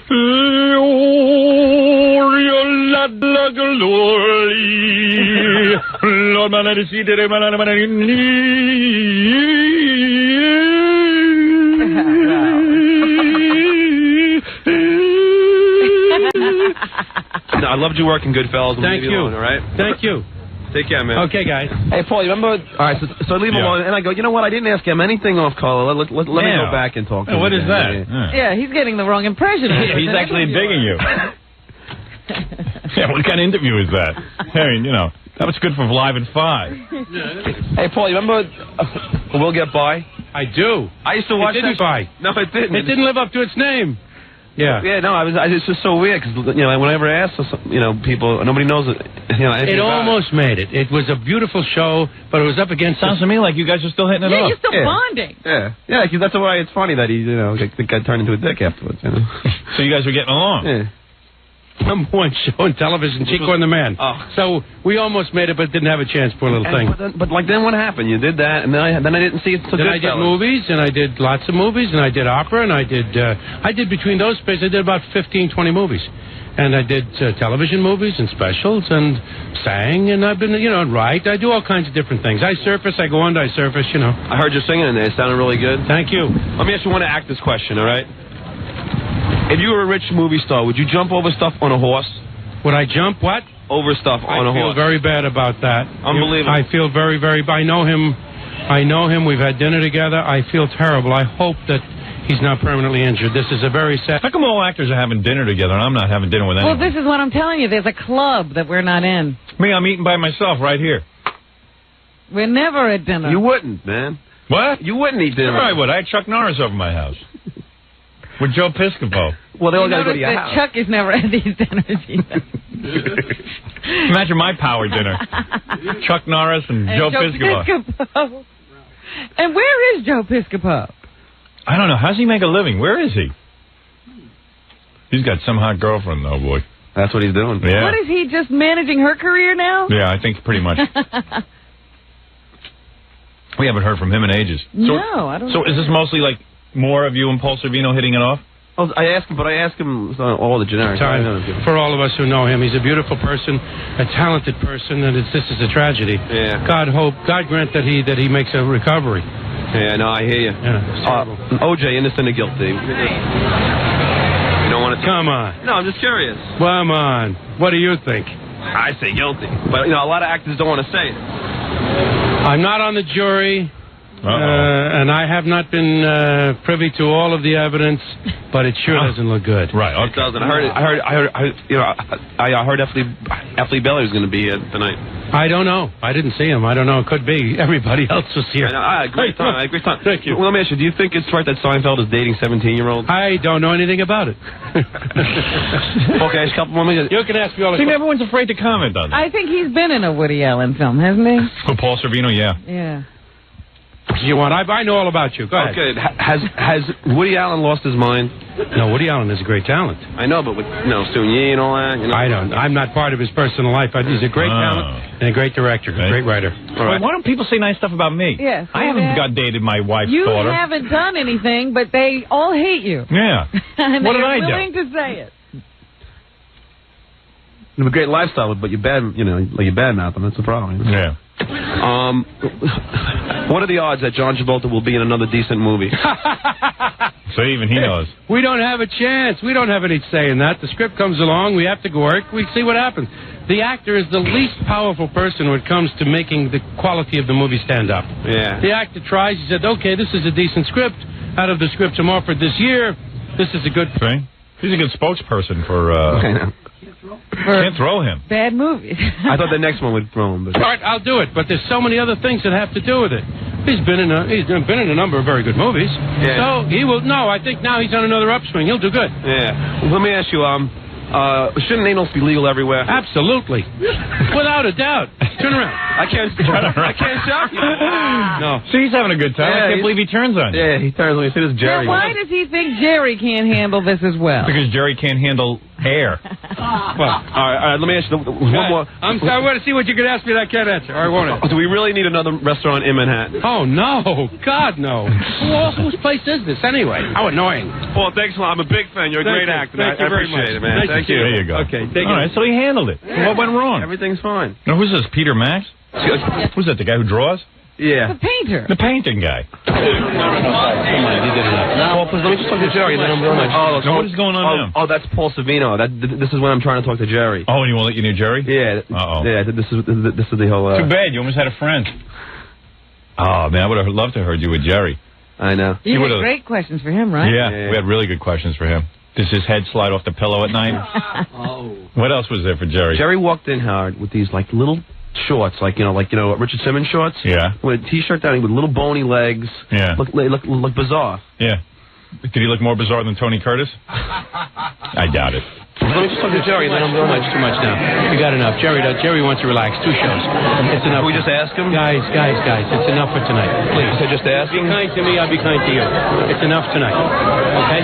Really, it is. I've been good to you? No, I know, but I just want to talk to Jerry. Not tonight. Jerry, can I ask you one question? Not tonight. I'm telling you. Okay? Please. Thank you. You gotta credit John with his persistence. I'm shocked that he... And you try again, right? No, because then... is that it? Because then Paul comes out and removes us from the bar. He does? Yeah, from the restaurant. Hi. How are you? This is Peter Max. WXRK Radio. How you doing? Hi, so who are you now? I'm Peter Max. Peter Max. Paul's oldest friend. And what do you do that makes you famous? What makes me famous? Yeah. I draw pictures of guys like you. Oh, yeah? You're an artist? Yeah. Oh, great. Congratulations. Can I ask you a couple of questions? If you were a rich movie star, would you jump over stuff on a horse? No. Has Woody Allen lost his mind? No. You don't want to talk much, huh? No. Okay. What are the odds that John Travolta will be in another decent movie? Big. Great odds. Great, it's going to happen. Shouldn't anal be legal everywhere? No. That's the end for me. Oh, Peter. No. Bye-bye, Peter. Thank you very much. Thanks. That's it. Got it. I see. I can do the whole Peter Max. No. Big. No. Big, no. Anal, no. All right, well, John, it seems like you had another stress-filled night. Yeah. How do you do it? You got to see, sweat's like pouring down my face. Yeah, well, I mean, it's pretty uncomfortable. You've just managed to irritate just about everybody. Even the guy that liked you. Even the guy that liked you hated you by the end of the night. Well, good for you. Thanks. Another jam-packed night of celebrity and fun, and congratulations to Paul Sorvino and his restaurant. Yes, kick off to a new restaurant in Manhattan. There you go. But you have an open invitation, Howard, whenever you want to eat there. Thank you. Thank you. There you go. Now, after that, I wouldn't. Yeah. I'm sure Paul Sorvino wants me in his restaurant. All right, very good. We'll take a break, and we'll be back with a lot more right after these words. I went bike riding and worked out with weights yesterday, and I don't know what I'm really working toward here, because even if I look good, what good is it? And you know what? My body never changes anyway. I worked out with weights. I went bike riding, and it still looked like a horse's You did ass. 21 miles. Where is this time coming from? I don't know. It doesn't take me that long. I zip. So how long does 21 miles take? Hour and a half. And then you go and work out with weights? Yeah, for about a half hour. That's 2 hours. Yeah, I tried to get out there yesterday, and now I'm, like, wasted. My wife's even got the fitness bug, which I'm real happy about. But yesterday she calls me up. Uh-huh. She was going to go to the track and run. Now she runs, which is great, because I want her ass to tighten up and her thighs and everything. Because, you know, she's had 3 kids. What's your excuse? And I'm used to seeing strippers, you know what I mean? What is your excuse? Oh, I on. looked at your droopy butt yesterday. Yeah, well. So I don't know, you know, like, and I look at strippers all day, so you got to admit I'm pretty. Well, you should stop. That's what you should do. I know. I mean, there was a girl in here yesterday, the Ivy League stripper, who had a perfectly heart-shaped ass. Oh, my God. I was like, I said to Ralph, how does a girl get an ass like that? He goes, it's genetics. You had to ask Ralph. Yeah. God-given ass. God-given ass. Yes. So, I look at that all day, and I got to go home and look at my wife and, you know, get worked up. So I like that she's running, and she's starting to really get nice and slim, and people are complimenting her. But then she calls me up. She's into this for about 2 weeks, this running. Uh-huh. And she calls me up yesterday. Oh, I have shin splints. I can't run anymore. I go, Allison, get out there and run. Ignore it. You don't have any shin splints. You couldn't possibly. She hardly runs. She doesn't even do a mile. And she's got Shin splints, yeah. The two of you athletes are incredible. I said, how could you possibly have a shin splint? There are people who run 20 miles a day, they don't have shin splints. I can understand if she, ran 20 miles. I said, just ignore it and get out there. There's nothing wrong with your legs. Can you imagine shin splints come from years? Constant pounding. And you don't believe she's running that hard, huh? Robin, she does a 12-minute mile. She just finally worked up to a 12-minute mile. Now, would you explain to me? That's almost walking. You can walk faster than that, can't you? Crawl. You could crawl faster than that. Because she always says to me, I always say that to her. She goes, guess what? I worked up to a 12-minute mile. And I go, Allison, you can walk faster than that. And she goes, you don't encourage me. Yeah, I mean, we had a fitness test when I was in the military. Yeah. And we had to do a mile in 14 minutes, and we walked it. Yeah, you walked. I mean, you could take a stroll in 12 minutes. You could stop for lunch and still finish a 12-minute mile. Christopher Reeves. Oh, dear. Is faster now than that. I'm like, I go, Allison, a 12-minute mile you're crowing about? She goes, you don't give me encouragement. You're not nice. You're not blah, blah, blah. And how long has she been running now? 2 weeks, 3 weeks, I don't know. Oh, I thought this had been for a while. Well, no, she worked up to the 12-minute miles. She's been doing 14 and 15-minute miles. And then she said she's blowing people off the track. She stopped and had a cigarette. Yeah. I said, you're kidding me. I said, you know what you need to do? You need to run with some other people who are a little more motivated because you're not pushing yourself. Is she going out by herself? Yeah, a lot of times herself, yeah. She's no FloJo. So then she calls me from the car yesterday to tell me that a terrible disaster has happened and that she has shin splints. And how did she discover this? She diagnosed herself. Yeah. I said, you know what it is? You're starting to move your body a little bit. Your legs ache a little. That's all. That's all that is. Muscle pain of stretching her muscles. Yeah. That's all. But she's got shin splints according to her. Yeah. And she must quit. She doesn't even know it. She's already stopping. She has to take a few weeks off. This is a woman who's she's getting lapped by a guy in a wheelchair. He's out lapping her. Hey, lady, get out of the way. Better call her. There's a lady with a walker beating Yeah. And whenever I say that a 12-minute mile is worthless, that's like no aerobic activity whatsoever. Well, it may be for her, depending on how out of shape she is. Oh, man. But I mean, 12 minutes. 12-minute mile. It actually slows down. Yeah, because she says to me, oh, my heart rate was up to 120. And I go, Allison, your range should be 150 to 160. Oh. Not really 150 to 160. Well, I want to thin quick. Walt Disney's heart rate is higher. And he's on ice somewhere in the ocean. Is that my wife? Oh, good. Uh-oh. Hope she's not mad. I mean, hi, honey. Hi, sweetheart. Howard, this is it. Oh. I'm not even talking to you anymore. Al, you can't possibly have shin splints. Howard, I'm not talking to you anymore. Stop taking yourself so seriously. Yeah, well, stop saying every little, every little you thing. You can't share your shin splints? Oh, come on. No, don't get so sensitive. Because he makes fun of me, and I'm sick of it. Oh. No, I really... Oh, you're so sensitive. I am. Yeah. No, seriously. The time you realize. I'm just trying to motivate you. You know. No, it's not motivating. Wait, I have your music for you, the Olympic music. Dun, dun, dun, dun, That's not motivating. You haven't even noticed. What? You haven't even noticed that I've stopped talking to you. Oh, you stopped talking. She comes home yesterday and she says to me, "You haven't noticed that I stopped talking to you." And I go, I like it. Good. When did you stop talking, Allison? Several weeks ago, I learned my lesson. You did not. Book party. We love talking to each other. After your book party, I get in the car and he goes, so? And I go, nothing. Yeah. I thought you were rewarding me. No, I'm rewarding myself. Oh, stop it. You love me. Don't say that. V. West comes up to me and she goes, Allison, I'm not even going to talk to you. Yeah, but you're lucky. Who wants to talk to her? Well, absolutely, but still. In general. You love talking to me. It's your favorite activity. It was. Yep. It was my favorite. No, but you couldn't. I was just saying to Robin. Robin did some running. You can't possibly have shin splints. You can't. You can't. Al, you don't run enough. Well, I hope I don't. It was you don't. Me. It's just the muscles in your legs are being used for the first time in years. Well, how come at the beginning nothing hurt? You weren't using it. You were walking. Well, that's the excitement of running. Your legs are starting to actually get muscular. And there's got to be a little bit of sort of discomfort. I hope that's what it is. No pain, no gain? Yeah. No, because she's convinced she has shin splints, and when I say she doesn't, she gets all mad at me like Howard, this. Why are you mad at me? I'm trying to tell you that there's hope. You're making up the whole conversation. I called you and said... You run... What is your mile? You do a mile in what, 12 minutes? Yeah. And even Jackie said a guy in a wheelchair can do a mile in 12 minutes. So don't be upset with me. I'm just I like that you're running. Howard. I'm trying to encourage you. You're making up a whole conversation. What conversation? Said... Yeah. You said a terrible thing has happened. I said, it hurts me to run. What am I You gonna said do? I have shin splints.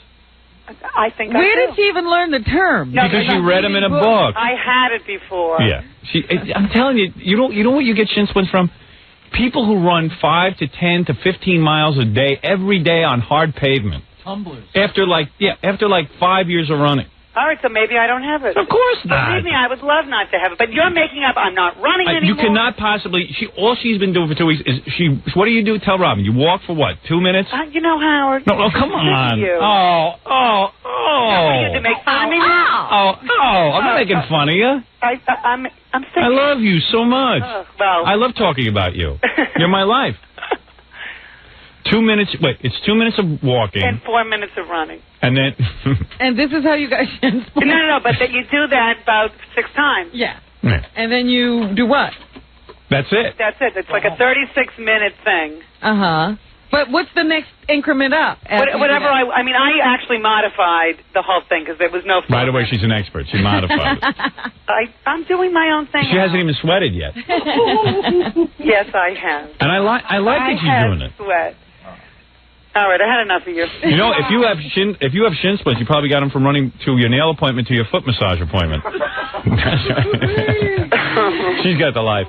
But when she called me with shin splints, I said, "There's no way she could have shin splints." You know what? This is it. You're not having any more conversation. Oh, stop it! How did she get to the track? She drives the car. I do.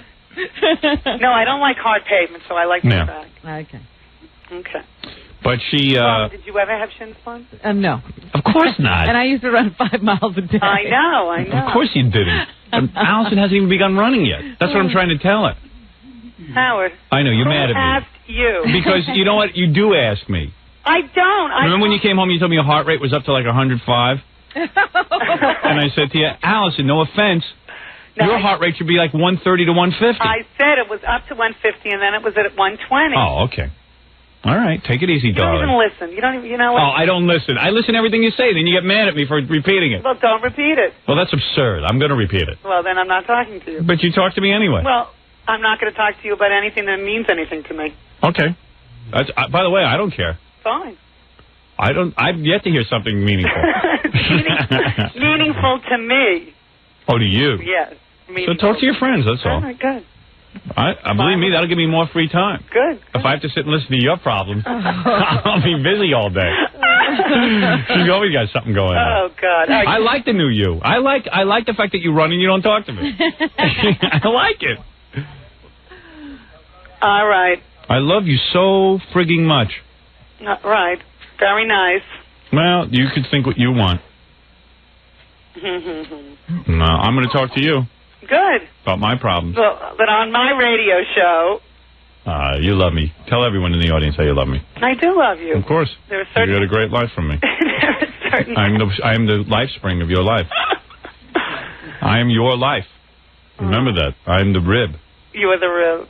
You're the bone. You're... Whatever. I'm dizzy myself. I think I got shin splints. Yeah, but I think that this happens to beginning runners. Yeah, but it's not shin splints. It's just like, it's the aches and pains of like starting to use your body that hasn't been, that would be great. That's been laying in bed doing nothing for years. If that's what it is. That lays around and gets massaged and gets nails done and doesn't have to lift a finger because there's so much help around. So now your body's freaking out, that's all. You are in such an ozone. You want me to go to Scores today and ask the girls how they get in shape? Because I will. I'll find out. I'll find out if they ever had shin splints. Maybe you can run with them. Yeah, well, I can get you running with some of the Scores girls. I'm never talking to you again. Oh, you man. managed to turn me off more and more. Right. You've just been programmed by your mother. My mother? Yeah, you talk. I know you talk about me. I know all night her and her mother get on the phone around 10 o'clock at night, and they have a little gab fest about me. And it's all about you. About how I'm a bad husband, about how I don't... You're not doing what you're supposed to do. You know, Ma, can I confide in you? I know what goes on. She thinks I'm an idiot. I talked to your mother That's why your mother's running around the house telling me how great you are every I minute. talked to your mother about you. Yeah, good. Tell my mother. She doesn't know anything. She knows plenty. She doesn't know a thing. We commiserate My together. father's the most miserable man on the planet. And if you're getting advice from her, you're in big trouble with your marriage. Stop it. You think I'm unhappy with you? I think you're terrific. No, I know you get on the phone to your mother at 10 o'clock at night, and they enter it up, because I see the bills. It's like a 2-hour phone call. When do you possibly... And it's a 2-hour best about me. When do you ever see a bill? Oh, don't worry about it. I check everything. Oh, you don't even know what I'm up He to. doesn't ever see a bill. I'm like Topsy. Forget about it. He doesn't ever. Yeah. And I know what goes on with you and your mother. That's why your mother runs around the whole time. This weekend, her mother's like this. Howard, I've never seen Allison look better or behave better. She gets more and more beautiful as time goes on. I go, what are you, a saleswoman? I've already bought the goods. That's right. That car belongs to me. Yeah, I bought the car. You don't have to keep saying, who are you, Wayne Siegel? I did it. What are you, a pimp? I bought it. Lock, stock, and barrel I'm in. Don't oversell. Yeah, I got 3 kids with this woman. You don't have to. I said, why don't you sell your other children? I know what goes on because the other children don't bet their mates. I do. You must fill your mother's head with all kinds of things about me. You're getting paranoid. Oh, I know. You're getting He doesn't listen the way he used to. He doesn't this. He doesn't that. I tell him I have shin You splints. listen too much. Yeah. That's why I'm not talking to you anymore. And you don't have shin splints. I want you out there running 2-3 times a day. I want to make sure I don't have I them. love when you run. How are you going to make sure you don't have them? You know your ass when remember what was it? When did we make love? Saturday? Yeah. My hands. Remember when I was kneading your buttocks like dough? Remember? And I was going, Remember I was moaning? Yeah. That's because it felt good in my hands. It felt womanly. Goodbye. I felt the curve of How your is she buttocks. going to make sure she doesn't have shin splints? She says she has to make sure. I'm going to speak She's going to speak to. She's going to call a doctor in to advise her. You know what? Why don't you just go run and just work through it? Well, I want to make sure. Oh, you know what, Howard? Let me live. I'm the doctor. I will be in charge. Who are you going to call about this? What doctor? What is this going to cost me now? Would you stop it? It's not the All right, I'm living my own life. Those are ligaments and cartilage. Well, that would be good. Yeah. I'll speak to you. Dr. Norris, what do you say? I'll speak to you next week. I believe it could be the upper tibia. Irritation. Who are you going to call? You really going to call a doctor? You know what? Can't I have any... No, can I ask you if you're calling a doctor? Yes, I'm calling a doctor. Are you really? Allison. I'm going to have a conversation. I guarantee if you went out Do right your legs now... hurt now? Right this minute, sitting on the phone? Yeah. No. Then you don't have shin splints. That's the diagnosis they heard all the time? All right, good. Tell her, Robin, please. Well, just Robin knows. She never had it. Robin... Allison, you don't have it either. I don't want to have it, so I'll be very happy not to. She just wants to stop running. She wants to get, cellulite on her ass. To tell her she can't run. Right. You want to be like my mother. You want to have an ass like my mother? That's what'll happen. You don't run. All right. I don't care. I don't care if they cut your legs off. You're going to run. I don't know how you took over my running. My activity. Because you involved me. You called me last night with your problem, and now I'm solving it. I'm telling you, it's your mental. I'm sorry I called you. How could you drive with your shins? Yeah, I'm surprised I didn't have to pick you up. What's the matter with you? Oh, my God. Throwing your book out. Yeah, she's all right now. So what are we up to, a 12-minute mile? Howard. Goodbye. I'm going to go to the track with her and walk. See if she can beat me. You'll beat her. You probably will. Why don't you run with a bunch of leyentas? I have no one to run with. I like doing it myself. What's wrong with that? Because you don't push yourself hard enough. If you went with me, I'd get you down to a 6-minute mile. What is her goal? What is your goal? What kind of mileage you want to do? Well, I don't know. See, there's no goal. The goal is to do it as much as I can. You you want to build up mileage in time? I'm now what I'm doing, it started 30 minutes. Now I'm building up to 45. My goal is for her to do at least 2 hours a day. Well, I'm just asking if she has I'm building up in time. A mileage goal, or is she running I have a time goal. Right now I have a time goal. And what time are we building to? 40 minutes. Oh, God. 45 minutes. Why don't you build to like 5 hours? 5 hours. Would you like me to answer? 5 hours. Yeah, 5 hours. I want you running 5 hours a day. Come home all. I'm building to 5 hours. I want you anorexic. Oh, then I'll get a lot done in the house. Yeah.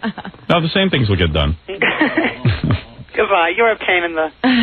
All right, go run, and don't worry about your splints. I don't even know what that is. What is a shin splint?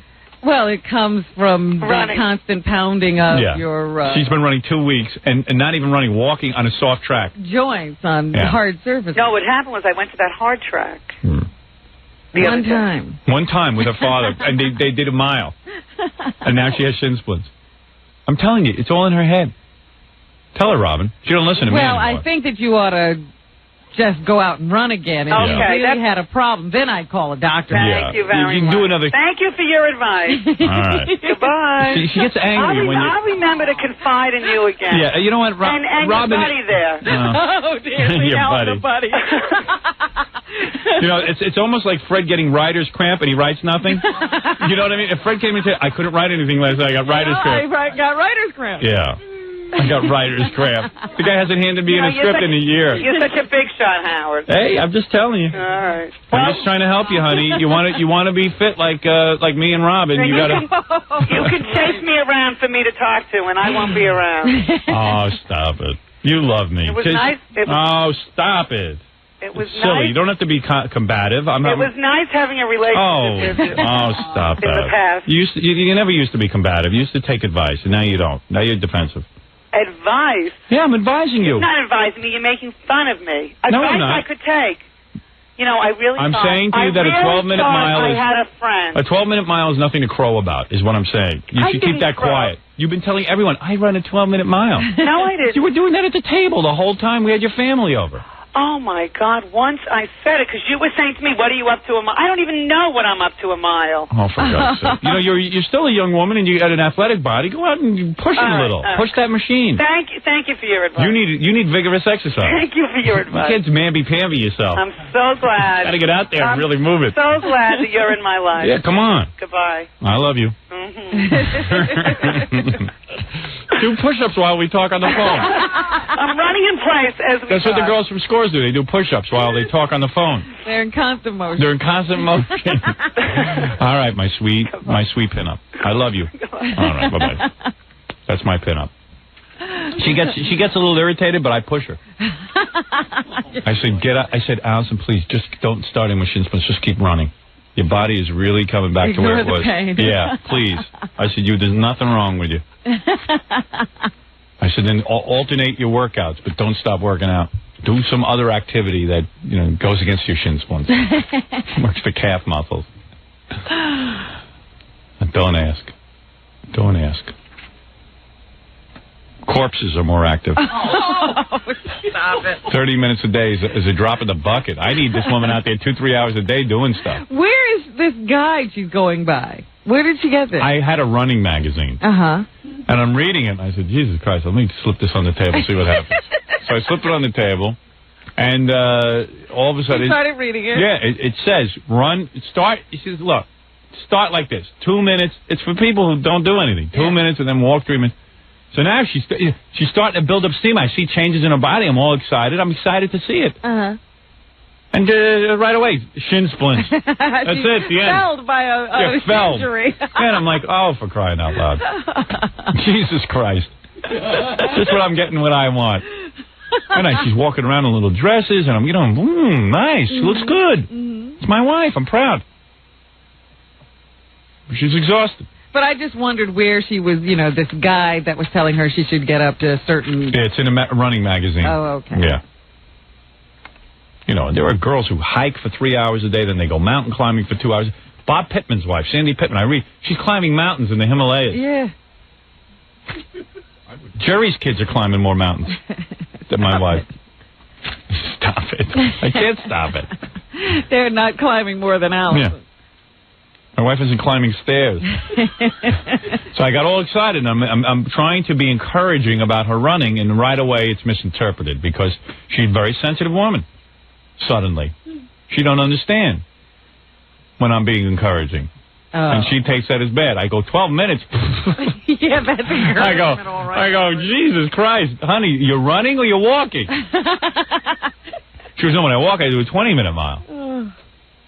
I said, are you strolling? Do you got binoculars? Are you looking at ducks? So anyway, I wanted to nip that in the bud. Thanks for helping out, by the way. All right, we'll take a break. He's not talking to me either now. Yeah, believe me.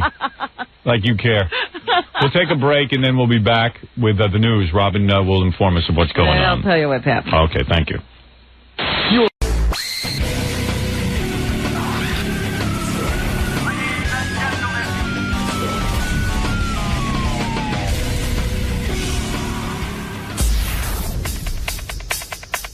So this girl Debbie's here to test my brain, see if I'm crazy or not, and everybody else's brain that they're going to test, okay? I'll tell you right now, you're crazy. Wait a minute.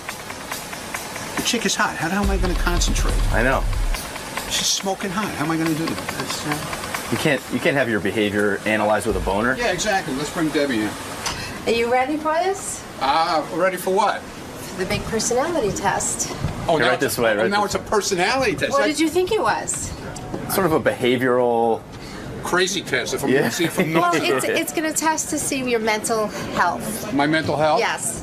How am I supposed to concentrate? She's too hot. That's great.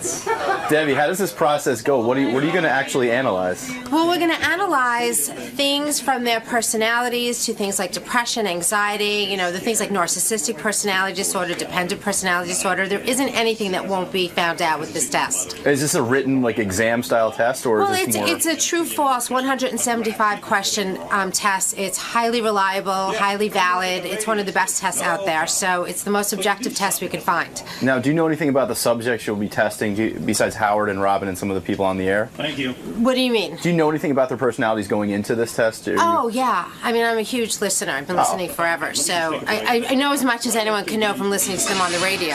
So who do you think early on is going to be the craziest? That's interesting. I probably should have thought of that before coming. I don't know. I have to be quite honest with you. It could be a dead heat. I mean, well, it could they're be all a dead crazy. heat, and the people that like appear behaviorally more crazy, whatever word you want to use, may not be the ones who are actually underneath hiding something. So you don't know. It could be anyone. So let me just explain. You don't have to do any of that yet. I already failed. What we're going to be doing, this personality inventory is going to test you on everything there is to test you on when it comes to your personality disorders, anything that's in you, syndromes like anxiety or depression, or, you know, if there's a mental health issue, it will show up on this test. Okay. And the reality is we all are something, you know, Right. on the continuum. We'll all have a little narcissism. We'll all have a little, it just depends where you fall on the continuum. So you don't want to try to make up for one thing, because then you'll end up on a scale somewhere else. And so you want to, and also there's inconsistency scales in the test, so you might render it not usable if you don't try to answer as honestly as possible. Apparently, there's no way to cheat this test. I actually sent somebody an email saying, "Do you know anything about these tests?" And he replied, "You know, it's like, you know what? Answer as much as she wants me to do so. He said, answer as honestly as you can." He said, "Because you know something, they will find out where you're trying to deceive them." Yeah, he's right. There's these inconsistency scales throughout the test. If you're crazy, you may as well just come out and say, Yeah. I'm crazy. So, Dr. Debbie. Yes. Is there a personality disorder associated with wearing like sunglasses indoors, like tinted? There is none that is diagnosable at the moment, Right. but we'll give it some thought. They might be odd questions, but you want to try not to second guess on how it's going to make you come out, right? You shouldn't worry about how you're going to... Right, and there's all sorts of inconsistency scales, so you just want to do your best to just say what you got to say. Understood. I think we're ready to roll. So, bye. Nice to meet you. Nice to meet you. And Thank you for my test. You're welcome, and I guess I'll be back with the results. Yeah, great. I can't wait. Okay, It's going to be nice good. to meet you. Bye, Howard. And you'll see how normal I am and what bunch of maniacs I work with. Steve. Greg. The experience. Overall. I'm trying to remember if I've ever taken anything like that. I don't think I have. Right.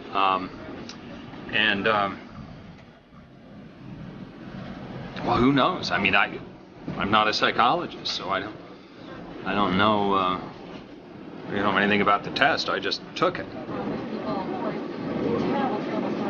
Benji, you seem to take a little bit longer than the other. My nature for these kind of questions, like, it's like there's so many different ways to weigh them. Well, you're also, an admitted overthinker with things. I guess so. he You're very would considerate. take his time thinking and circling and question marking, Yes. analyzing me. Yes. right? It was fun. Is this a hat you wear all the time? Is this the hat, or is it many different hats? Well, this one started about a year ago, then Howard complained about it, so I stopped. I like it a lot. So it just started again this season about a week ago. Interesting. Nice to meet you. I like it. I think like it's a fun it. hat. It's very nice. Well, why is it interesting? Everything's interesting. Don't you find people interesting? Listen, you found it interesting looking at me during the test. Yes. What did you notice about the test? Did you? A lot of wacky questions.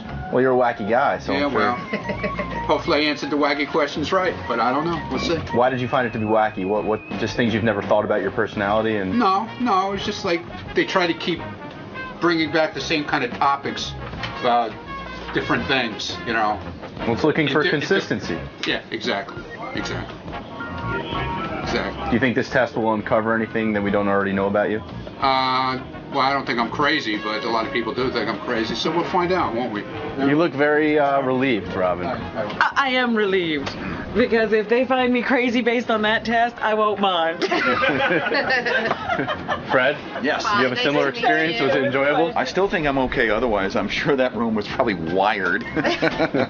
So anybody that would be sitting there would be outside already with a straitjacket. So I think I'm okay. You didn't feel like you answered any questions? I'm sure I answered a shitload of questions that'll give people pause for thought, but fuck it. What's that? I walked by, he was screaming. It's really interesting, you know, sitting with each person, everybody responded very differently to the test. So that can tell you something about each person also. And I can probably talk more about that next week. But you get to know people's personalities. But interestingly, you know, the show is so telling of people. Like, people are so who they are in the show. Everyone was exactly who I thought they'd be. Like, there was no surprises.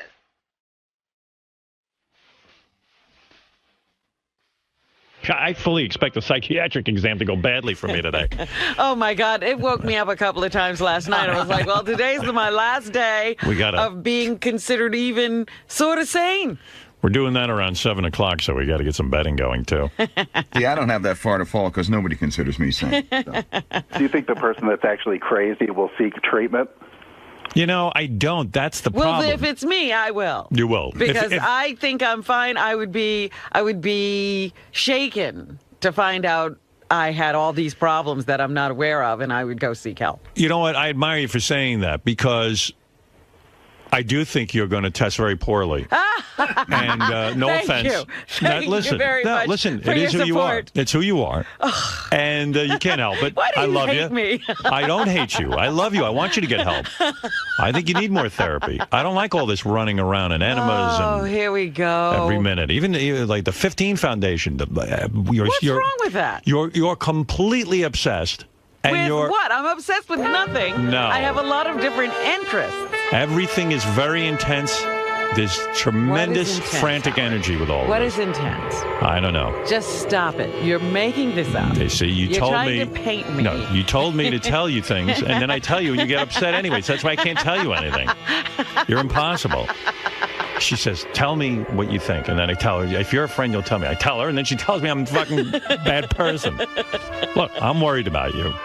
Worried? Yes. What has happened? I think after the psychiatric test is revealed today. But what was worrying you before? Are you saying you're worried about me in the psychiatric test? Yes. Are you saying you were worried about me before? Yes, before. Before? What was going on? You're frantically running back and forth with this California to Europe to God knows where. I am not running anywhere. And you all weekend you're busy. You're too busy. My cat is sick. What, was I supposed to not pay attention? No, that's not this. I'm not talking about this week. Well, things come up. I would have been relaxing this weekend. No, you don't. You don't relax, and then you're busy with it, and you're consumed with this strict eating regimen. It's not a strict eating regimen. I eat the way I like to eat. I don't know what's going on. I'm just glad you had your head examined here. But listen, you are not going to be the worst person. There's going to be one person who evidently, according to the pyramid of this thing, 3 of us will be okay. And I'm not in that 3, you say? No, let me ask you something. Will you get help if you're in the 2 category? Well, if it surprises or shocks me, yes. Okay, good. Because you're going to be surprised. I'm guessing all of this. Suppose you're the top tier. You're like going to say, I guess I'll go back for that fourth day and... Well, listen, I can't do more than 3 days a week. I'm miserable as it is. I spend so much time in that therapist's office. I was there yesterday, and I didn't want to go, and then all of a sudden I'm there, and I went, thank God I went today, because look what the fuck is coming out. Well, that's usually an indication that you need to be there. The moments you really are resistant, yes. I really don't want to go here, I'm too busy, you're giving yourself all kinds of reasons that you shouldn't go. Right. Means something's up. Right, and then I went in there, and all of a sudden something was up. Yeah. Evidently, I was really irritated this weekend. Really? By a bunch of things that went down. You're aware of some of them, because I had a discussion with you about it over the weekend. I don't know if you know what I'm referring to. I have to think about it. Yeah, you have to think about it. Oh, I know. Okay. Right. Yes, so yes. I really was aggravated. But, look, I don't believe, honestly, I can tell you, today when we get the results of the psychiatric exam, I do not believe that I will be top tier. In the top tier. I believe it'll be Ronnie the limo driver or, and I'm being honest, and it's, Ronnie doesn't like to hear this, is either I would bet the farm on Ronnie the limo driver. But Natalie Maines wrote me a text immediately yesterday and said, she goes, I'd bet the farm that Benji's way worse than Ronnie the limo driver. You know what? If Benji is way up, if he's the top, I will guarantee you he answered the question so he could be. Right. I thought that too. That went through my mind. Yeah, he'd stick it up. Because he lied about his age and everything. Natalie has a bug about me because what? Because I said I thought I could hook up with her, but I think it's good to be confident with anything. She thinks you're a fucking nut. Well, maybe because I thought I could hook up with her. Right. That ain't the reason. Yeah, it is. All right. But I'm not the one craziest. I thought about it. So who do you think it is? Well, just based on Gary said it's a big shock. I wouldn't be a big shock to be the craziest. Look. And how crazy you are might be. Nah, it wouldn't be. It wouldn't. It just wouldn't. Well, it then wouldn't maybe fit. it's me. But I don't think that's what Gary was saying. I think he said you're going to be surprised by the scale. Maybe, but what Gary has said, the shocking thing we're going to learn today about one of us, and this will be the person with the highest evaluation, that it's almost impossible to score such a high score in certain categories. You would have to be deranged, almost. And this test actually tests for bipolar, for aggressive behaviors, personality disorders, borderline personalities. I mean, this is a very thorough test. We're going to know. Unless it's coming out that I'm the most normal, he's going to say that's a bigger shock. Well, I don't know. But I'll bet you on that it's Langford. You think Steve Langford? Well, that's what Ronnie said to me. He said... Well, that's what I just was coming in to say. Yeah, he said everyone's forgetting about Langford. I do not think Langford. No. I think Langford... Have you ever looked at into Langford's eyes and really talked to this man? Yeah, you're right. It's disturbing. But what about Fred? Have you ever done that with Fred? I talk to Fred all the time. Right. I have no problem with Fred. You have never, really talked to Fred and realized what's going on? I talk to Fred a lot. You don't see what's happening there? No. Okay. Then you and Fred, I the two. Maybe it was me and Fred because you two maniacs connect, huh? I remember the day I met Fred was with you when I met you the first time, and I spent the whole day with Fred, and all we did was bonded the whole day. Nobody bonds with Fred. No, well, we did. He has an affect. He has an affect. Well, I guess we didn't bond then. I just thought we did. Well, I think we bonded, but according to how we did it. It's very hard to bond with Fred. All right, Fred. So who do you think will be the craziest one here? It wouldn't surprise me if it was me. You know why? I'd be glad if it wasn't. I'll tell you what, at least Fred. It would actually vindicate me somewhat from taking all this abuse for all these years. You know what, though, Fred? I'm going to tell you something, and don't be too upset by this. It really could be you, and I'll tell you why. Why would I be upset? All right. First of all, I want to preface this by saying I truly love Fred. Fred's one of the most talented guys I've ever met in my life. Butts before the shiv goes in. Right. Go ahead, the shiv's going to go in. I feel it. Go ahead. I'm prepared. I believe you have serious mental disorders. All right. And that you... You know what you're like? What? You're like the guy on the mental ward. By the way, I just told you the same thing. Who acts like a doctor. That's Jack Nicholson over there. What flew over the cuckoo's nest? I believe Fred. You're deluded into thinking that you're a doctor. Fred had a very rough childhood. Something I'm very privileged to know. Sorry and about he shared that. with me. Well, had I known then what I know now, I would have not shared any of that. And he has certain personality quirks, I'll call them. That and you know what I mean, Robin. I do the best with the cards that I was dealt. Don't leave me hanging here. You know Fred's peculiar, please, right? You both sit around a fire and you stick pins in the Fred doll. And like when I'm not in the room, that doesn't happen. Not with me. She's here. Wait. Don't bring in a lady yet. Well, outside. I'm going to get her. Oh, okay. Go ahead. I'm going to go get her. You got to go get her. And by the way, don't leave her outside. She might get angrier, and our diagnoses will get worse. all this speculation, Ronnie's a fucking madman. And if it doesn't show up, they'll know the test is bullshit. I'm not a madman. You're insane. I'm not insane. You're the angriest guy I've ever bullshit, dude. You're angry too, and you just. I've never seen. And I know you admit you're angry. We're driving yesterday. What did I do? He knows. What the fuck What did you do? Tell Robin what you did. What did I? Oh, the cab. Yeah. What about it? What did you do? We went through that whole thing. We're driving along. Listen. You want to hear what happened? Yes. Okay.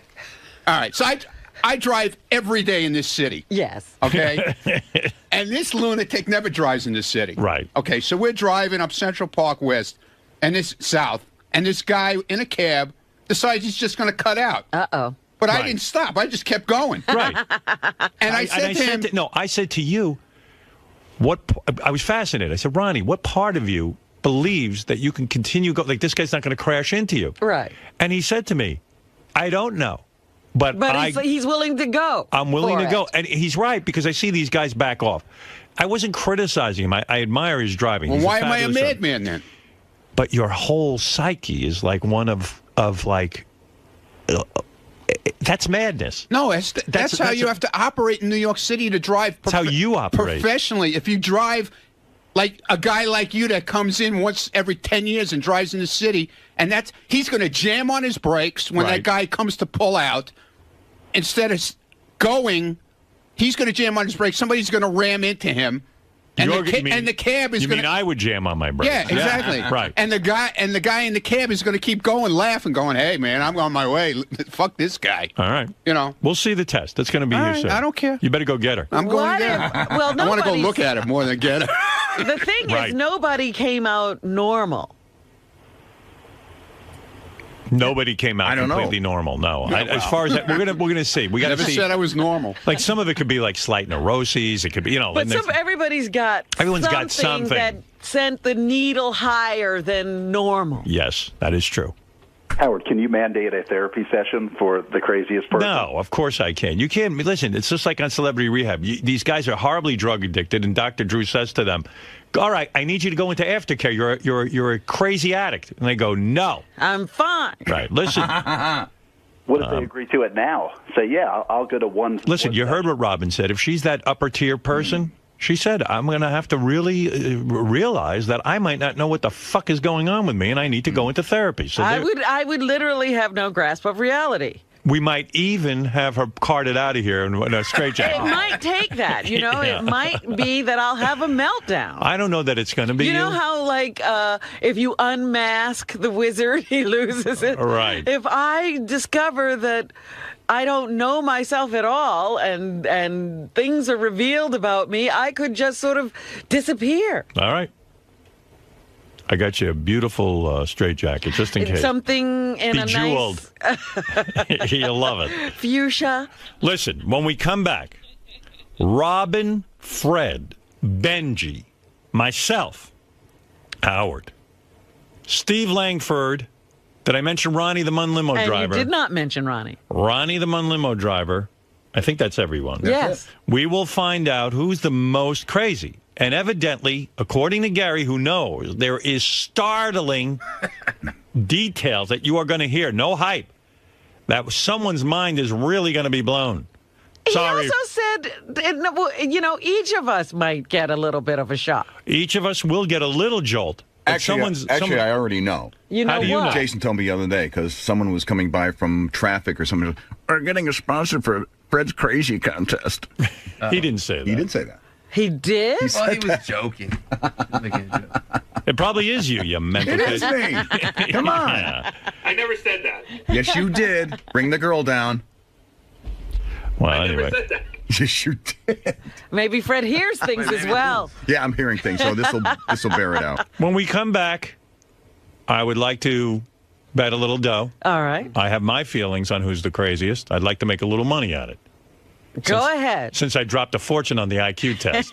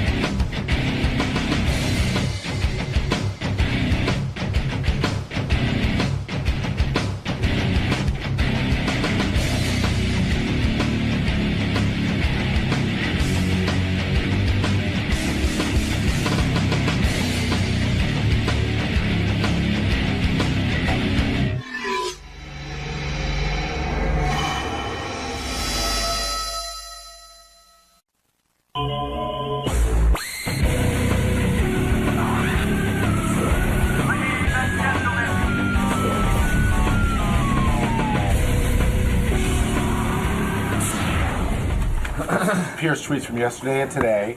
We'll have some sad news for you. So the menu you're looking at is outdated.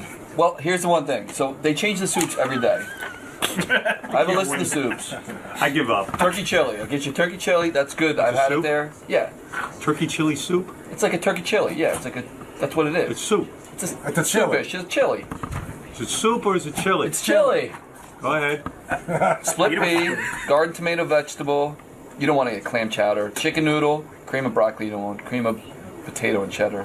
Those are the ones I have. All right, I'll try the chili. It's good. But that's good. fattening, isn't it? Turkey chili? No.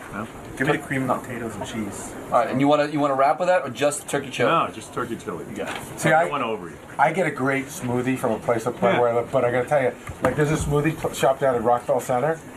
It's like 1,400 calories. Right, I don't want that. Like you know, you should try that one place that you're talking about. That you looked at the smoothies. It's right around the corner. Good, Howard. Because I used to get them on my way home. I give up. I'm sorry. Dude. I checked the fact out. I don't know. It's not working out for me. I was talking to you during the commercials about my lunch. So Will sent me home with 5 menus from delis and stuff and places around here, like Pomp, you know. 5 menus. He said, why don't you pick out some stuff you want for lunch since you hate your lunch so much? I hate my lunch. The whole baked potato turkey thing wasn't working. They weren't making it the right way I liked it. I like a potato microwaved, almost completely hard, like a hard ball. Really? Yeah. I like all the nutrients burned out of it. But anyway, but that's I got to do it myself, you know, and it's a whole hassle. So now I'm looking for alternative lunches. So I went home and I did my homework. Yes. I took out all 5 menus. I studied. I hate staring at a menu, but I looked at every choice and I picked out like 10 lunches. Okay. Which I'm going to do on a rotating basis. Pick them all out. Will comes back to me the next day. He goes, I called all the places. You eat lunch too early at 8:30 in the morning. They don't want to make lunch, and it's too much of a fucking hassle for them, and they don't want to do it. I go, fuck.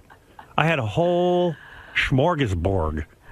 Let me ask you something. And I don't know what smorgasbord things are, but could he order them a day before? No. Evidently not. Will knows how to do it. Okay. So then he said, I'm sorry, man. Now I'm back to that turkey sandwich, which I don't want to eat. So last night he got me more menus. And I'm looking at the menu. Now I'm down to really shitty menus because I think I'm just going to order soup for lunch. So I circled. I did a lot of work on this. Hey, Will, get in here. I got chicken noodle soup. I could do for $4.99, you get 16 ounces of soup. Is that a good lunch? Chicken noodle soup? I mean, that's a lot of food, right? Well, What's got those matzo balls in it? I don't know what has got in it. Then there's one called, listen to this, garden vegetable and navy bean. That's probably a more hearty soup. Yeah, with turkey chili added. That sounds pretty good. Yeah. Organic split pea, I like that. Listen I'm just wondering, you like that full feeling. Yeah, well, yeah. So the bean you like that soup. full feeling. You know, yeah, I like to eat and feel full. Call me a nut. Why is my lunch such a fucking hassle? Everyone around here... Because you're eating at 8:30. Thank you. I mean, that's what it is. So, but what am I supposed to do? I don't know. I'm hoping somebody hears this conversation. Maybe I should eat lunch at another time. Yeah, like when lunchtime. else? But I don't have any time. I know. Maybe you can eat something to hold you over. I hit the gym during lunch, and you know what I mean? Maybe you want another kind of breakfast. So I'm looking at the menu. I said, you know what I do? I got to get another kind of lunch. Oh, I see what you're saying. Another kind of breakfast. Right. Yeah, why can't... You could do that. Anywhere will do breakfast. All right, so look at this. They say here, they got make your own salad, but it's hard to eat a salad when you're on the air and you only have 2 minutes. And they probably don't have that set up, do they? I mean, they might be able to work it out for how. All right, what is this? What is a smoothie? Like, does that have... That's just fruit, sugar. Yeah. Well, it could be yogurt and listen to fruit. This. Berry crush, strawberry, raspberry, and blueberry fresh fruit smoothie. But I don't know, is that with milk? Well, it depends on who's making it. Well, wait a second. Here, listen to this. You know. The Pump is a very healthy place. Okay. They make something called Energy Shake, $6.89. This could be my lunch. Now listen to this. Cafe Vive with chocolate whey protein. Isn't that that's what we advertise? That's protein. Whey protein. Yeah. Cafe Vive? What's Cafe Vive? I don't want caffeine. Oh, it's coffee. Okay, forget that one. Right. How's this? Fruits of Paradise, rice milk. That sounds good. Pear, strawberries, blueberries, banana, pomegranate juice. You're acting like this is going to fill you up. It's a drink, Howard. Yeah, but that's enough for lunch for me. Yeah, sure. I'm pretty sure. Because what I see you eating over there is pretty hefty. Yeah, and I don't like it. It's too much for me. Too much? Yeah. You should try to get a breakdown of the calories and the sugar content. What's the calories? I don't know, but most places do that because smoothies are By one the of way, those you things. are officially gross. He was over my apartment last night for 2 hours. We had a meeting.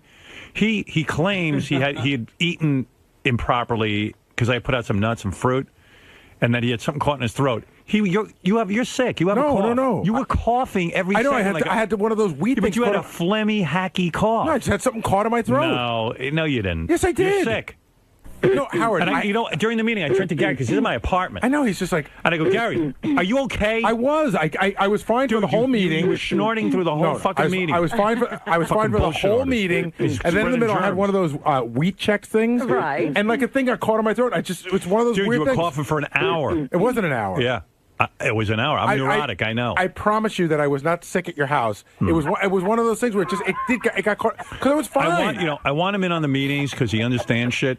I guess. You think he I think he does. But he's sitting there and he's like, and I know he has a cold or something because he's like, ugh, but not a dry cough. All winter long, he has issues because of the dryness. No, but he has a hack. I know what happened. He's got a phlegm in him. Well, that's what I'm saying. He always is gunked up. Yeah. Because of the dry heat and But all he of claims that stuff. he's never sick. And then when I told you I was sick last week. Listen to it. There it is. That's what I'm saying. Then when something rattles it all starts moving around. He was sick for a day. And then all of a sudden it was gone. I was sick for 2 days. Are you better? I'm better. And what was that going on in my apartment? I told you I had the fucking wheat check thing, and it just got caught in my throat. For an hour it was caught in your throat? It wasn't an hour. It wasn't an hour. He's so gross. In a meeting, I'm trying to concentrate, and all I can think about is... You know what? You don't do this to anybody but me. You're the only one doing that. Bullshit. Don was fine. No, I get that, but it's David Height was fine. Tim was fine. Were they all looking at Gary while he... No, they heard. I bet you they were. No, Howard's one of those guys. Howard hears a noise, like in the movies, when it's hyper, it's Robin, every 2 minutes was this hacky, phlegmy for thing. like 10 minutes. No, not for the whole time, for like 10 minutes. You sound like you have fucking tuberculosis. But anyway. Black lung. Meanwhile, thank God for him, because I got so annoyed at this meeting. Really? It was going up to 2 hours. I stood up, I go, that's it. I'm done. Meeting over. I start yelling. I don't want to be in any meetings like this anymore. Get out of This here. is not what I got in radio He threw for. us out. He really did. I mean, he didn't say, get the fuck out of my house like he was mad at us. I threw them all out. He was mad in general, and he's like, get out. It's done. Yeah. So we all slithered out. Here. One of these, I can't wait for the play. All I know is they were telling me shit that goes on here. I got so fucking crazy. There's a couple of Really? people going to get a talking to today. What's going on here? Don't fucking ask me. I'm on fire. So I stood up and I said, that's it. Everybody out. You know, Robin, it was a lot like that scene in Larry Sanders where he goes, I want to be out of the loop. I'm fucking done. That's Get what me I out. said. I said, guys, this is crazy. I didn't get into radio to be a manager. Yeah. I'm sitting there listening to budgets and management ideas. And I'm like, I said, I can give you a creative ideas. You guys go fucking take care of it. It's just 2 hours I could have been reading the newspaper for tomorrow's show. Right. God damn it. Get out. But he said that, too. He goes, that's it. He goes, 2 hours of my life I want back. I could be reading the fucking paper for the show. Get out. Well, that's it. And he's phlegming all over the place. That didn't help. Oh, you know what it is? In my apartment, I built a little office for myself where people could sit and meet. I thought that'll be so cool. Now, I haven't had many meetings there because who wants people in my apartment, disgusting people with their dirty shoes and everything? This is what you think of after you have this thought that you want to have meetings. So I had the meeting, and I know I'm never having a meeting in there again. By the way, one thing about that, if I can make a suggestion, it was really hot in there yesterday. Because Don complained the last time we had a meeting that it was too cold. Even Beth walked in and she goes, my God, why is it so hot in So here? Beth knows how to work the heat, fucking lower. But it's not up to her to walk into a meeting What and did change. you do? Well, why didn't you did you jack the temperature up to 90 No, or it's the way I keep it. I like it warm. Really? Yeah. What are you? You are old. Yeah, I am. Good Lord. I felt like I was in Pompano Beach. But anyway, getting back to the smoothies, you have to be really careful. That's one of those things like people say, oh, I eat yogurt, and it turns out it's all fattening. Right. So here's what they put in it. Listen to this. Here's one. Green Magic. Like your green drink. Green Magic. Orange juice, pineapple, basil, avocado, strawberries, all in a shake. Now, oh, God. no good? No, oh, God. Look at that shit you drink. Why? No good? It's all juices, which you know is sugar. Well, what could I do? I mean, I got nothing to eat. I'm hungry. I just want to drink something or have some soup, and that'll be it. That'll be my lunch. I don't know. Yeah, I give up. I forget the it. soup you said with the beans, I think you would like. All right, get me that soup with the beans. What? What? Huh? Why do you ask me to look at these menus and then you act like you're a stranger? Soup with beans? Yeah, look. It was a says here. cannelloni something or other. Look. Okay. Right here it says vegetable and navy bean. Yeah, navy beans. Turkey chili, add $1. You got it. Or organic split pea. That sounds good. Time. So give me the garden vegetable for lunch today. Today? Not garden vegetable, the vegetable and navy bean. We'll do our best today. So You see what I mean? I can't get it. I'm the only guy who can't get it. I don't know what to tell you. We got to talk to the manager. She's not in till after the show. Forget it. No. I don't no, wanna we're eat. going to make it happen. I don't want to say no to you. Here's these menus. Find out what's in these smoothies. Do a full investigation. Get back to me. I have a whole staff and I can't get lunch. Time, too. I want to make a suggestion to you. Once you said you would consider a vegetarian option. Yes. Where is it? Remember my friend Joy who where runs is she? Candle 79? I'm sure she'd be willing to make you a lunch that was here. There's vegetables? At 8:30, like a vegetable wrap. Oh, I don't want that. You don't? No. I don't want a wrap. I don't want bread. Okay, something without vegetables then. Plain vegetables, no bread? Oh, God. Where's that Guatemalan shit soup I saw a picture of? I'll eat that. I'm hungry. I can't get anything. It was filling. I bet. You wanted me to talk to Joy and see what she could do for you? Yeah. Because she could do any number of things. All right, ask her what she's got in mind. All right. Please, Because I'm she begging used you. to fix some food Ask if for she you. could do a healthy kind of drink. Oh, she can smoothie. definitely do that. I don't want to be shitting my brains out, though, all day. With that drink of yours, I see what goes on. If I fixed you up, boy, you wouldn't be holding on to railings as you walk. You think? I'd get my balance back.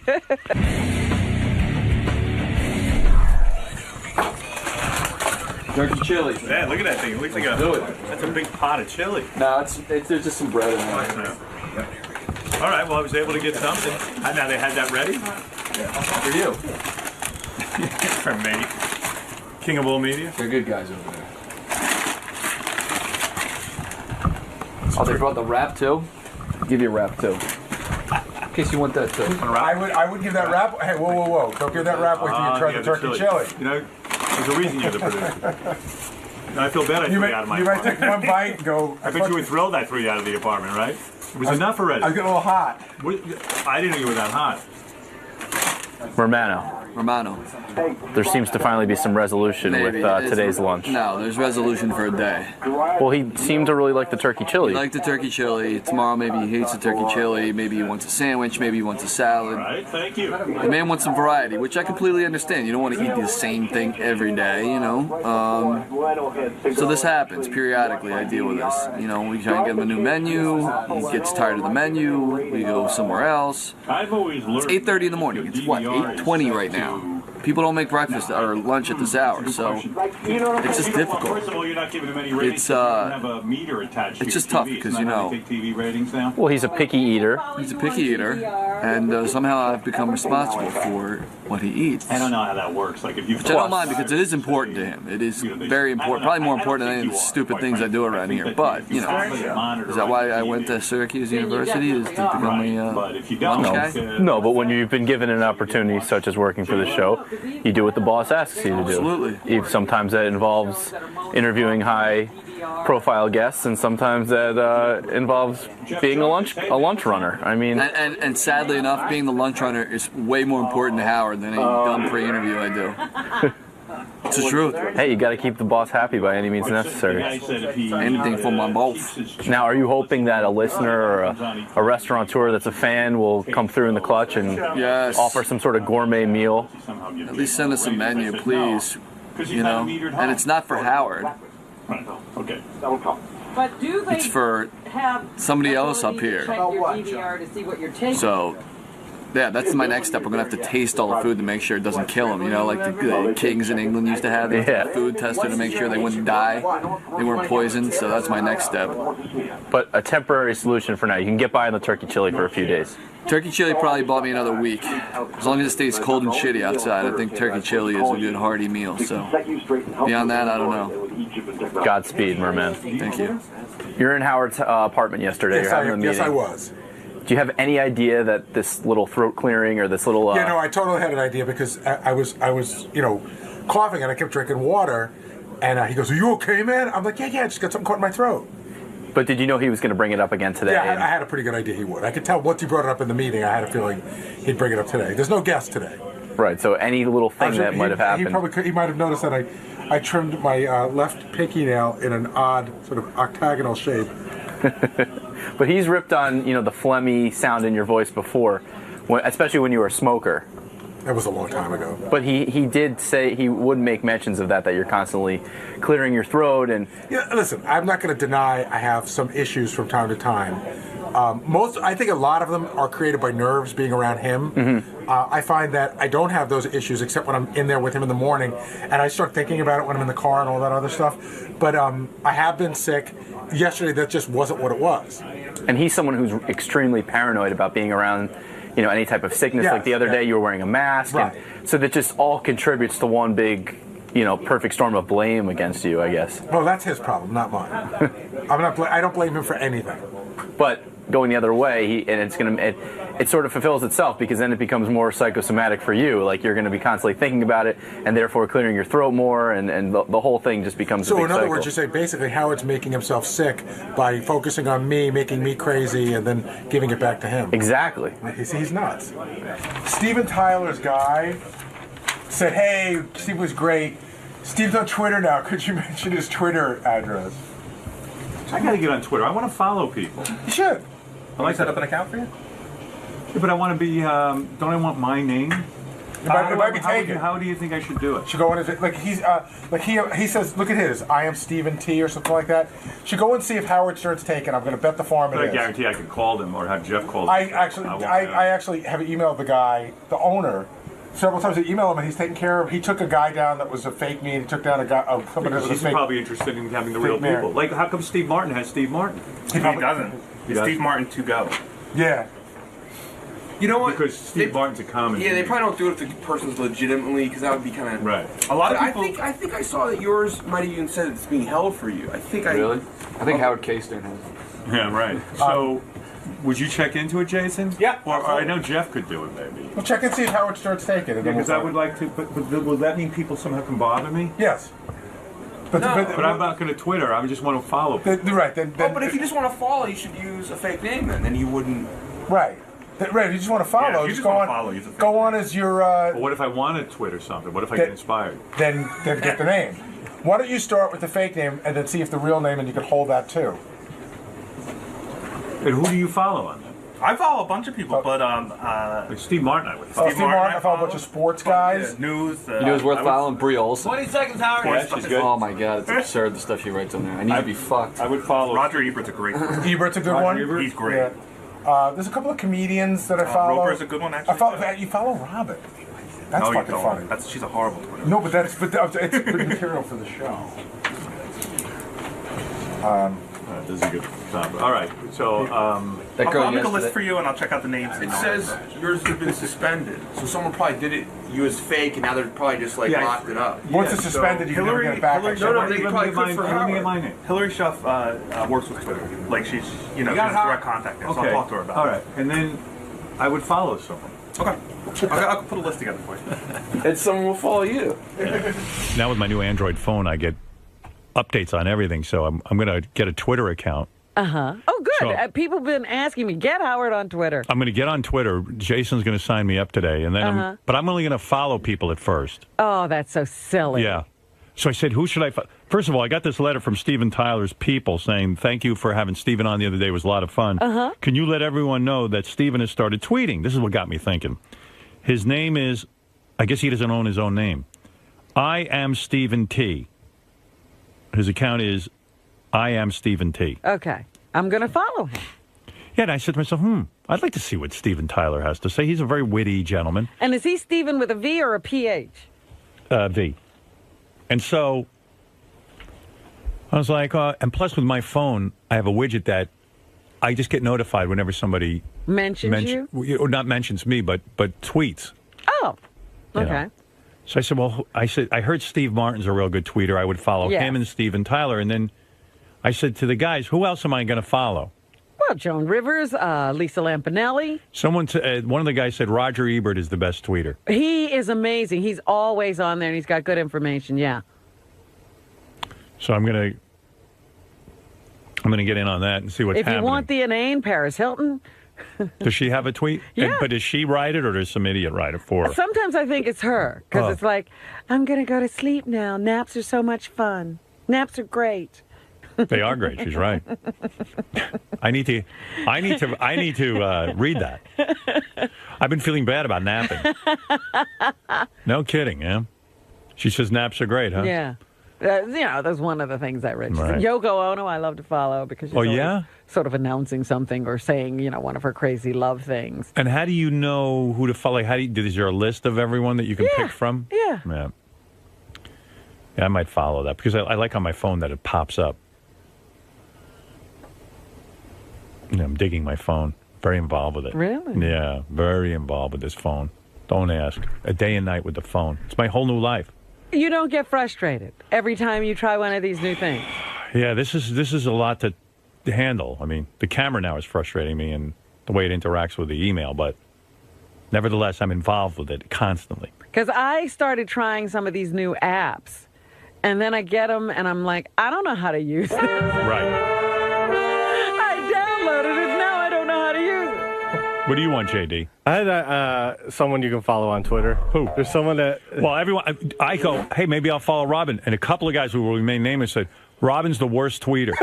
I don't care what you say. I go, well, I'm going to follow. They go, what does she tweet about, I asked. Her vegetables.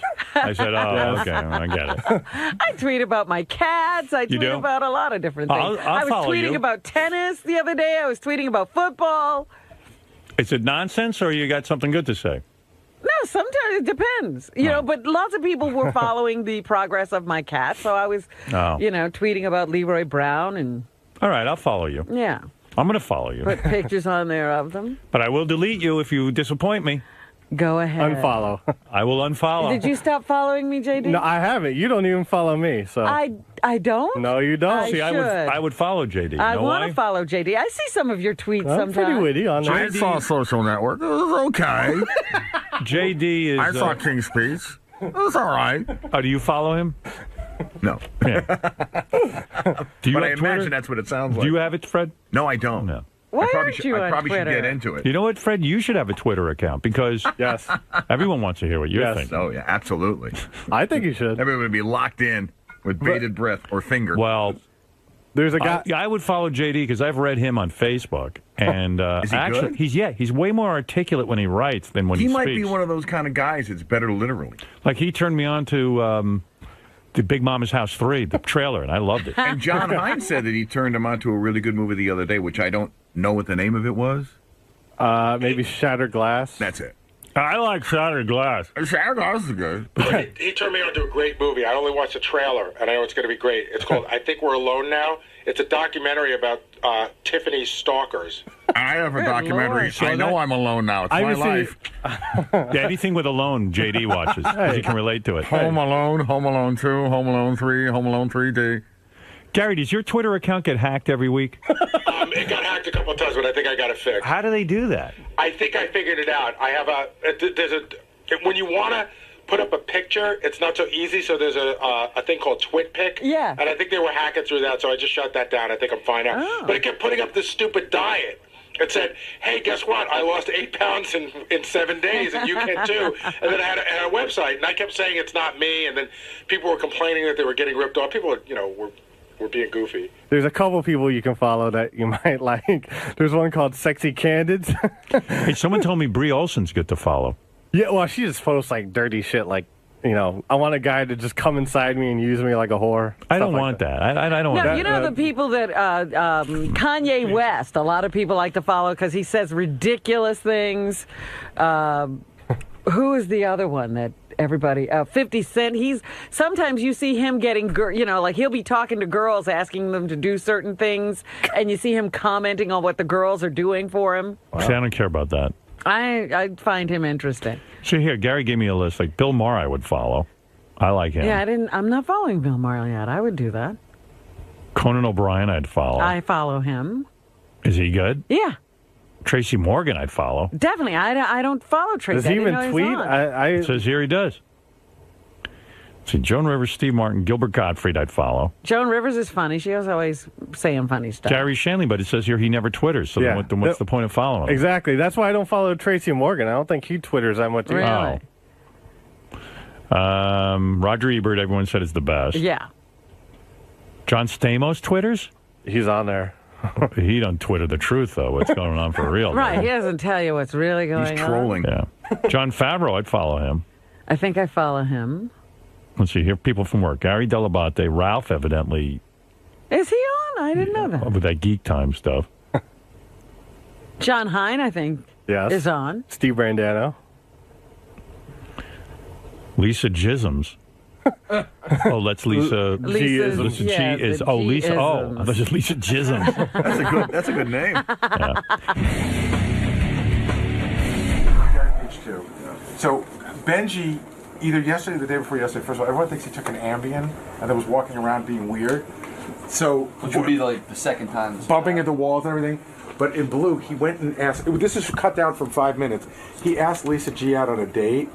And she sort of agreed in a weird way. But at least He wanted to Skype with me. That's how it started. Listen, I don't know what you kids call it these days, but get a couple drinks in her first. I'm not gonna, if it's not what you want, it's fine. But I would love to take you out on a date if you'd like to come on a date, a real date. And if it's not going well, you can bail at any time. No, I would never do that. Oh, you mean like have my girlfriend call me on the phone, go, I gotta go, there's a cat emergency? Let's start with a short 15-minute, 20 Howard, you gotta wait protein. And then if you want to hang out more, we'll hang out more. He doesn't. He's high. He made it remember he did it. He banged it. I think I'm married. Hey, did you take an Ambien at work yesterday, Benji? Because everyone said you were high as a fucking kite. What was that? What was that about? Why are you doing that? I don't Is that for usually attention? do that. Yeah. Is that what happened? Because everyone said you were wrecked. I was just trying to get attention. Oh. Yeah, he was like walking into he takes Ambien here and he goes, I want it to kick in by the time I get home, and it's like it's a shtick now. He's walking around all high, and then he asked Lisa G out on a date for real. For real? What do you mean? Yeah, I got it on tape if you want to hear it. Were you for real on this? I was for real, but I was also having fun. So it's sort of a combination, I guess. But Lise, And what's this Lise? Like Rob and Lise? Is It's that your cool. move? Yeah. It's cool. It sounds so fucked up. I can't even tell you. Lise. Like when he goes, Rob. I like saying Rob. No, yeah, good. Try, say well, it. Robin doesn't like it. No, fuck off. Look, you would like it. Rob. You're an asshole. Try it. Rob. You're doing it. I'm doing like Rob. It's nice. It's a fun way to feel. Lise. Her name's Lisa. What is it? He's a weirdo, dude. Let me tell you. Yeah. He is a friggin' weirdo. What'd he do? That girl yesterday when she was here. Yeah. So when we went. Casey? Yeah. When you went to commercial break, he came out in the hallway and he was just standing there like he does this a lot too. He'll just stare at people. Yeah. He'll stare at. He does that to me. He'll stare at. We the had a guest. staff meeting yesterday. He starts staring at me like I'm a woman. Well, then he was high, right? But yesterday it was know. like really weird because he was like just standing there in the corner, and he was just staring at this girl like she was like from outer space. Well, I've seen him do that before. Anytime he thinks one of the guests is hot, Yeah. and he might be able to get him, Yeah, he gives that- goes out there when they're doing that post-interview, Yeah. and tries to get into the interview somehow to get a chance to talk to them personally. I'm like Brachu. Yeah, but usually he'll start talking to them. Uh-huh. Yesterday he wasn't talking; he was just standing there, Yeah, because like he a thinks he's statue. because he thinks he's hot, and like the girls are going to go for him. It was so funny, man. Yeah, well, here he is with Lisa G on his Ambien. When did you take the Ambien? Because I saw you in a staff meeting. You were fine. It was about an hour after that. Oh, okay. What do you do here all day? Yesterday, I did the staff meeting. I had to. I just sent in some quick things for Gary coming up. Why were you staring at me during the staff meeting? It was weird. Remember, I looked over you and I said, "Can you stop?" Remember, I was just kind of like, okay, man. You were like gazing at me. Really? Yeah, it was creepy. Like boring he a did that? hole into you with his maybe, eyes? You know what? That might have been when we had that bad chair that fell back. Yeah. That might have been when I fell back on the chair. Maybe No. And I had chair lash. I mean, I like looking at you, but I don't think I stare at you. You usually leave right after the wrap-up show. Why did you stay around all day? Yesterday? Yeah. Oh, I had to talk to Tim, and I had to do some stuff here. Oh, okay. Oh, that was another thing, because he was waiting for Tim. So every time, like, he'd go, is Howard's meeting over? Is Tim out yet? And then he'd go to Gary's office looking for Gary. Is Gary in there? No, I see Gary's in the green room. He's in a meeting with somebody. Oh, okay. And then he starts wandering around. Yeah, there's nothing and then to he do. comes, he goes, is Howard in the studio? I go, no, Howard's in the bathroom in the studio. He goes, oh. And Right, because I thought I had to go back in the studio, and I thought you might be having a meeting, and I didn't want to interrupt. Yeah, all right. Anyway, here he is That's doing... really weird. You're weird, man. Here he is with Lisa G. I love you, Benji, man. You're weird. High as a kite. But Lise, He wanted to Skype with me. That's how it started. Listen, I don't know what you kids call it these days, That's but truly- get a couple drinks in her first. I'm not gonna, if it's not what you want, it's fine. But I would love to take you out on a date if you'd like to come on a date, a real date. And if it's not going well, you can bail at any time. Ew, I would never do that. Oh, you mean like have my girlfriend call me on the phone, go, oh, I gotta go, there's a cat We can emergency? even start with a short 15-minute, 20-minute meet for drinks, and then if you want to hang out more, we'll hang out more. He doesn't look high to you right now? No, he doesn't. Oh, come on. He looks like a guy who's asking a chick out. Yeah, hi. Lise, You're on Ambien, you're on something. I know you are. I know you. What did you take? you're avoiding... You are avoiding, Lisa. Here's the question on the table. Will you go out for drinks and possibly dinner with Benji, is what he's asking. As a date. As a date. I will go out with Benji if there are other people around. No, Now I want to do a real date. Why wouldn't you do it alone? because I like Benji as a friend and a coworker, Right. and I think he would be better with someone younger. I really would like to take you on a date, seriously. We have a nice connection. We do. What about trying the group date first and then Possibly seeing leads if to- it leads to a real date? I would do that if that was the intention. Okay. Can we agree that you guys put together a group date, and if that goes well, you'll give them a one-on-one date? Yeah. All right. And you'll treat it seriously? Yeah, sure. And you'll treat it seriously? Yes. Okay. I think Lisa was being very diplomatic. It's her way of saying Benji is fat and ugly, and I don't want to go out with him. Oh, what's funny, she says he'd be better off with somebody younger. I don't think there's that much age difference between Benji. That's the weird thing. You don't think so? No. Hey, Lisa, who's doing the news thing It here? might be Steve today. I'm All not right. sure. Oh, it's Oh, Lisa. it's Lisa. Would you ever look at him seriously in a romance, do you think? No. No. We're so opposite. Right. But if he got you alone, see, this is what he does. Right. He wears women down.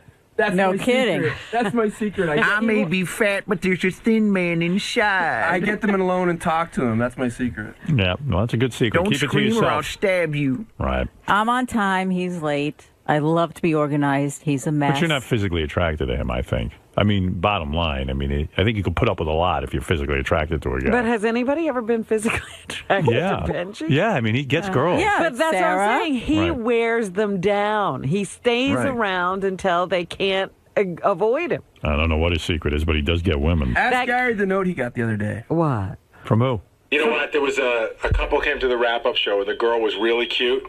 Yeah. And the guy sent me a note afterwards. He's like, thanks for having us. By the way, he goes, I never understood Benji, but my girlfriend thought he was really, really cute. Yeah, notice it's his girlfriend who doesn't have to go out with Benji. You know. The girl from last year's Christmas party, Yeah. she said that Benji kept coming around and hanging around And wouldn't leave until her alone. she finally slept with him. What are you talking about? Is that your plan with Lisa, just to keep nudging her? No, I was just fucking around. I was having fun, and I thought we were all having fun. But you're attracted to her. I mean, you'd like Do to I go out find with her. her attractive? Yeah. Yeah. Yeah. And you were sort of serious if she would go for it. I sort of serious, but also a show thing. Do I think we'd You guys like could be each other? fuck No. buddies. Yeah, I'd be a fuck buddy with Lisa if she wants to be. Right. Let's see, I have half hour to kill. Lisa, if you have real deep needs for a man, then he can fill them for you. No strings attached. He's your Ashton Kutcher. We can do it once a week, too. Start with that and see how it works. Right, thank you. Why don't you start this way? You have sex, see how it goes, and then you'll make we more won't money. even commit Why to don't you do it instead? I'm busy. I'm available at noon Start without you? But Robin, that girl didn't say that. What? You said Yes, she did. Yeah, she told us that on the show. She said that you just kept hanging around, and she finally just had sex with you. You came to her house and wouldn't leave. Oh, okay. You're talking about a year ago. I thought you said the last Christmas. No, I meant last year. No, that was a different victim.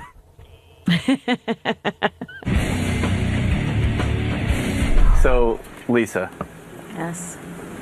When Benji attempted to sort of ask you out yesterday, you believe he was intoxicated or on some sort of he was medicated in some sort of way? Yeah, definitely. What gave that away physically? Were his pupils dilated? Were His eyes were half shut. He was stumbling. He was mumbling.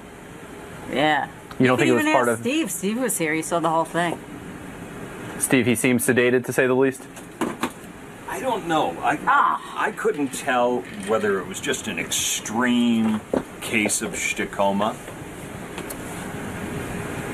But it was very entertaining. And that lessened how sincerely you welcomed his advances, Lisa. Yeah. Because you thought who he thought could he was take him seriously? You thought he was doped up. You know, it gets you thinking, like, how do these girls say yes to him and then sleep with him?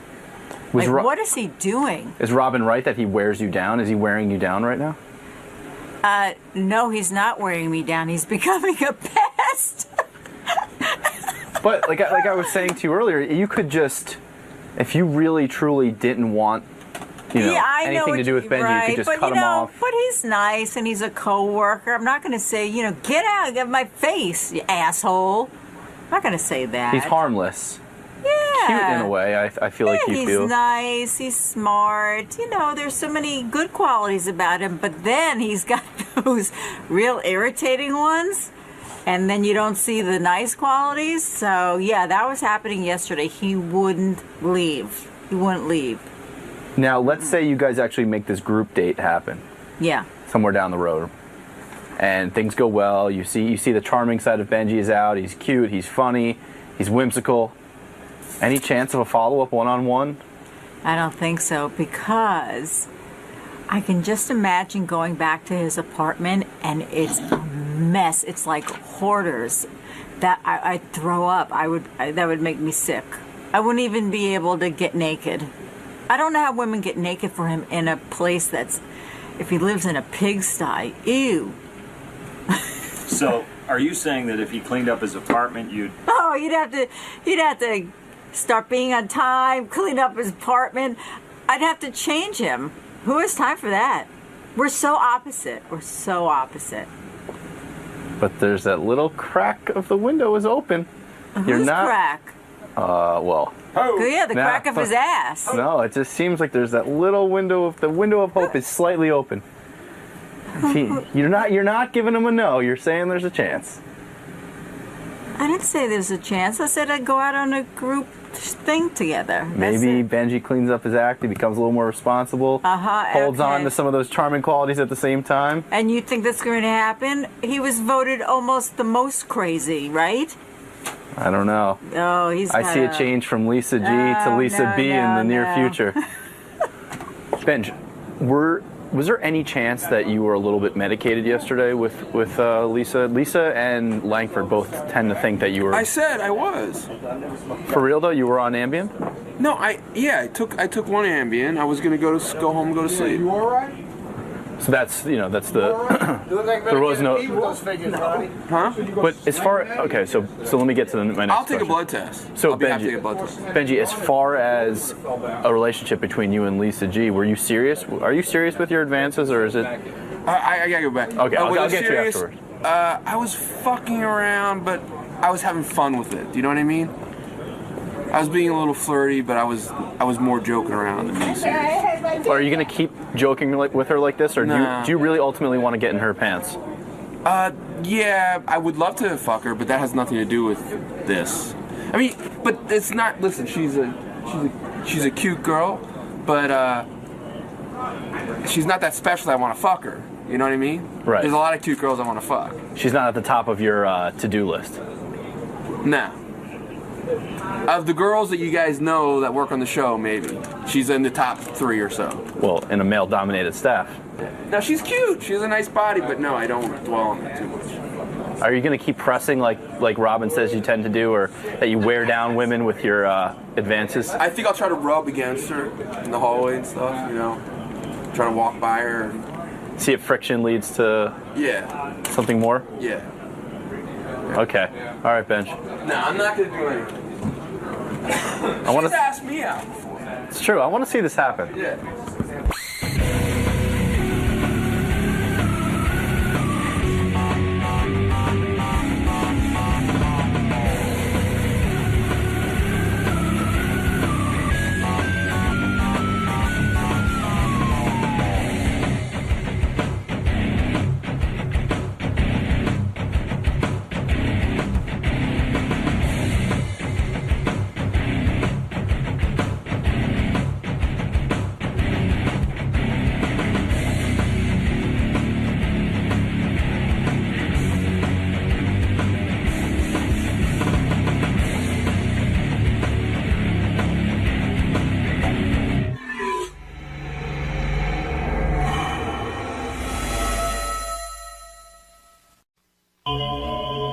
This way, in here? Yes. Sorry. So you're going on the offensive? I think it's the only way. Attack, and then if I go down sailing, well, you know, at least I tried. I mean, what happened? Because I don't know. I thought I was his best friend, seriously. I thought the interview went extremely well. It went great. He seemed to really like it. I met him at the basketball. We got on great. Next thing I know, he's dumping all over me on his show. So you have to ask how. Something's gone horribly wrong. Well, hopefully we can clear things up. I hope we can. All right. Good luck today, Piers. Thanks, mate. Nice to see you guys again. Good to see you, too. Piers Morgan is here. He seems to have set up some sort of rivalry with me. He even emailed me last night and said he wanted to play me chess on the radio. Oh, jeez. He's feeling very competitive with me. He's got to beat you at something. There you are. So ridiculous, though. By the way, I like your relaxed look with the jeans. Yeah, I was Thank like, you. this is a different look. I was just dressing down for you. How are you? I'm good. How are you? The acceptable face of Sirius over there. Piers, how are you? Good to see you. Piers, will you ever wear this casual look on your show? I might do. Next time you come on, because I felt severely overdressed when you came on before. Well, I actually dressed up for your show. I wore a suit and that kind of thing. No, you were. I mean, I thought we were great friends after that, but things went horribly wrong suddenly. But I on don't your think side, on your though. side. No, You started the attack. Piers, listen to me. Let me clear this up, first of all. I told you after the interview I like you. You did. I thought the premise of the interview, though, the thing that you were trying to set up before the interview was that you and I were at each other's throats and that you are the new king of all media. And the only point I was trying to say is I think you're setting yourself up for some sort of weird criticism. Not from me, but from the press, because you're putting all this pressure on yourself. You're claiming you're the king of all media, and I get it. You're being boisterous. You're being grandiose.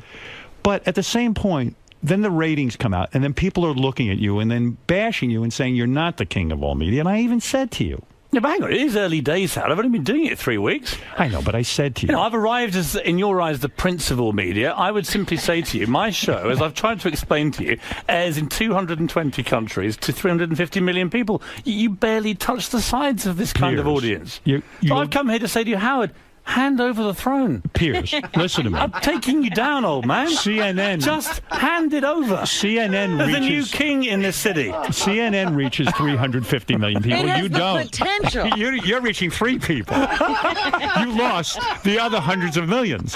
But Piers, listen to me. I know you're having a good time, but take my advice. Go on.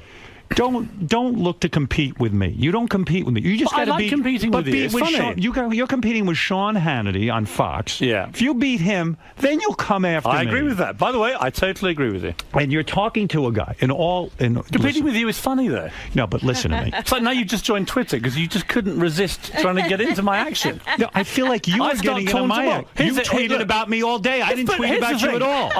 I taunt you on Twitter all day, and the very next day you joined Twitter. I'm doing the maths here, Howard. But you're worried. But listen to me. You're worried about me. Listen to me. You're thinking, who is this little Brit upstart? I've got to kill him now. The whole time. All your fans on Twitter today, literally on the way in, they were like, "Rip him a new one, Howard.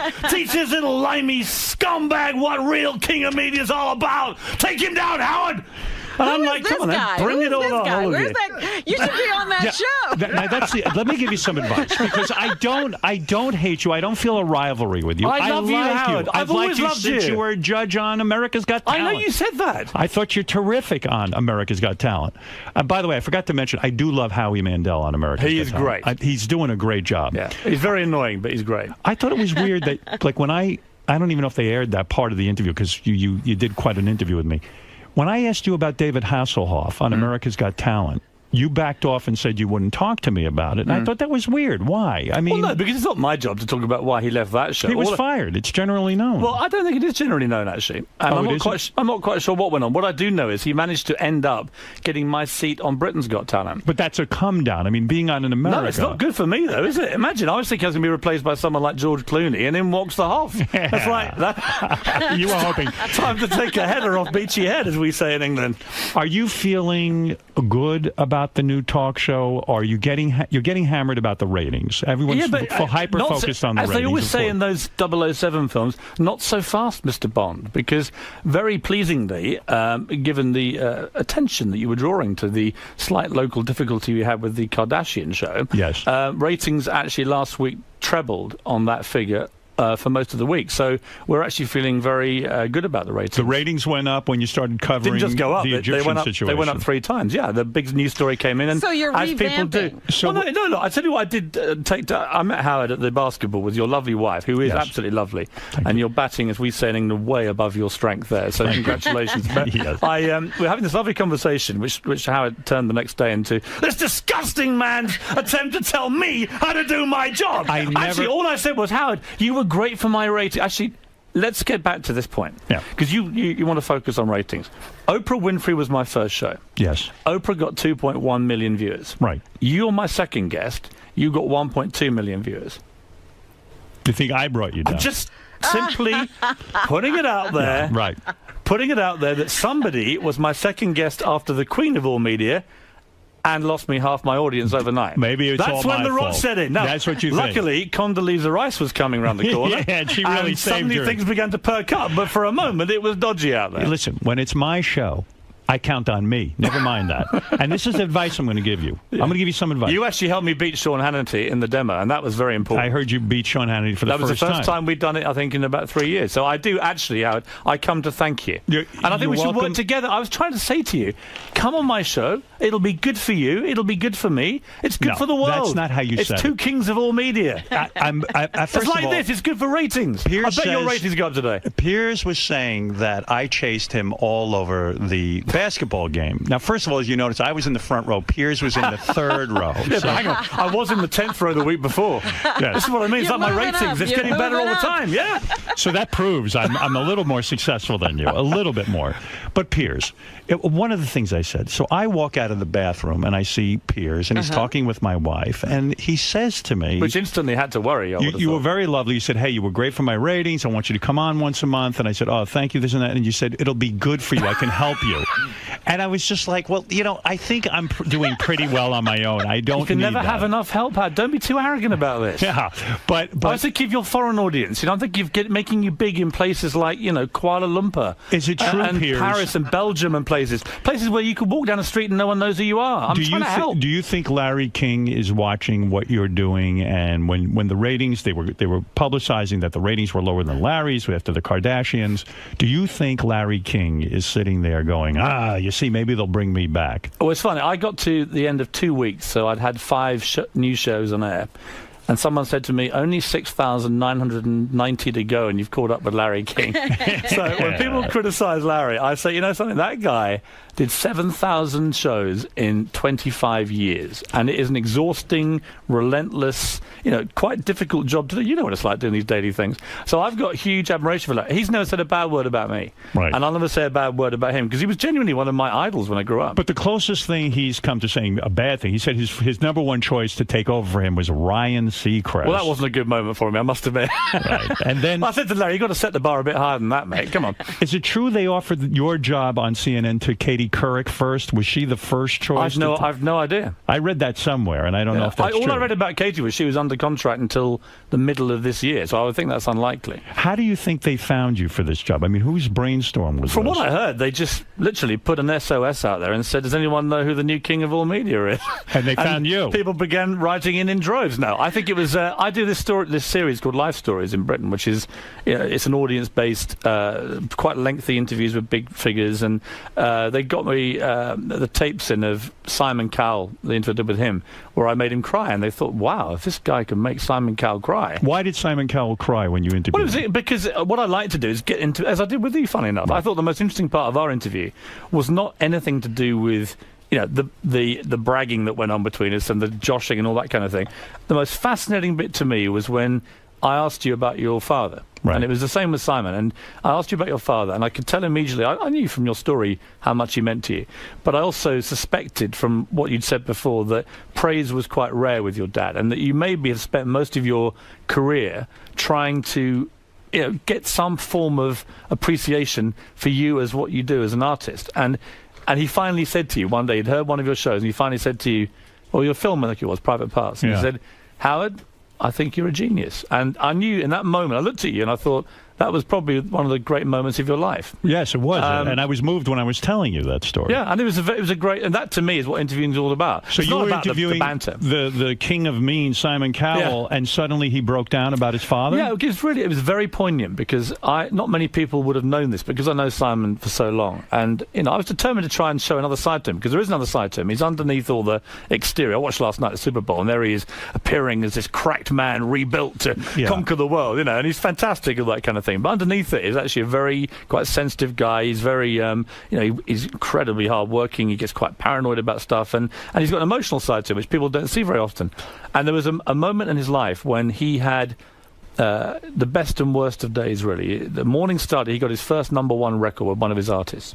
And his dad had been in the music business, so supportive of him all these years, and he rang to speak to his dad to tell him, I've got a #1, Dad. Right. And his mum wouldn't put the dad onto the phone and was a bit strange. And I know his mother, she's a lovely lady, and it turned out the reason she couldn't do that is that his father had died that day. Oh, So wow. before Simon could actually tell his dad this incredible moment in his life, he then had to be told this was the worst day of his life. And he'd lost his mentor, his man that he loved so much. And as he told the story, I could see him getting emotional. He was never going to break down. He's not that kind of guy. But I just realized in that moment that you saw raw emotion from Simon, which you would never normally see.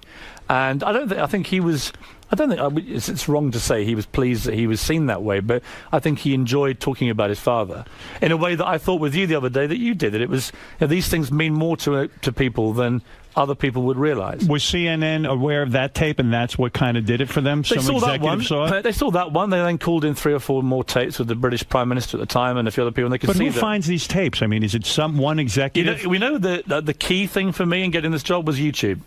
Because actually, the world's a small place on YouTube. If you want to check out Piers Morgan interviews, they're all there. You can just go and call them up. So a few of them began talking, and I went in for a meeting in April, and we had a great chat with them all. And then Larry wasn't leaving then, but clearly their whole prime time schedule was having ratings problems in America. Yeah. And CNN's a weird business because everyone talks about it as if it's some kind of failure because there's such a tension on the prime time ratings in America. But that's only about 10% of their business. CNN International remains a phenomenal news business, and their profits last week were huge. So it's kind of two worlds at CNN. But quite rightly, in America, but don't you think they were in a panic over Fox News and all of that? Totally. And I said to them when I came along, hey, want my honest view? You're getting your asses kicked. Yeah.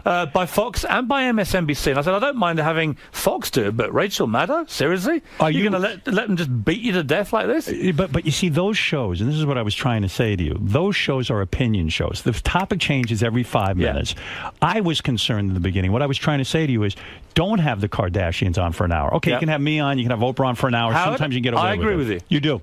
So you're going to change it up. We already have done. In fact, we're doing a big live show with an audience with Donald Trump on Wednesday. But the intention, by the way, was always to change it up. I mean, I think the mistake with the Kardashians was we did it on a night when Jersey Shore's on, American Idol's on, all the shows that their kind of audience probably are watching. We stick them on that night. It was just bad scheduling. But even because actually, ABC, I don't mind experimenting experimenting with people like them because they're kind of cultural phenomena. I mean, when Kim Kardashian shortly passes President Obama in Twitter follow account, you and I as fellow twits are going to be going, how the hell did that happen? In itself, it's interesting. I think for a CNN audience, an hour was probably a bit long with them. And we got the ratings that decision probably warranted. But, you know, I've no problem saying to you when we go wrong. But maybe even have all these girls on, you know, Paris Hilton, Kim Kardashian, all of them on at once, and I agree. maybe do something like that. I agree. And maybe do a show about Twitter, get the founder of Twitter on. Because in fact, Twitter, as you've already discovered, is fairly addictive. You know, it's good. You get into it. Do you do your own Twittering? I do people my own, were accusing me of having somebody do it for me, and I said I would never do that. No, you have to do your own. You do, right? You have to, yeah. And do you walk around all day with your Twitter? Yes. It's on your cell phone? It's on my BlackBerry. It's on your BlackBerry, and you're constantly Twittering. Yeah. And I need your favour off you, Howard. What is that? You've come to help me. I've come to help you. I need you to tell... No, I helped you. No, I helped you, Howard. All right, go ahead. I need you to tell all your followers to follow me. Sure, go ahead. So how do you do that? I'm at Piers Morgan. Your name is Piers Morgan. Yeah, but I need you to say he's officially forgiven. We're friends again. I never had a problem with you. That's why I thought it was funny that you were tweeting all weekend. No, I heard some of your broadcasts last week. You were tell me what was wrong with what I said. At best, you were being disingenuous. Not true. No, what did I say that offended you? No, it was your interpretation of when we met at the basketball. Because my recollection of that was it was an extremely civilized meeting between two recently new best friends. Yes. And we sat there. I met your lovely wife, and we talked in such a wonderful way about your upbringing. But then you said to me, Howard, I'm going to help you out. I said, Howard. That wasn't a joke. It was a joke. You have such... Maybe it's a confidence, but it's an overconfidence. It's an arrogance. Oh, coming from you. No. You're accusing me of But I've proven myself. Howard Stern? Piers, here's the difference. Be serious. Here's what I was trying to tell you. I have proven myself in America. I went from market to market. I did New York. I did Philly. I did L.A. Market to market. You're on radio.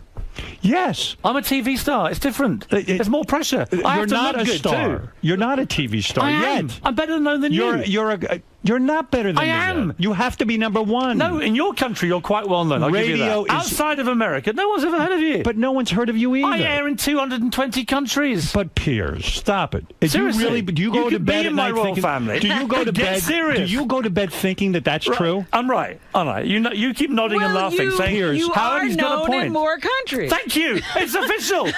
Thank you. Therefore, Howard doesn't go to other countries. Do I care? There's a reason for that. Do I care if you're number one in the Congo? I'm talking about the greatest market in the world, the United States of America. I think I am number one in the Congo. But you probably are. But to be number one in America, especially in radio, where it's 10 times more competitive even than TV. Here's the thing. Let's be serious, Howard, about this. Yes. When I was young, my mother is the greatest woman in my life. My mother said to me, she sent me a postcard once. I was about 18, and I was in a miserable job in insurance, but I desperately wanted to be a journalist. And she said to me, right, I'm going to do something to make you, live your dream. And she gave me this postcard, and there was a hippopotamus flying with a flock of seagulls.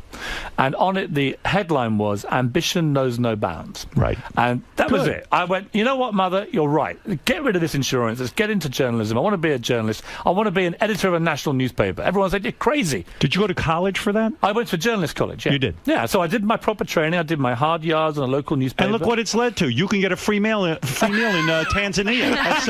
That's incredible. No, but you said... Anyway. So my point is, there's no point in me coming to a country like this. Go back up for a second. No, I'm coming to the point about you. Yeah. Right, you are the self-appointed king of all media. You weren't elected that. I always made a joke of that. I know, but the point is you gave yourself this title. Yes. You have no problem ideologically with awarding yourself a title king of all media. So I have no problem sharing your chilling self-confidence and saying, no, Howard, I want to be the king of all media. No, but you have to prove it first. That's all I'm saying. I'm not doing too badly. Listen. Seriously, I'm not. No, you're having problems. Britain's Got Talent, #1. Right. America's Got Talent, #1. Right. Celebrity Apprentice took on 13 of your American friends, won it. Life Stories in Britain, #1. You're doing well. 2 books, #1 bestsellers. And now I've come to steal your King of Media crown. CNN. And I will not rest until I take you down.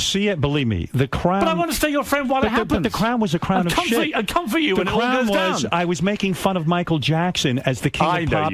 I know you were. How seriously do you want to take this? Seriously? Not at all. Go back for a second. CNN is paying you, I guess, between $6 and $8 million a year. Can you inflate that slightly? But that's what it's at now. Just pump it up. It sounds better. Larry King was making about $10 million. Yeah, so a bit of work to do. Yeah, I agree. Right. So when you negotiate a deal for $6 to $8 million, and you're on America's Got Talent. Does America's Got Talent pay you a lot of money? I happen to think you're the reason America's Got Talent is good. Well, I hope NBC are listening to this, because I could not agree with you more. But do they kind of take the attitude that, hey, you're a judge, big deal, listen, leave it or take it? I've got to say, I'm incredibly grateful to NBC, because when I came to America, thanks to Simon Cowell, who offered me the job on that show, they'd never heard of me. Right. And they were just like you, skeptical. Who is this little toe rag from Britain? Why on earth are we giving him a time of space? And the show became a hit, and it's become this sort of weird, quirky, fun summer examination of all things America's talent.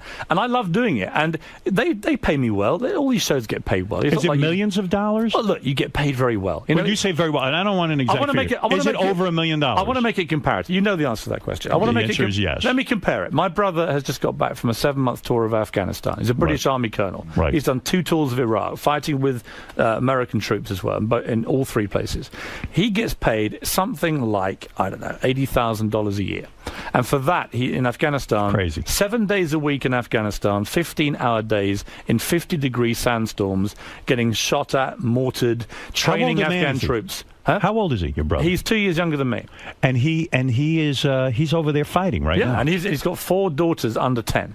And so when everyone talks about... Do you agree with us? Do you agree with England being in Afghanistan? Well, I was very opposed to the Iraq War. I couldn't see any sense in it at all. It seemed to me a sort of imperialistic dash for oil, and I thought that the trying to persuade people that somehow Saddam Hussein was involved with 9/11 was really ridiculous foreign policy. It was disingenuous. It was bordering on a downright lie to try and insinuate that. And I look at Iraq now, and the idea that somehow we believe we've created some free, democratic, safe society is preposterous. Does your brother think Afghanistan is worth fighting?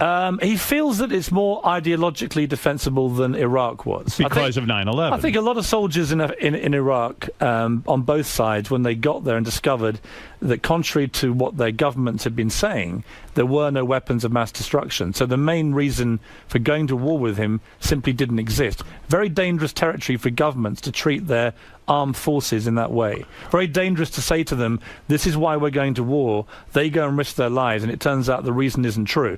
Afghanistan's a different thing. In Afghanistan, quite obviously, you could see that Al-Qaeda's training camps had been set up in Afghanistan and were being used in a safe environment for them where no one could see them to plot and to plan atrocities like 9/11. I totally get why we had to go into Afghanistan. The question becomes for America and Britain, how long do you stay in there? Right. What are we now achieving? And my brother's interesting about this, because I said to him, what do you really think? He said, look, it's a very difficult situation because the Taliban retreat into the mountains, and if they think America's going to leave, they're going to wait, and then they'll come back in the moment they're gone. However, he said, roaches. Yeah, the big problem is this, isn't it? I don't know what you must have done this many times in here, but the whole war on terror title was such a fatuous load of nonsense. You can't win a war on terror. Armed forces need to know how they get victory. It's part of their morale building. It's part of their raison d'etre. It's like, if you're a soldier, you've got to know, what's the mission? How do I win? That's why you're risking your life for your country and for the security and the freedom and the democratic philosophy you have. When you send troops into battle on a generic title of war on terror, which can never be won, there's always going to be terror somewhere, so you can't win it, they get confused. And right now, the mission in Afghanistan is not to beat the Taliban, because it's not going to happen. The mission should be, as my brother rightly says, it should be to contain and control and dismantle Al-Qaeda as a specific terrorist organization. Well, I mean, not to get too serious, but the real... Yeah, because we've just solved everything. Well, no, General Petraeus' whole idea there, and he's a brilliant general. He's a brilliant general. What he's thinking of doing, and what he is doing, is he is taking all the local warlords and all of the thugs, organizing them to fight the Taliban. Yep. He's just paying them more money than the Taliban. But actually, but you know that'll lead to another Saddam Hussein. Well, it could do. I think Petraeus is a genius. I think he's a military genius, and I think that Iraq could have very easily completely imploded. And I think the surge that he came up with, which bailed out George Bush really in terms of his policy there, was very successful. But but it's a big difference between Afghanistan and Iraq, right? Listen, well, in both places, if you're trying to create democracy, you have to change the culture. Here's why in your wait a second. Why on your TV show? Yeah. Why don't you at least offer some opinions I'm like going this. to. I find you interesting like this. Yeah. The idea that you're the interviewer who is removed and doesn't give his opinion. Did you watch any of our Egypt shows this week? I didn't see them, Okay, but so I heard we you. went Right. live every day. Because you were offering your opinion. Yeah, but you see, I like all things. When you've edited a major national daily newspaper for 10 years in Britain like I did, you do all these things. We opposed the war in Iraq. We supported the war in Afghanistan. So we weren't a pacifist newspaper. And, we But also... CNN doesn't want you giving your opinions, No, do no, they? but actually that's wrong. That's wrong. What they don't want is me screaming from the right or left, kind of hysterical, partisan, Glenn Beck-style stuff. Right. Or even Keith Olbermann and Rachel Maddow, where it's clearly positioned in a way that you have to... Everything has to But suit I your like that agenda. stuff, and I think you're an interesting guy. Howard, I as a love matter your of fact, stuff. when you Twitter, I Yeah. find it interesting. Yes, you're provoking people and you're trying to start a fight and all Yeah, this yeah. stuff, but that's fun. Why don't you do that on TV? Because rather like you, when I hear your show, it's all things. It's horses for courses. Some days you wake up and you just want to have a great laugh with Robin and talk about sex and Jersey Shore and whatever it may be. Right. Another day you wake up like I do and you go, you know something? I'm absolutely bloody incensed about what is happening in Afghanistan right now. I'm the same. And so I like to do shows where last week, I think after 2 weeks of conventional interviews, where I thought the choice of guests we had was great. I think some were hugely more successful than others. But you want to do different things. I'd like occasionally, the great thing about being at CNN, when there's breaking news, when there's a proper hard story, people will come and watch. They turn to CNN. And that's when I know that I'm at the right company for me, because CNN remains the most, as they say, the most trusted brand in news. And the reason for that is they are independent politically. Now, I said to them... But I like entertainment. No, with but news. you can be entertaining and opinionated. And I said, listen, I think the CNN's problem has been, as other networks have got increasingly loud and more opinionated, actually there's a really great positioning here for CNN if they get it right. Come down the middle, but be loud and be more opinionated. Have opinions, but just don't make it obvious that you're basically with Sarah Palin or right. with Obama, whatever it is. Because that can get boring. It gets boring and it gets predictable. It's knee-jerk. I don't have to turn on Rachel Maddow or Glenn Beck to know what they're going to be saying. I know when there's a news story which way they're both going to go. But I'd like to be surprising. maybe we like their attitude. They're brash. They give their opinion. Well, that's a different I question. think you could do that. If you ask me, do I like those shows? I do. I watch all of them. I think Bill O'Reilly's brilliant. Right. I met him for the first time at the Knicks, funny enough. Actually, quite a funny story. Can I tell it? Yeah. Because I never met Bill O'Reilly. So, he's gigantic. By the way, about as tall he's as another you. maniac who came up to me and said, Howard, I want you on once a week and I'm going to help you I know. out. He's another guy was He's trying to another help guy you. who's going to help But me. I bet he go, didn't- guys, I'm doing very well. Better than both of you put together. But Howard, Trust me. I bet he didn't come in here and defend himself, right? No, he's a big so, pussy. So I've got the balls. I've You've got the balls. Jones. You've got the balls. And, It's true. So you met Bill O'Reilly. He's we very were lucky, tall. yeah. So we're at the Knicks, and it's quite funny. He's there with his daughter and one of her friends. She's quite young. And by the way, isn't that funny? Because he's the guy who goes, I never go anywhere. I don't go to Nobu. He goes to Nobu. Well, he I was don't in go the, to he was in the Knickin'. he was in the VIP lounge. Of course. You and your fancy friends. Yeah, he's Right. exactly where I met you. So I go over and I say, Bill, it's lovely to meet you. I'm Piers Morgan, and he literally looked at me like, who are you? You know, I said, I'm taking over from Larry King, and he went, oh yeah, but he didn't really want to. He talk knew to me. who you were. Yeah, exactly. So it was all a bit of a game. So I walked off. Anyway, I then saw his daughter run over to him and whisper. And next thing, Bill has to come over to me, and he says, look, I don't know about if you could do this, but my daughter's a big fan of America's Got Talent. Could you possibly do a picture? I said, Bill, it would be my pleasure. Right. So it gets better. So I go over and I pose for a picture with his daughter. He's a lovely girl with her friend, and posing for pictures. Bill takes the picture. As the flash goes off, the commissaire, you know how officious they can be in there. I mean, it's a great place, the Madison Square Garden, but when you're in there, you have to behave properly. Yes. And the commissaire runs over, and he's got one of these lovely suits, and he's emblazoned with badges and things, and he says, excuse me, to Bill O'Reilly.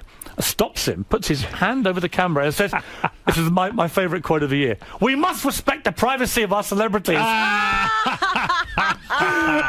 You must have loved that. Oh, Bill said, I can't do pictures. He said, I'm sorry, sir. And he's trying to say, are you all right, Mr. Morgan? and what was great was he had no idea who Bill O'Reilly was. So Bill says, he didn't know who I was. I went, Bill, welcome to the king of all media. Piers, clear something up for me. Your name, Morgan. Yeah. Is your stepfather's name. It is, yeah. My father died when I was 1. When you were, so you've never met your father? Never met my father, no. And but I mean, I would qualify that by saying that my mother remarried when I was about 4 years old, and she was pregnant with my second brother, the army brother, right. When my natural father died, and that she my dad, the only person I've ever known as my dad, came along at 4 years when we were 4. What did your biological father do, and how did he die? He was a dentist, and he died. He had a very unfortunate internal ulcer condition, which he developed as a young guy, and it killed him. These days, it wouldn't kill him. How old was he? He was 32. Was there a big sort of emptiness in your life from not meeting him? Well, no. I mean, when you're 1, you don't have any memory at all. What there is an unfailing curiosity, because I found an extraordinary thing out later. I went to the funeral of his sister, who was a lovely person in Ireland, who had all these cousins that I have now in Ireland, which has been great. But when she died, I went to the funeral in the middle of Ireland, in a place called Banagher in County Offaly. And it's right bang in the middle of Southern Ireland. And this guy came up to me, and he was like, "Oh, Piers, I knew your father." And I'd never met anybody who, outside of family, who'd ever met my father or known him. And he said, he was a great man. He said, just like you, full of chat. Yeah, they had all the chat, all the opinions. Isn't that funny? All the opinions. And then other weird things, he then began to do. Now, my father was a big chess player, as I am, and Right. you are. He used to like doing the Telegraph newspaper crossword, which I then began to do just for randomly. But the most extraordinary thing was he'd been a dentist, a professional dentist, but this guy told me, you do realise he used to be a journalist? I said, no, I never knew that.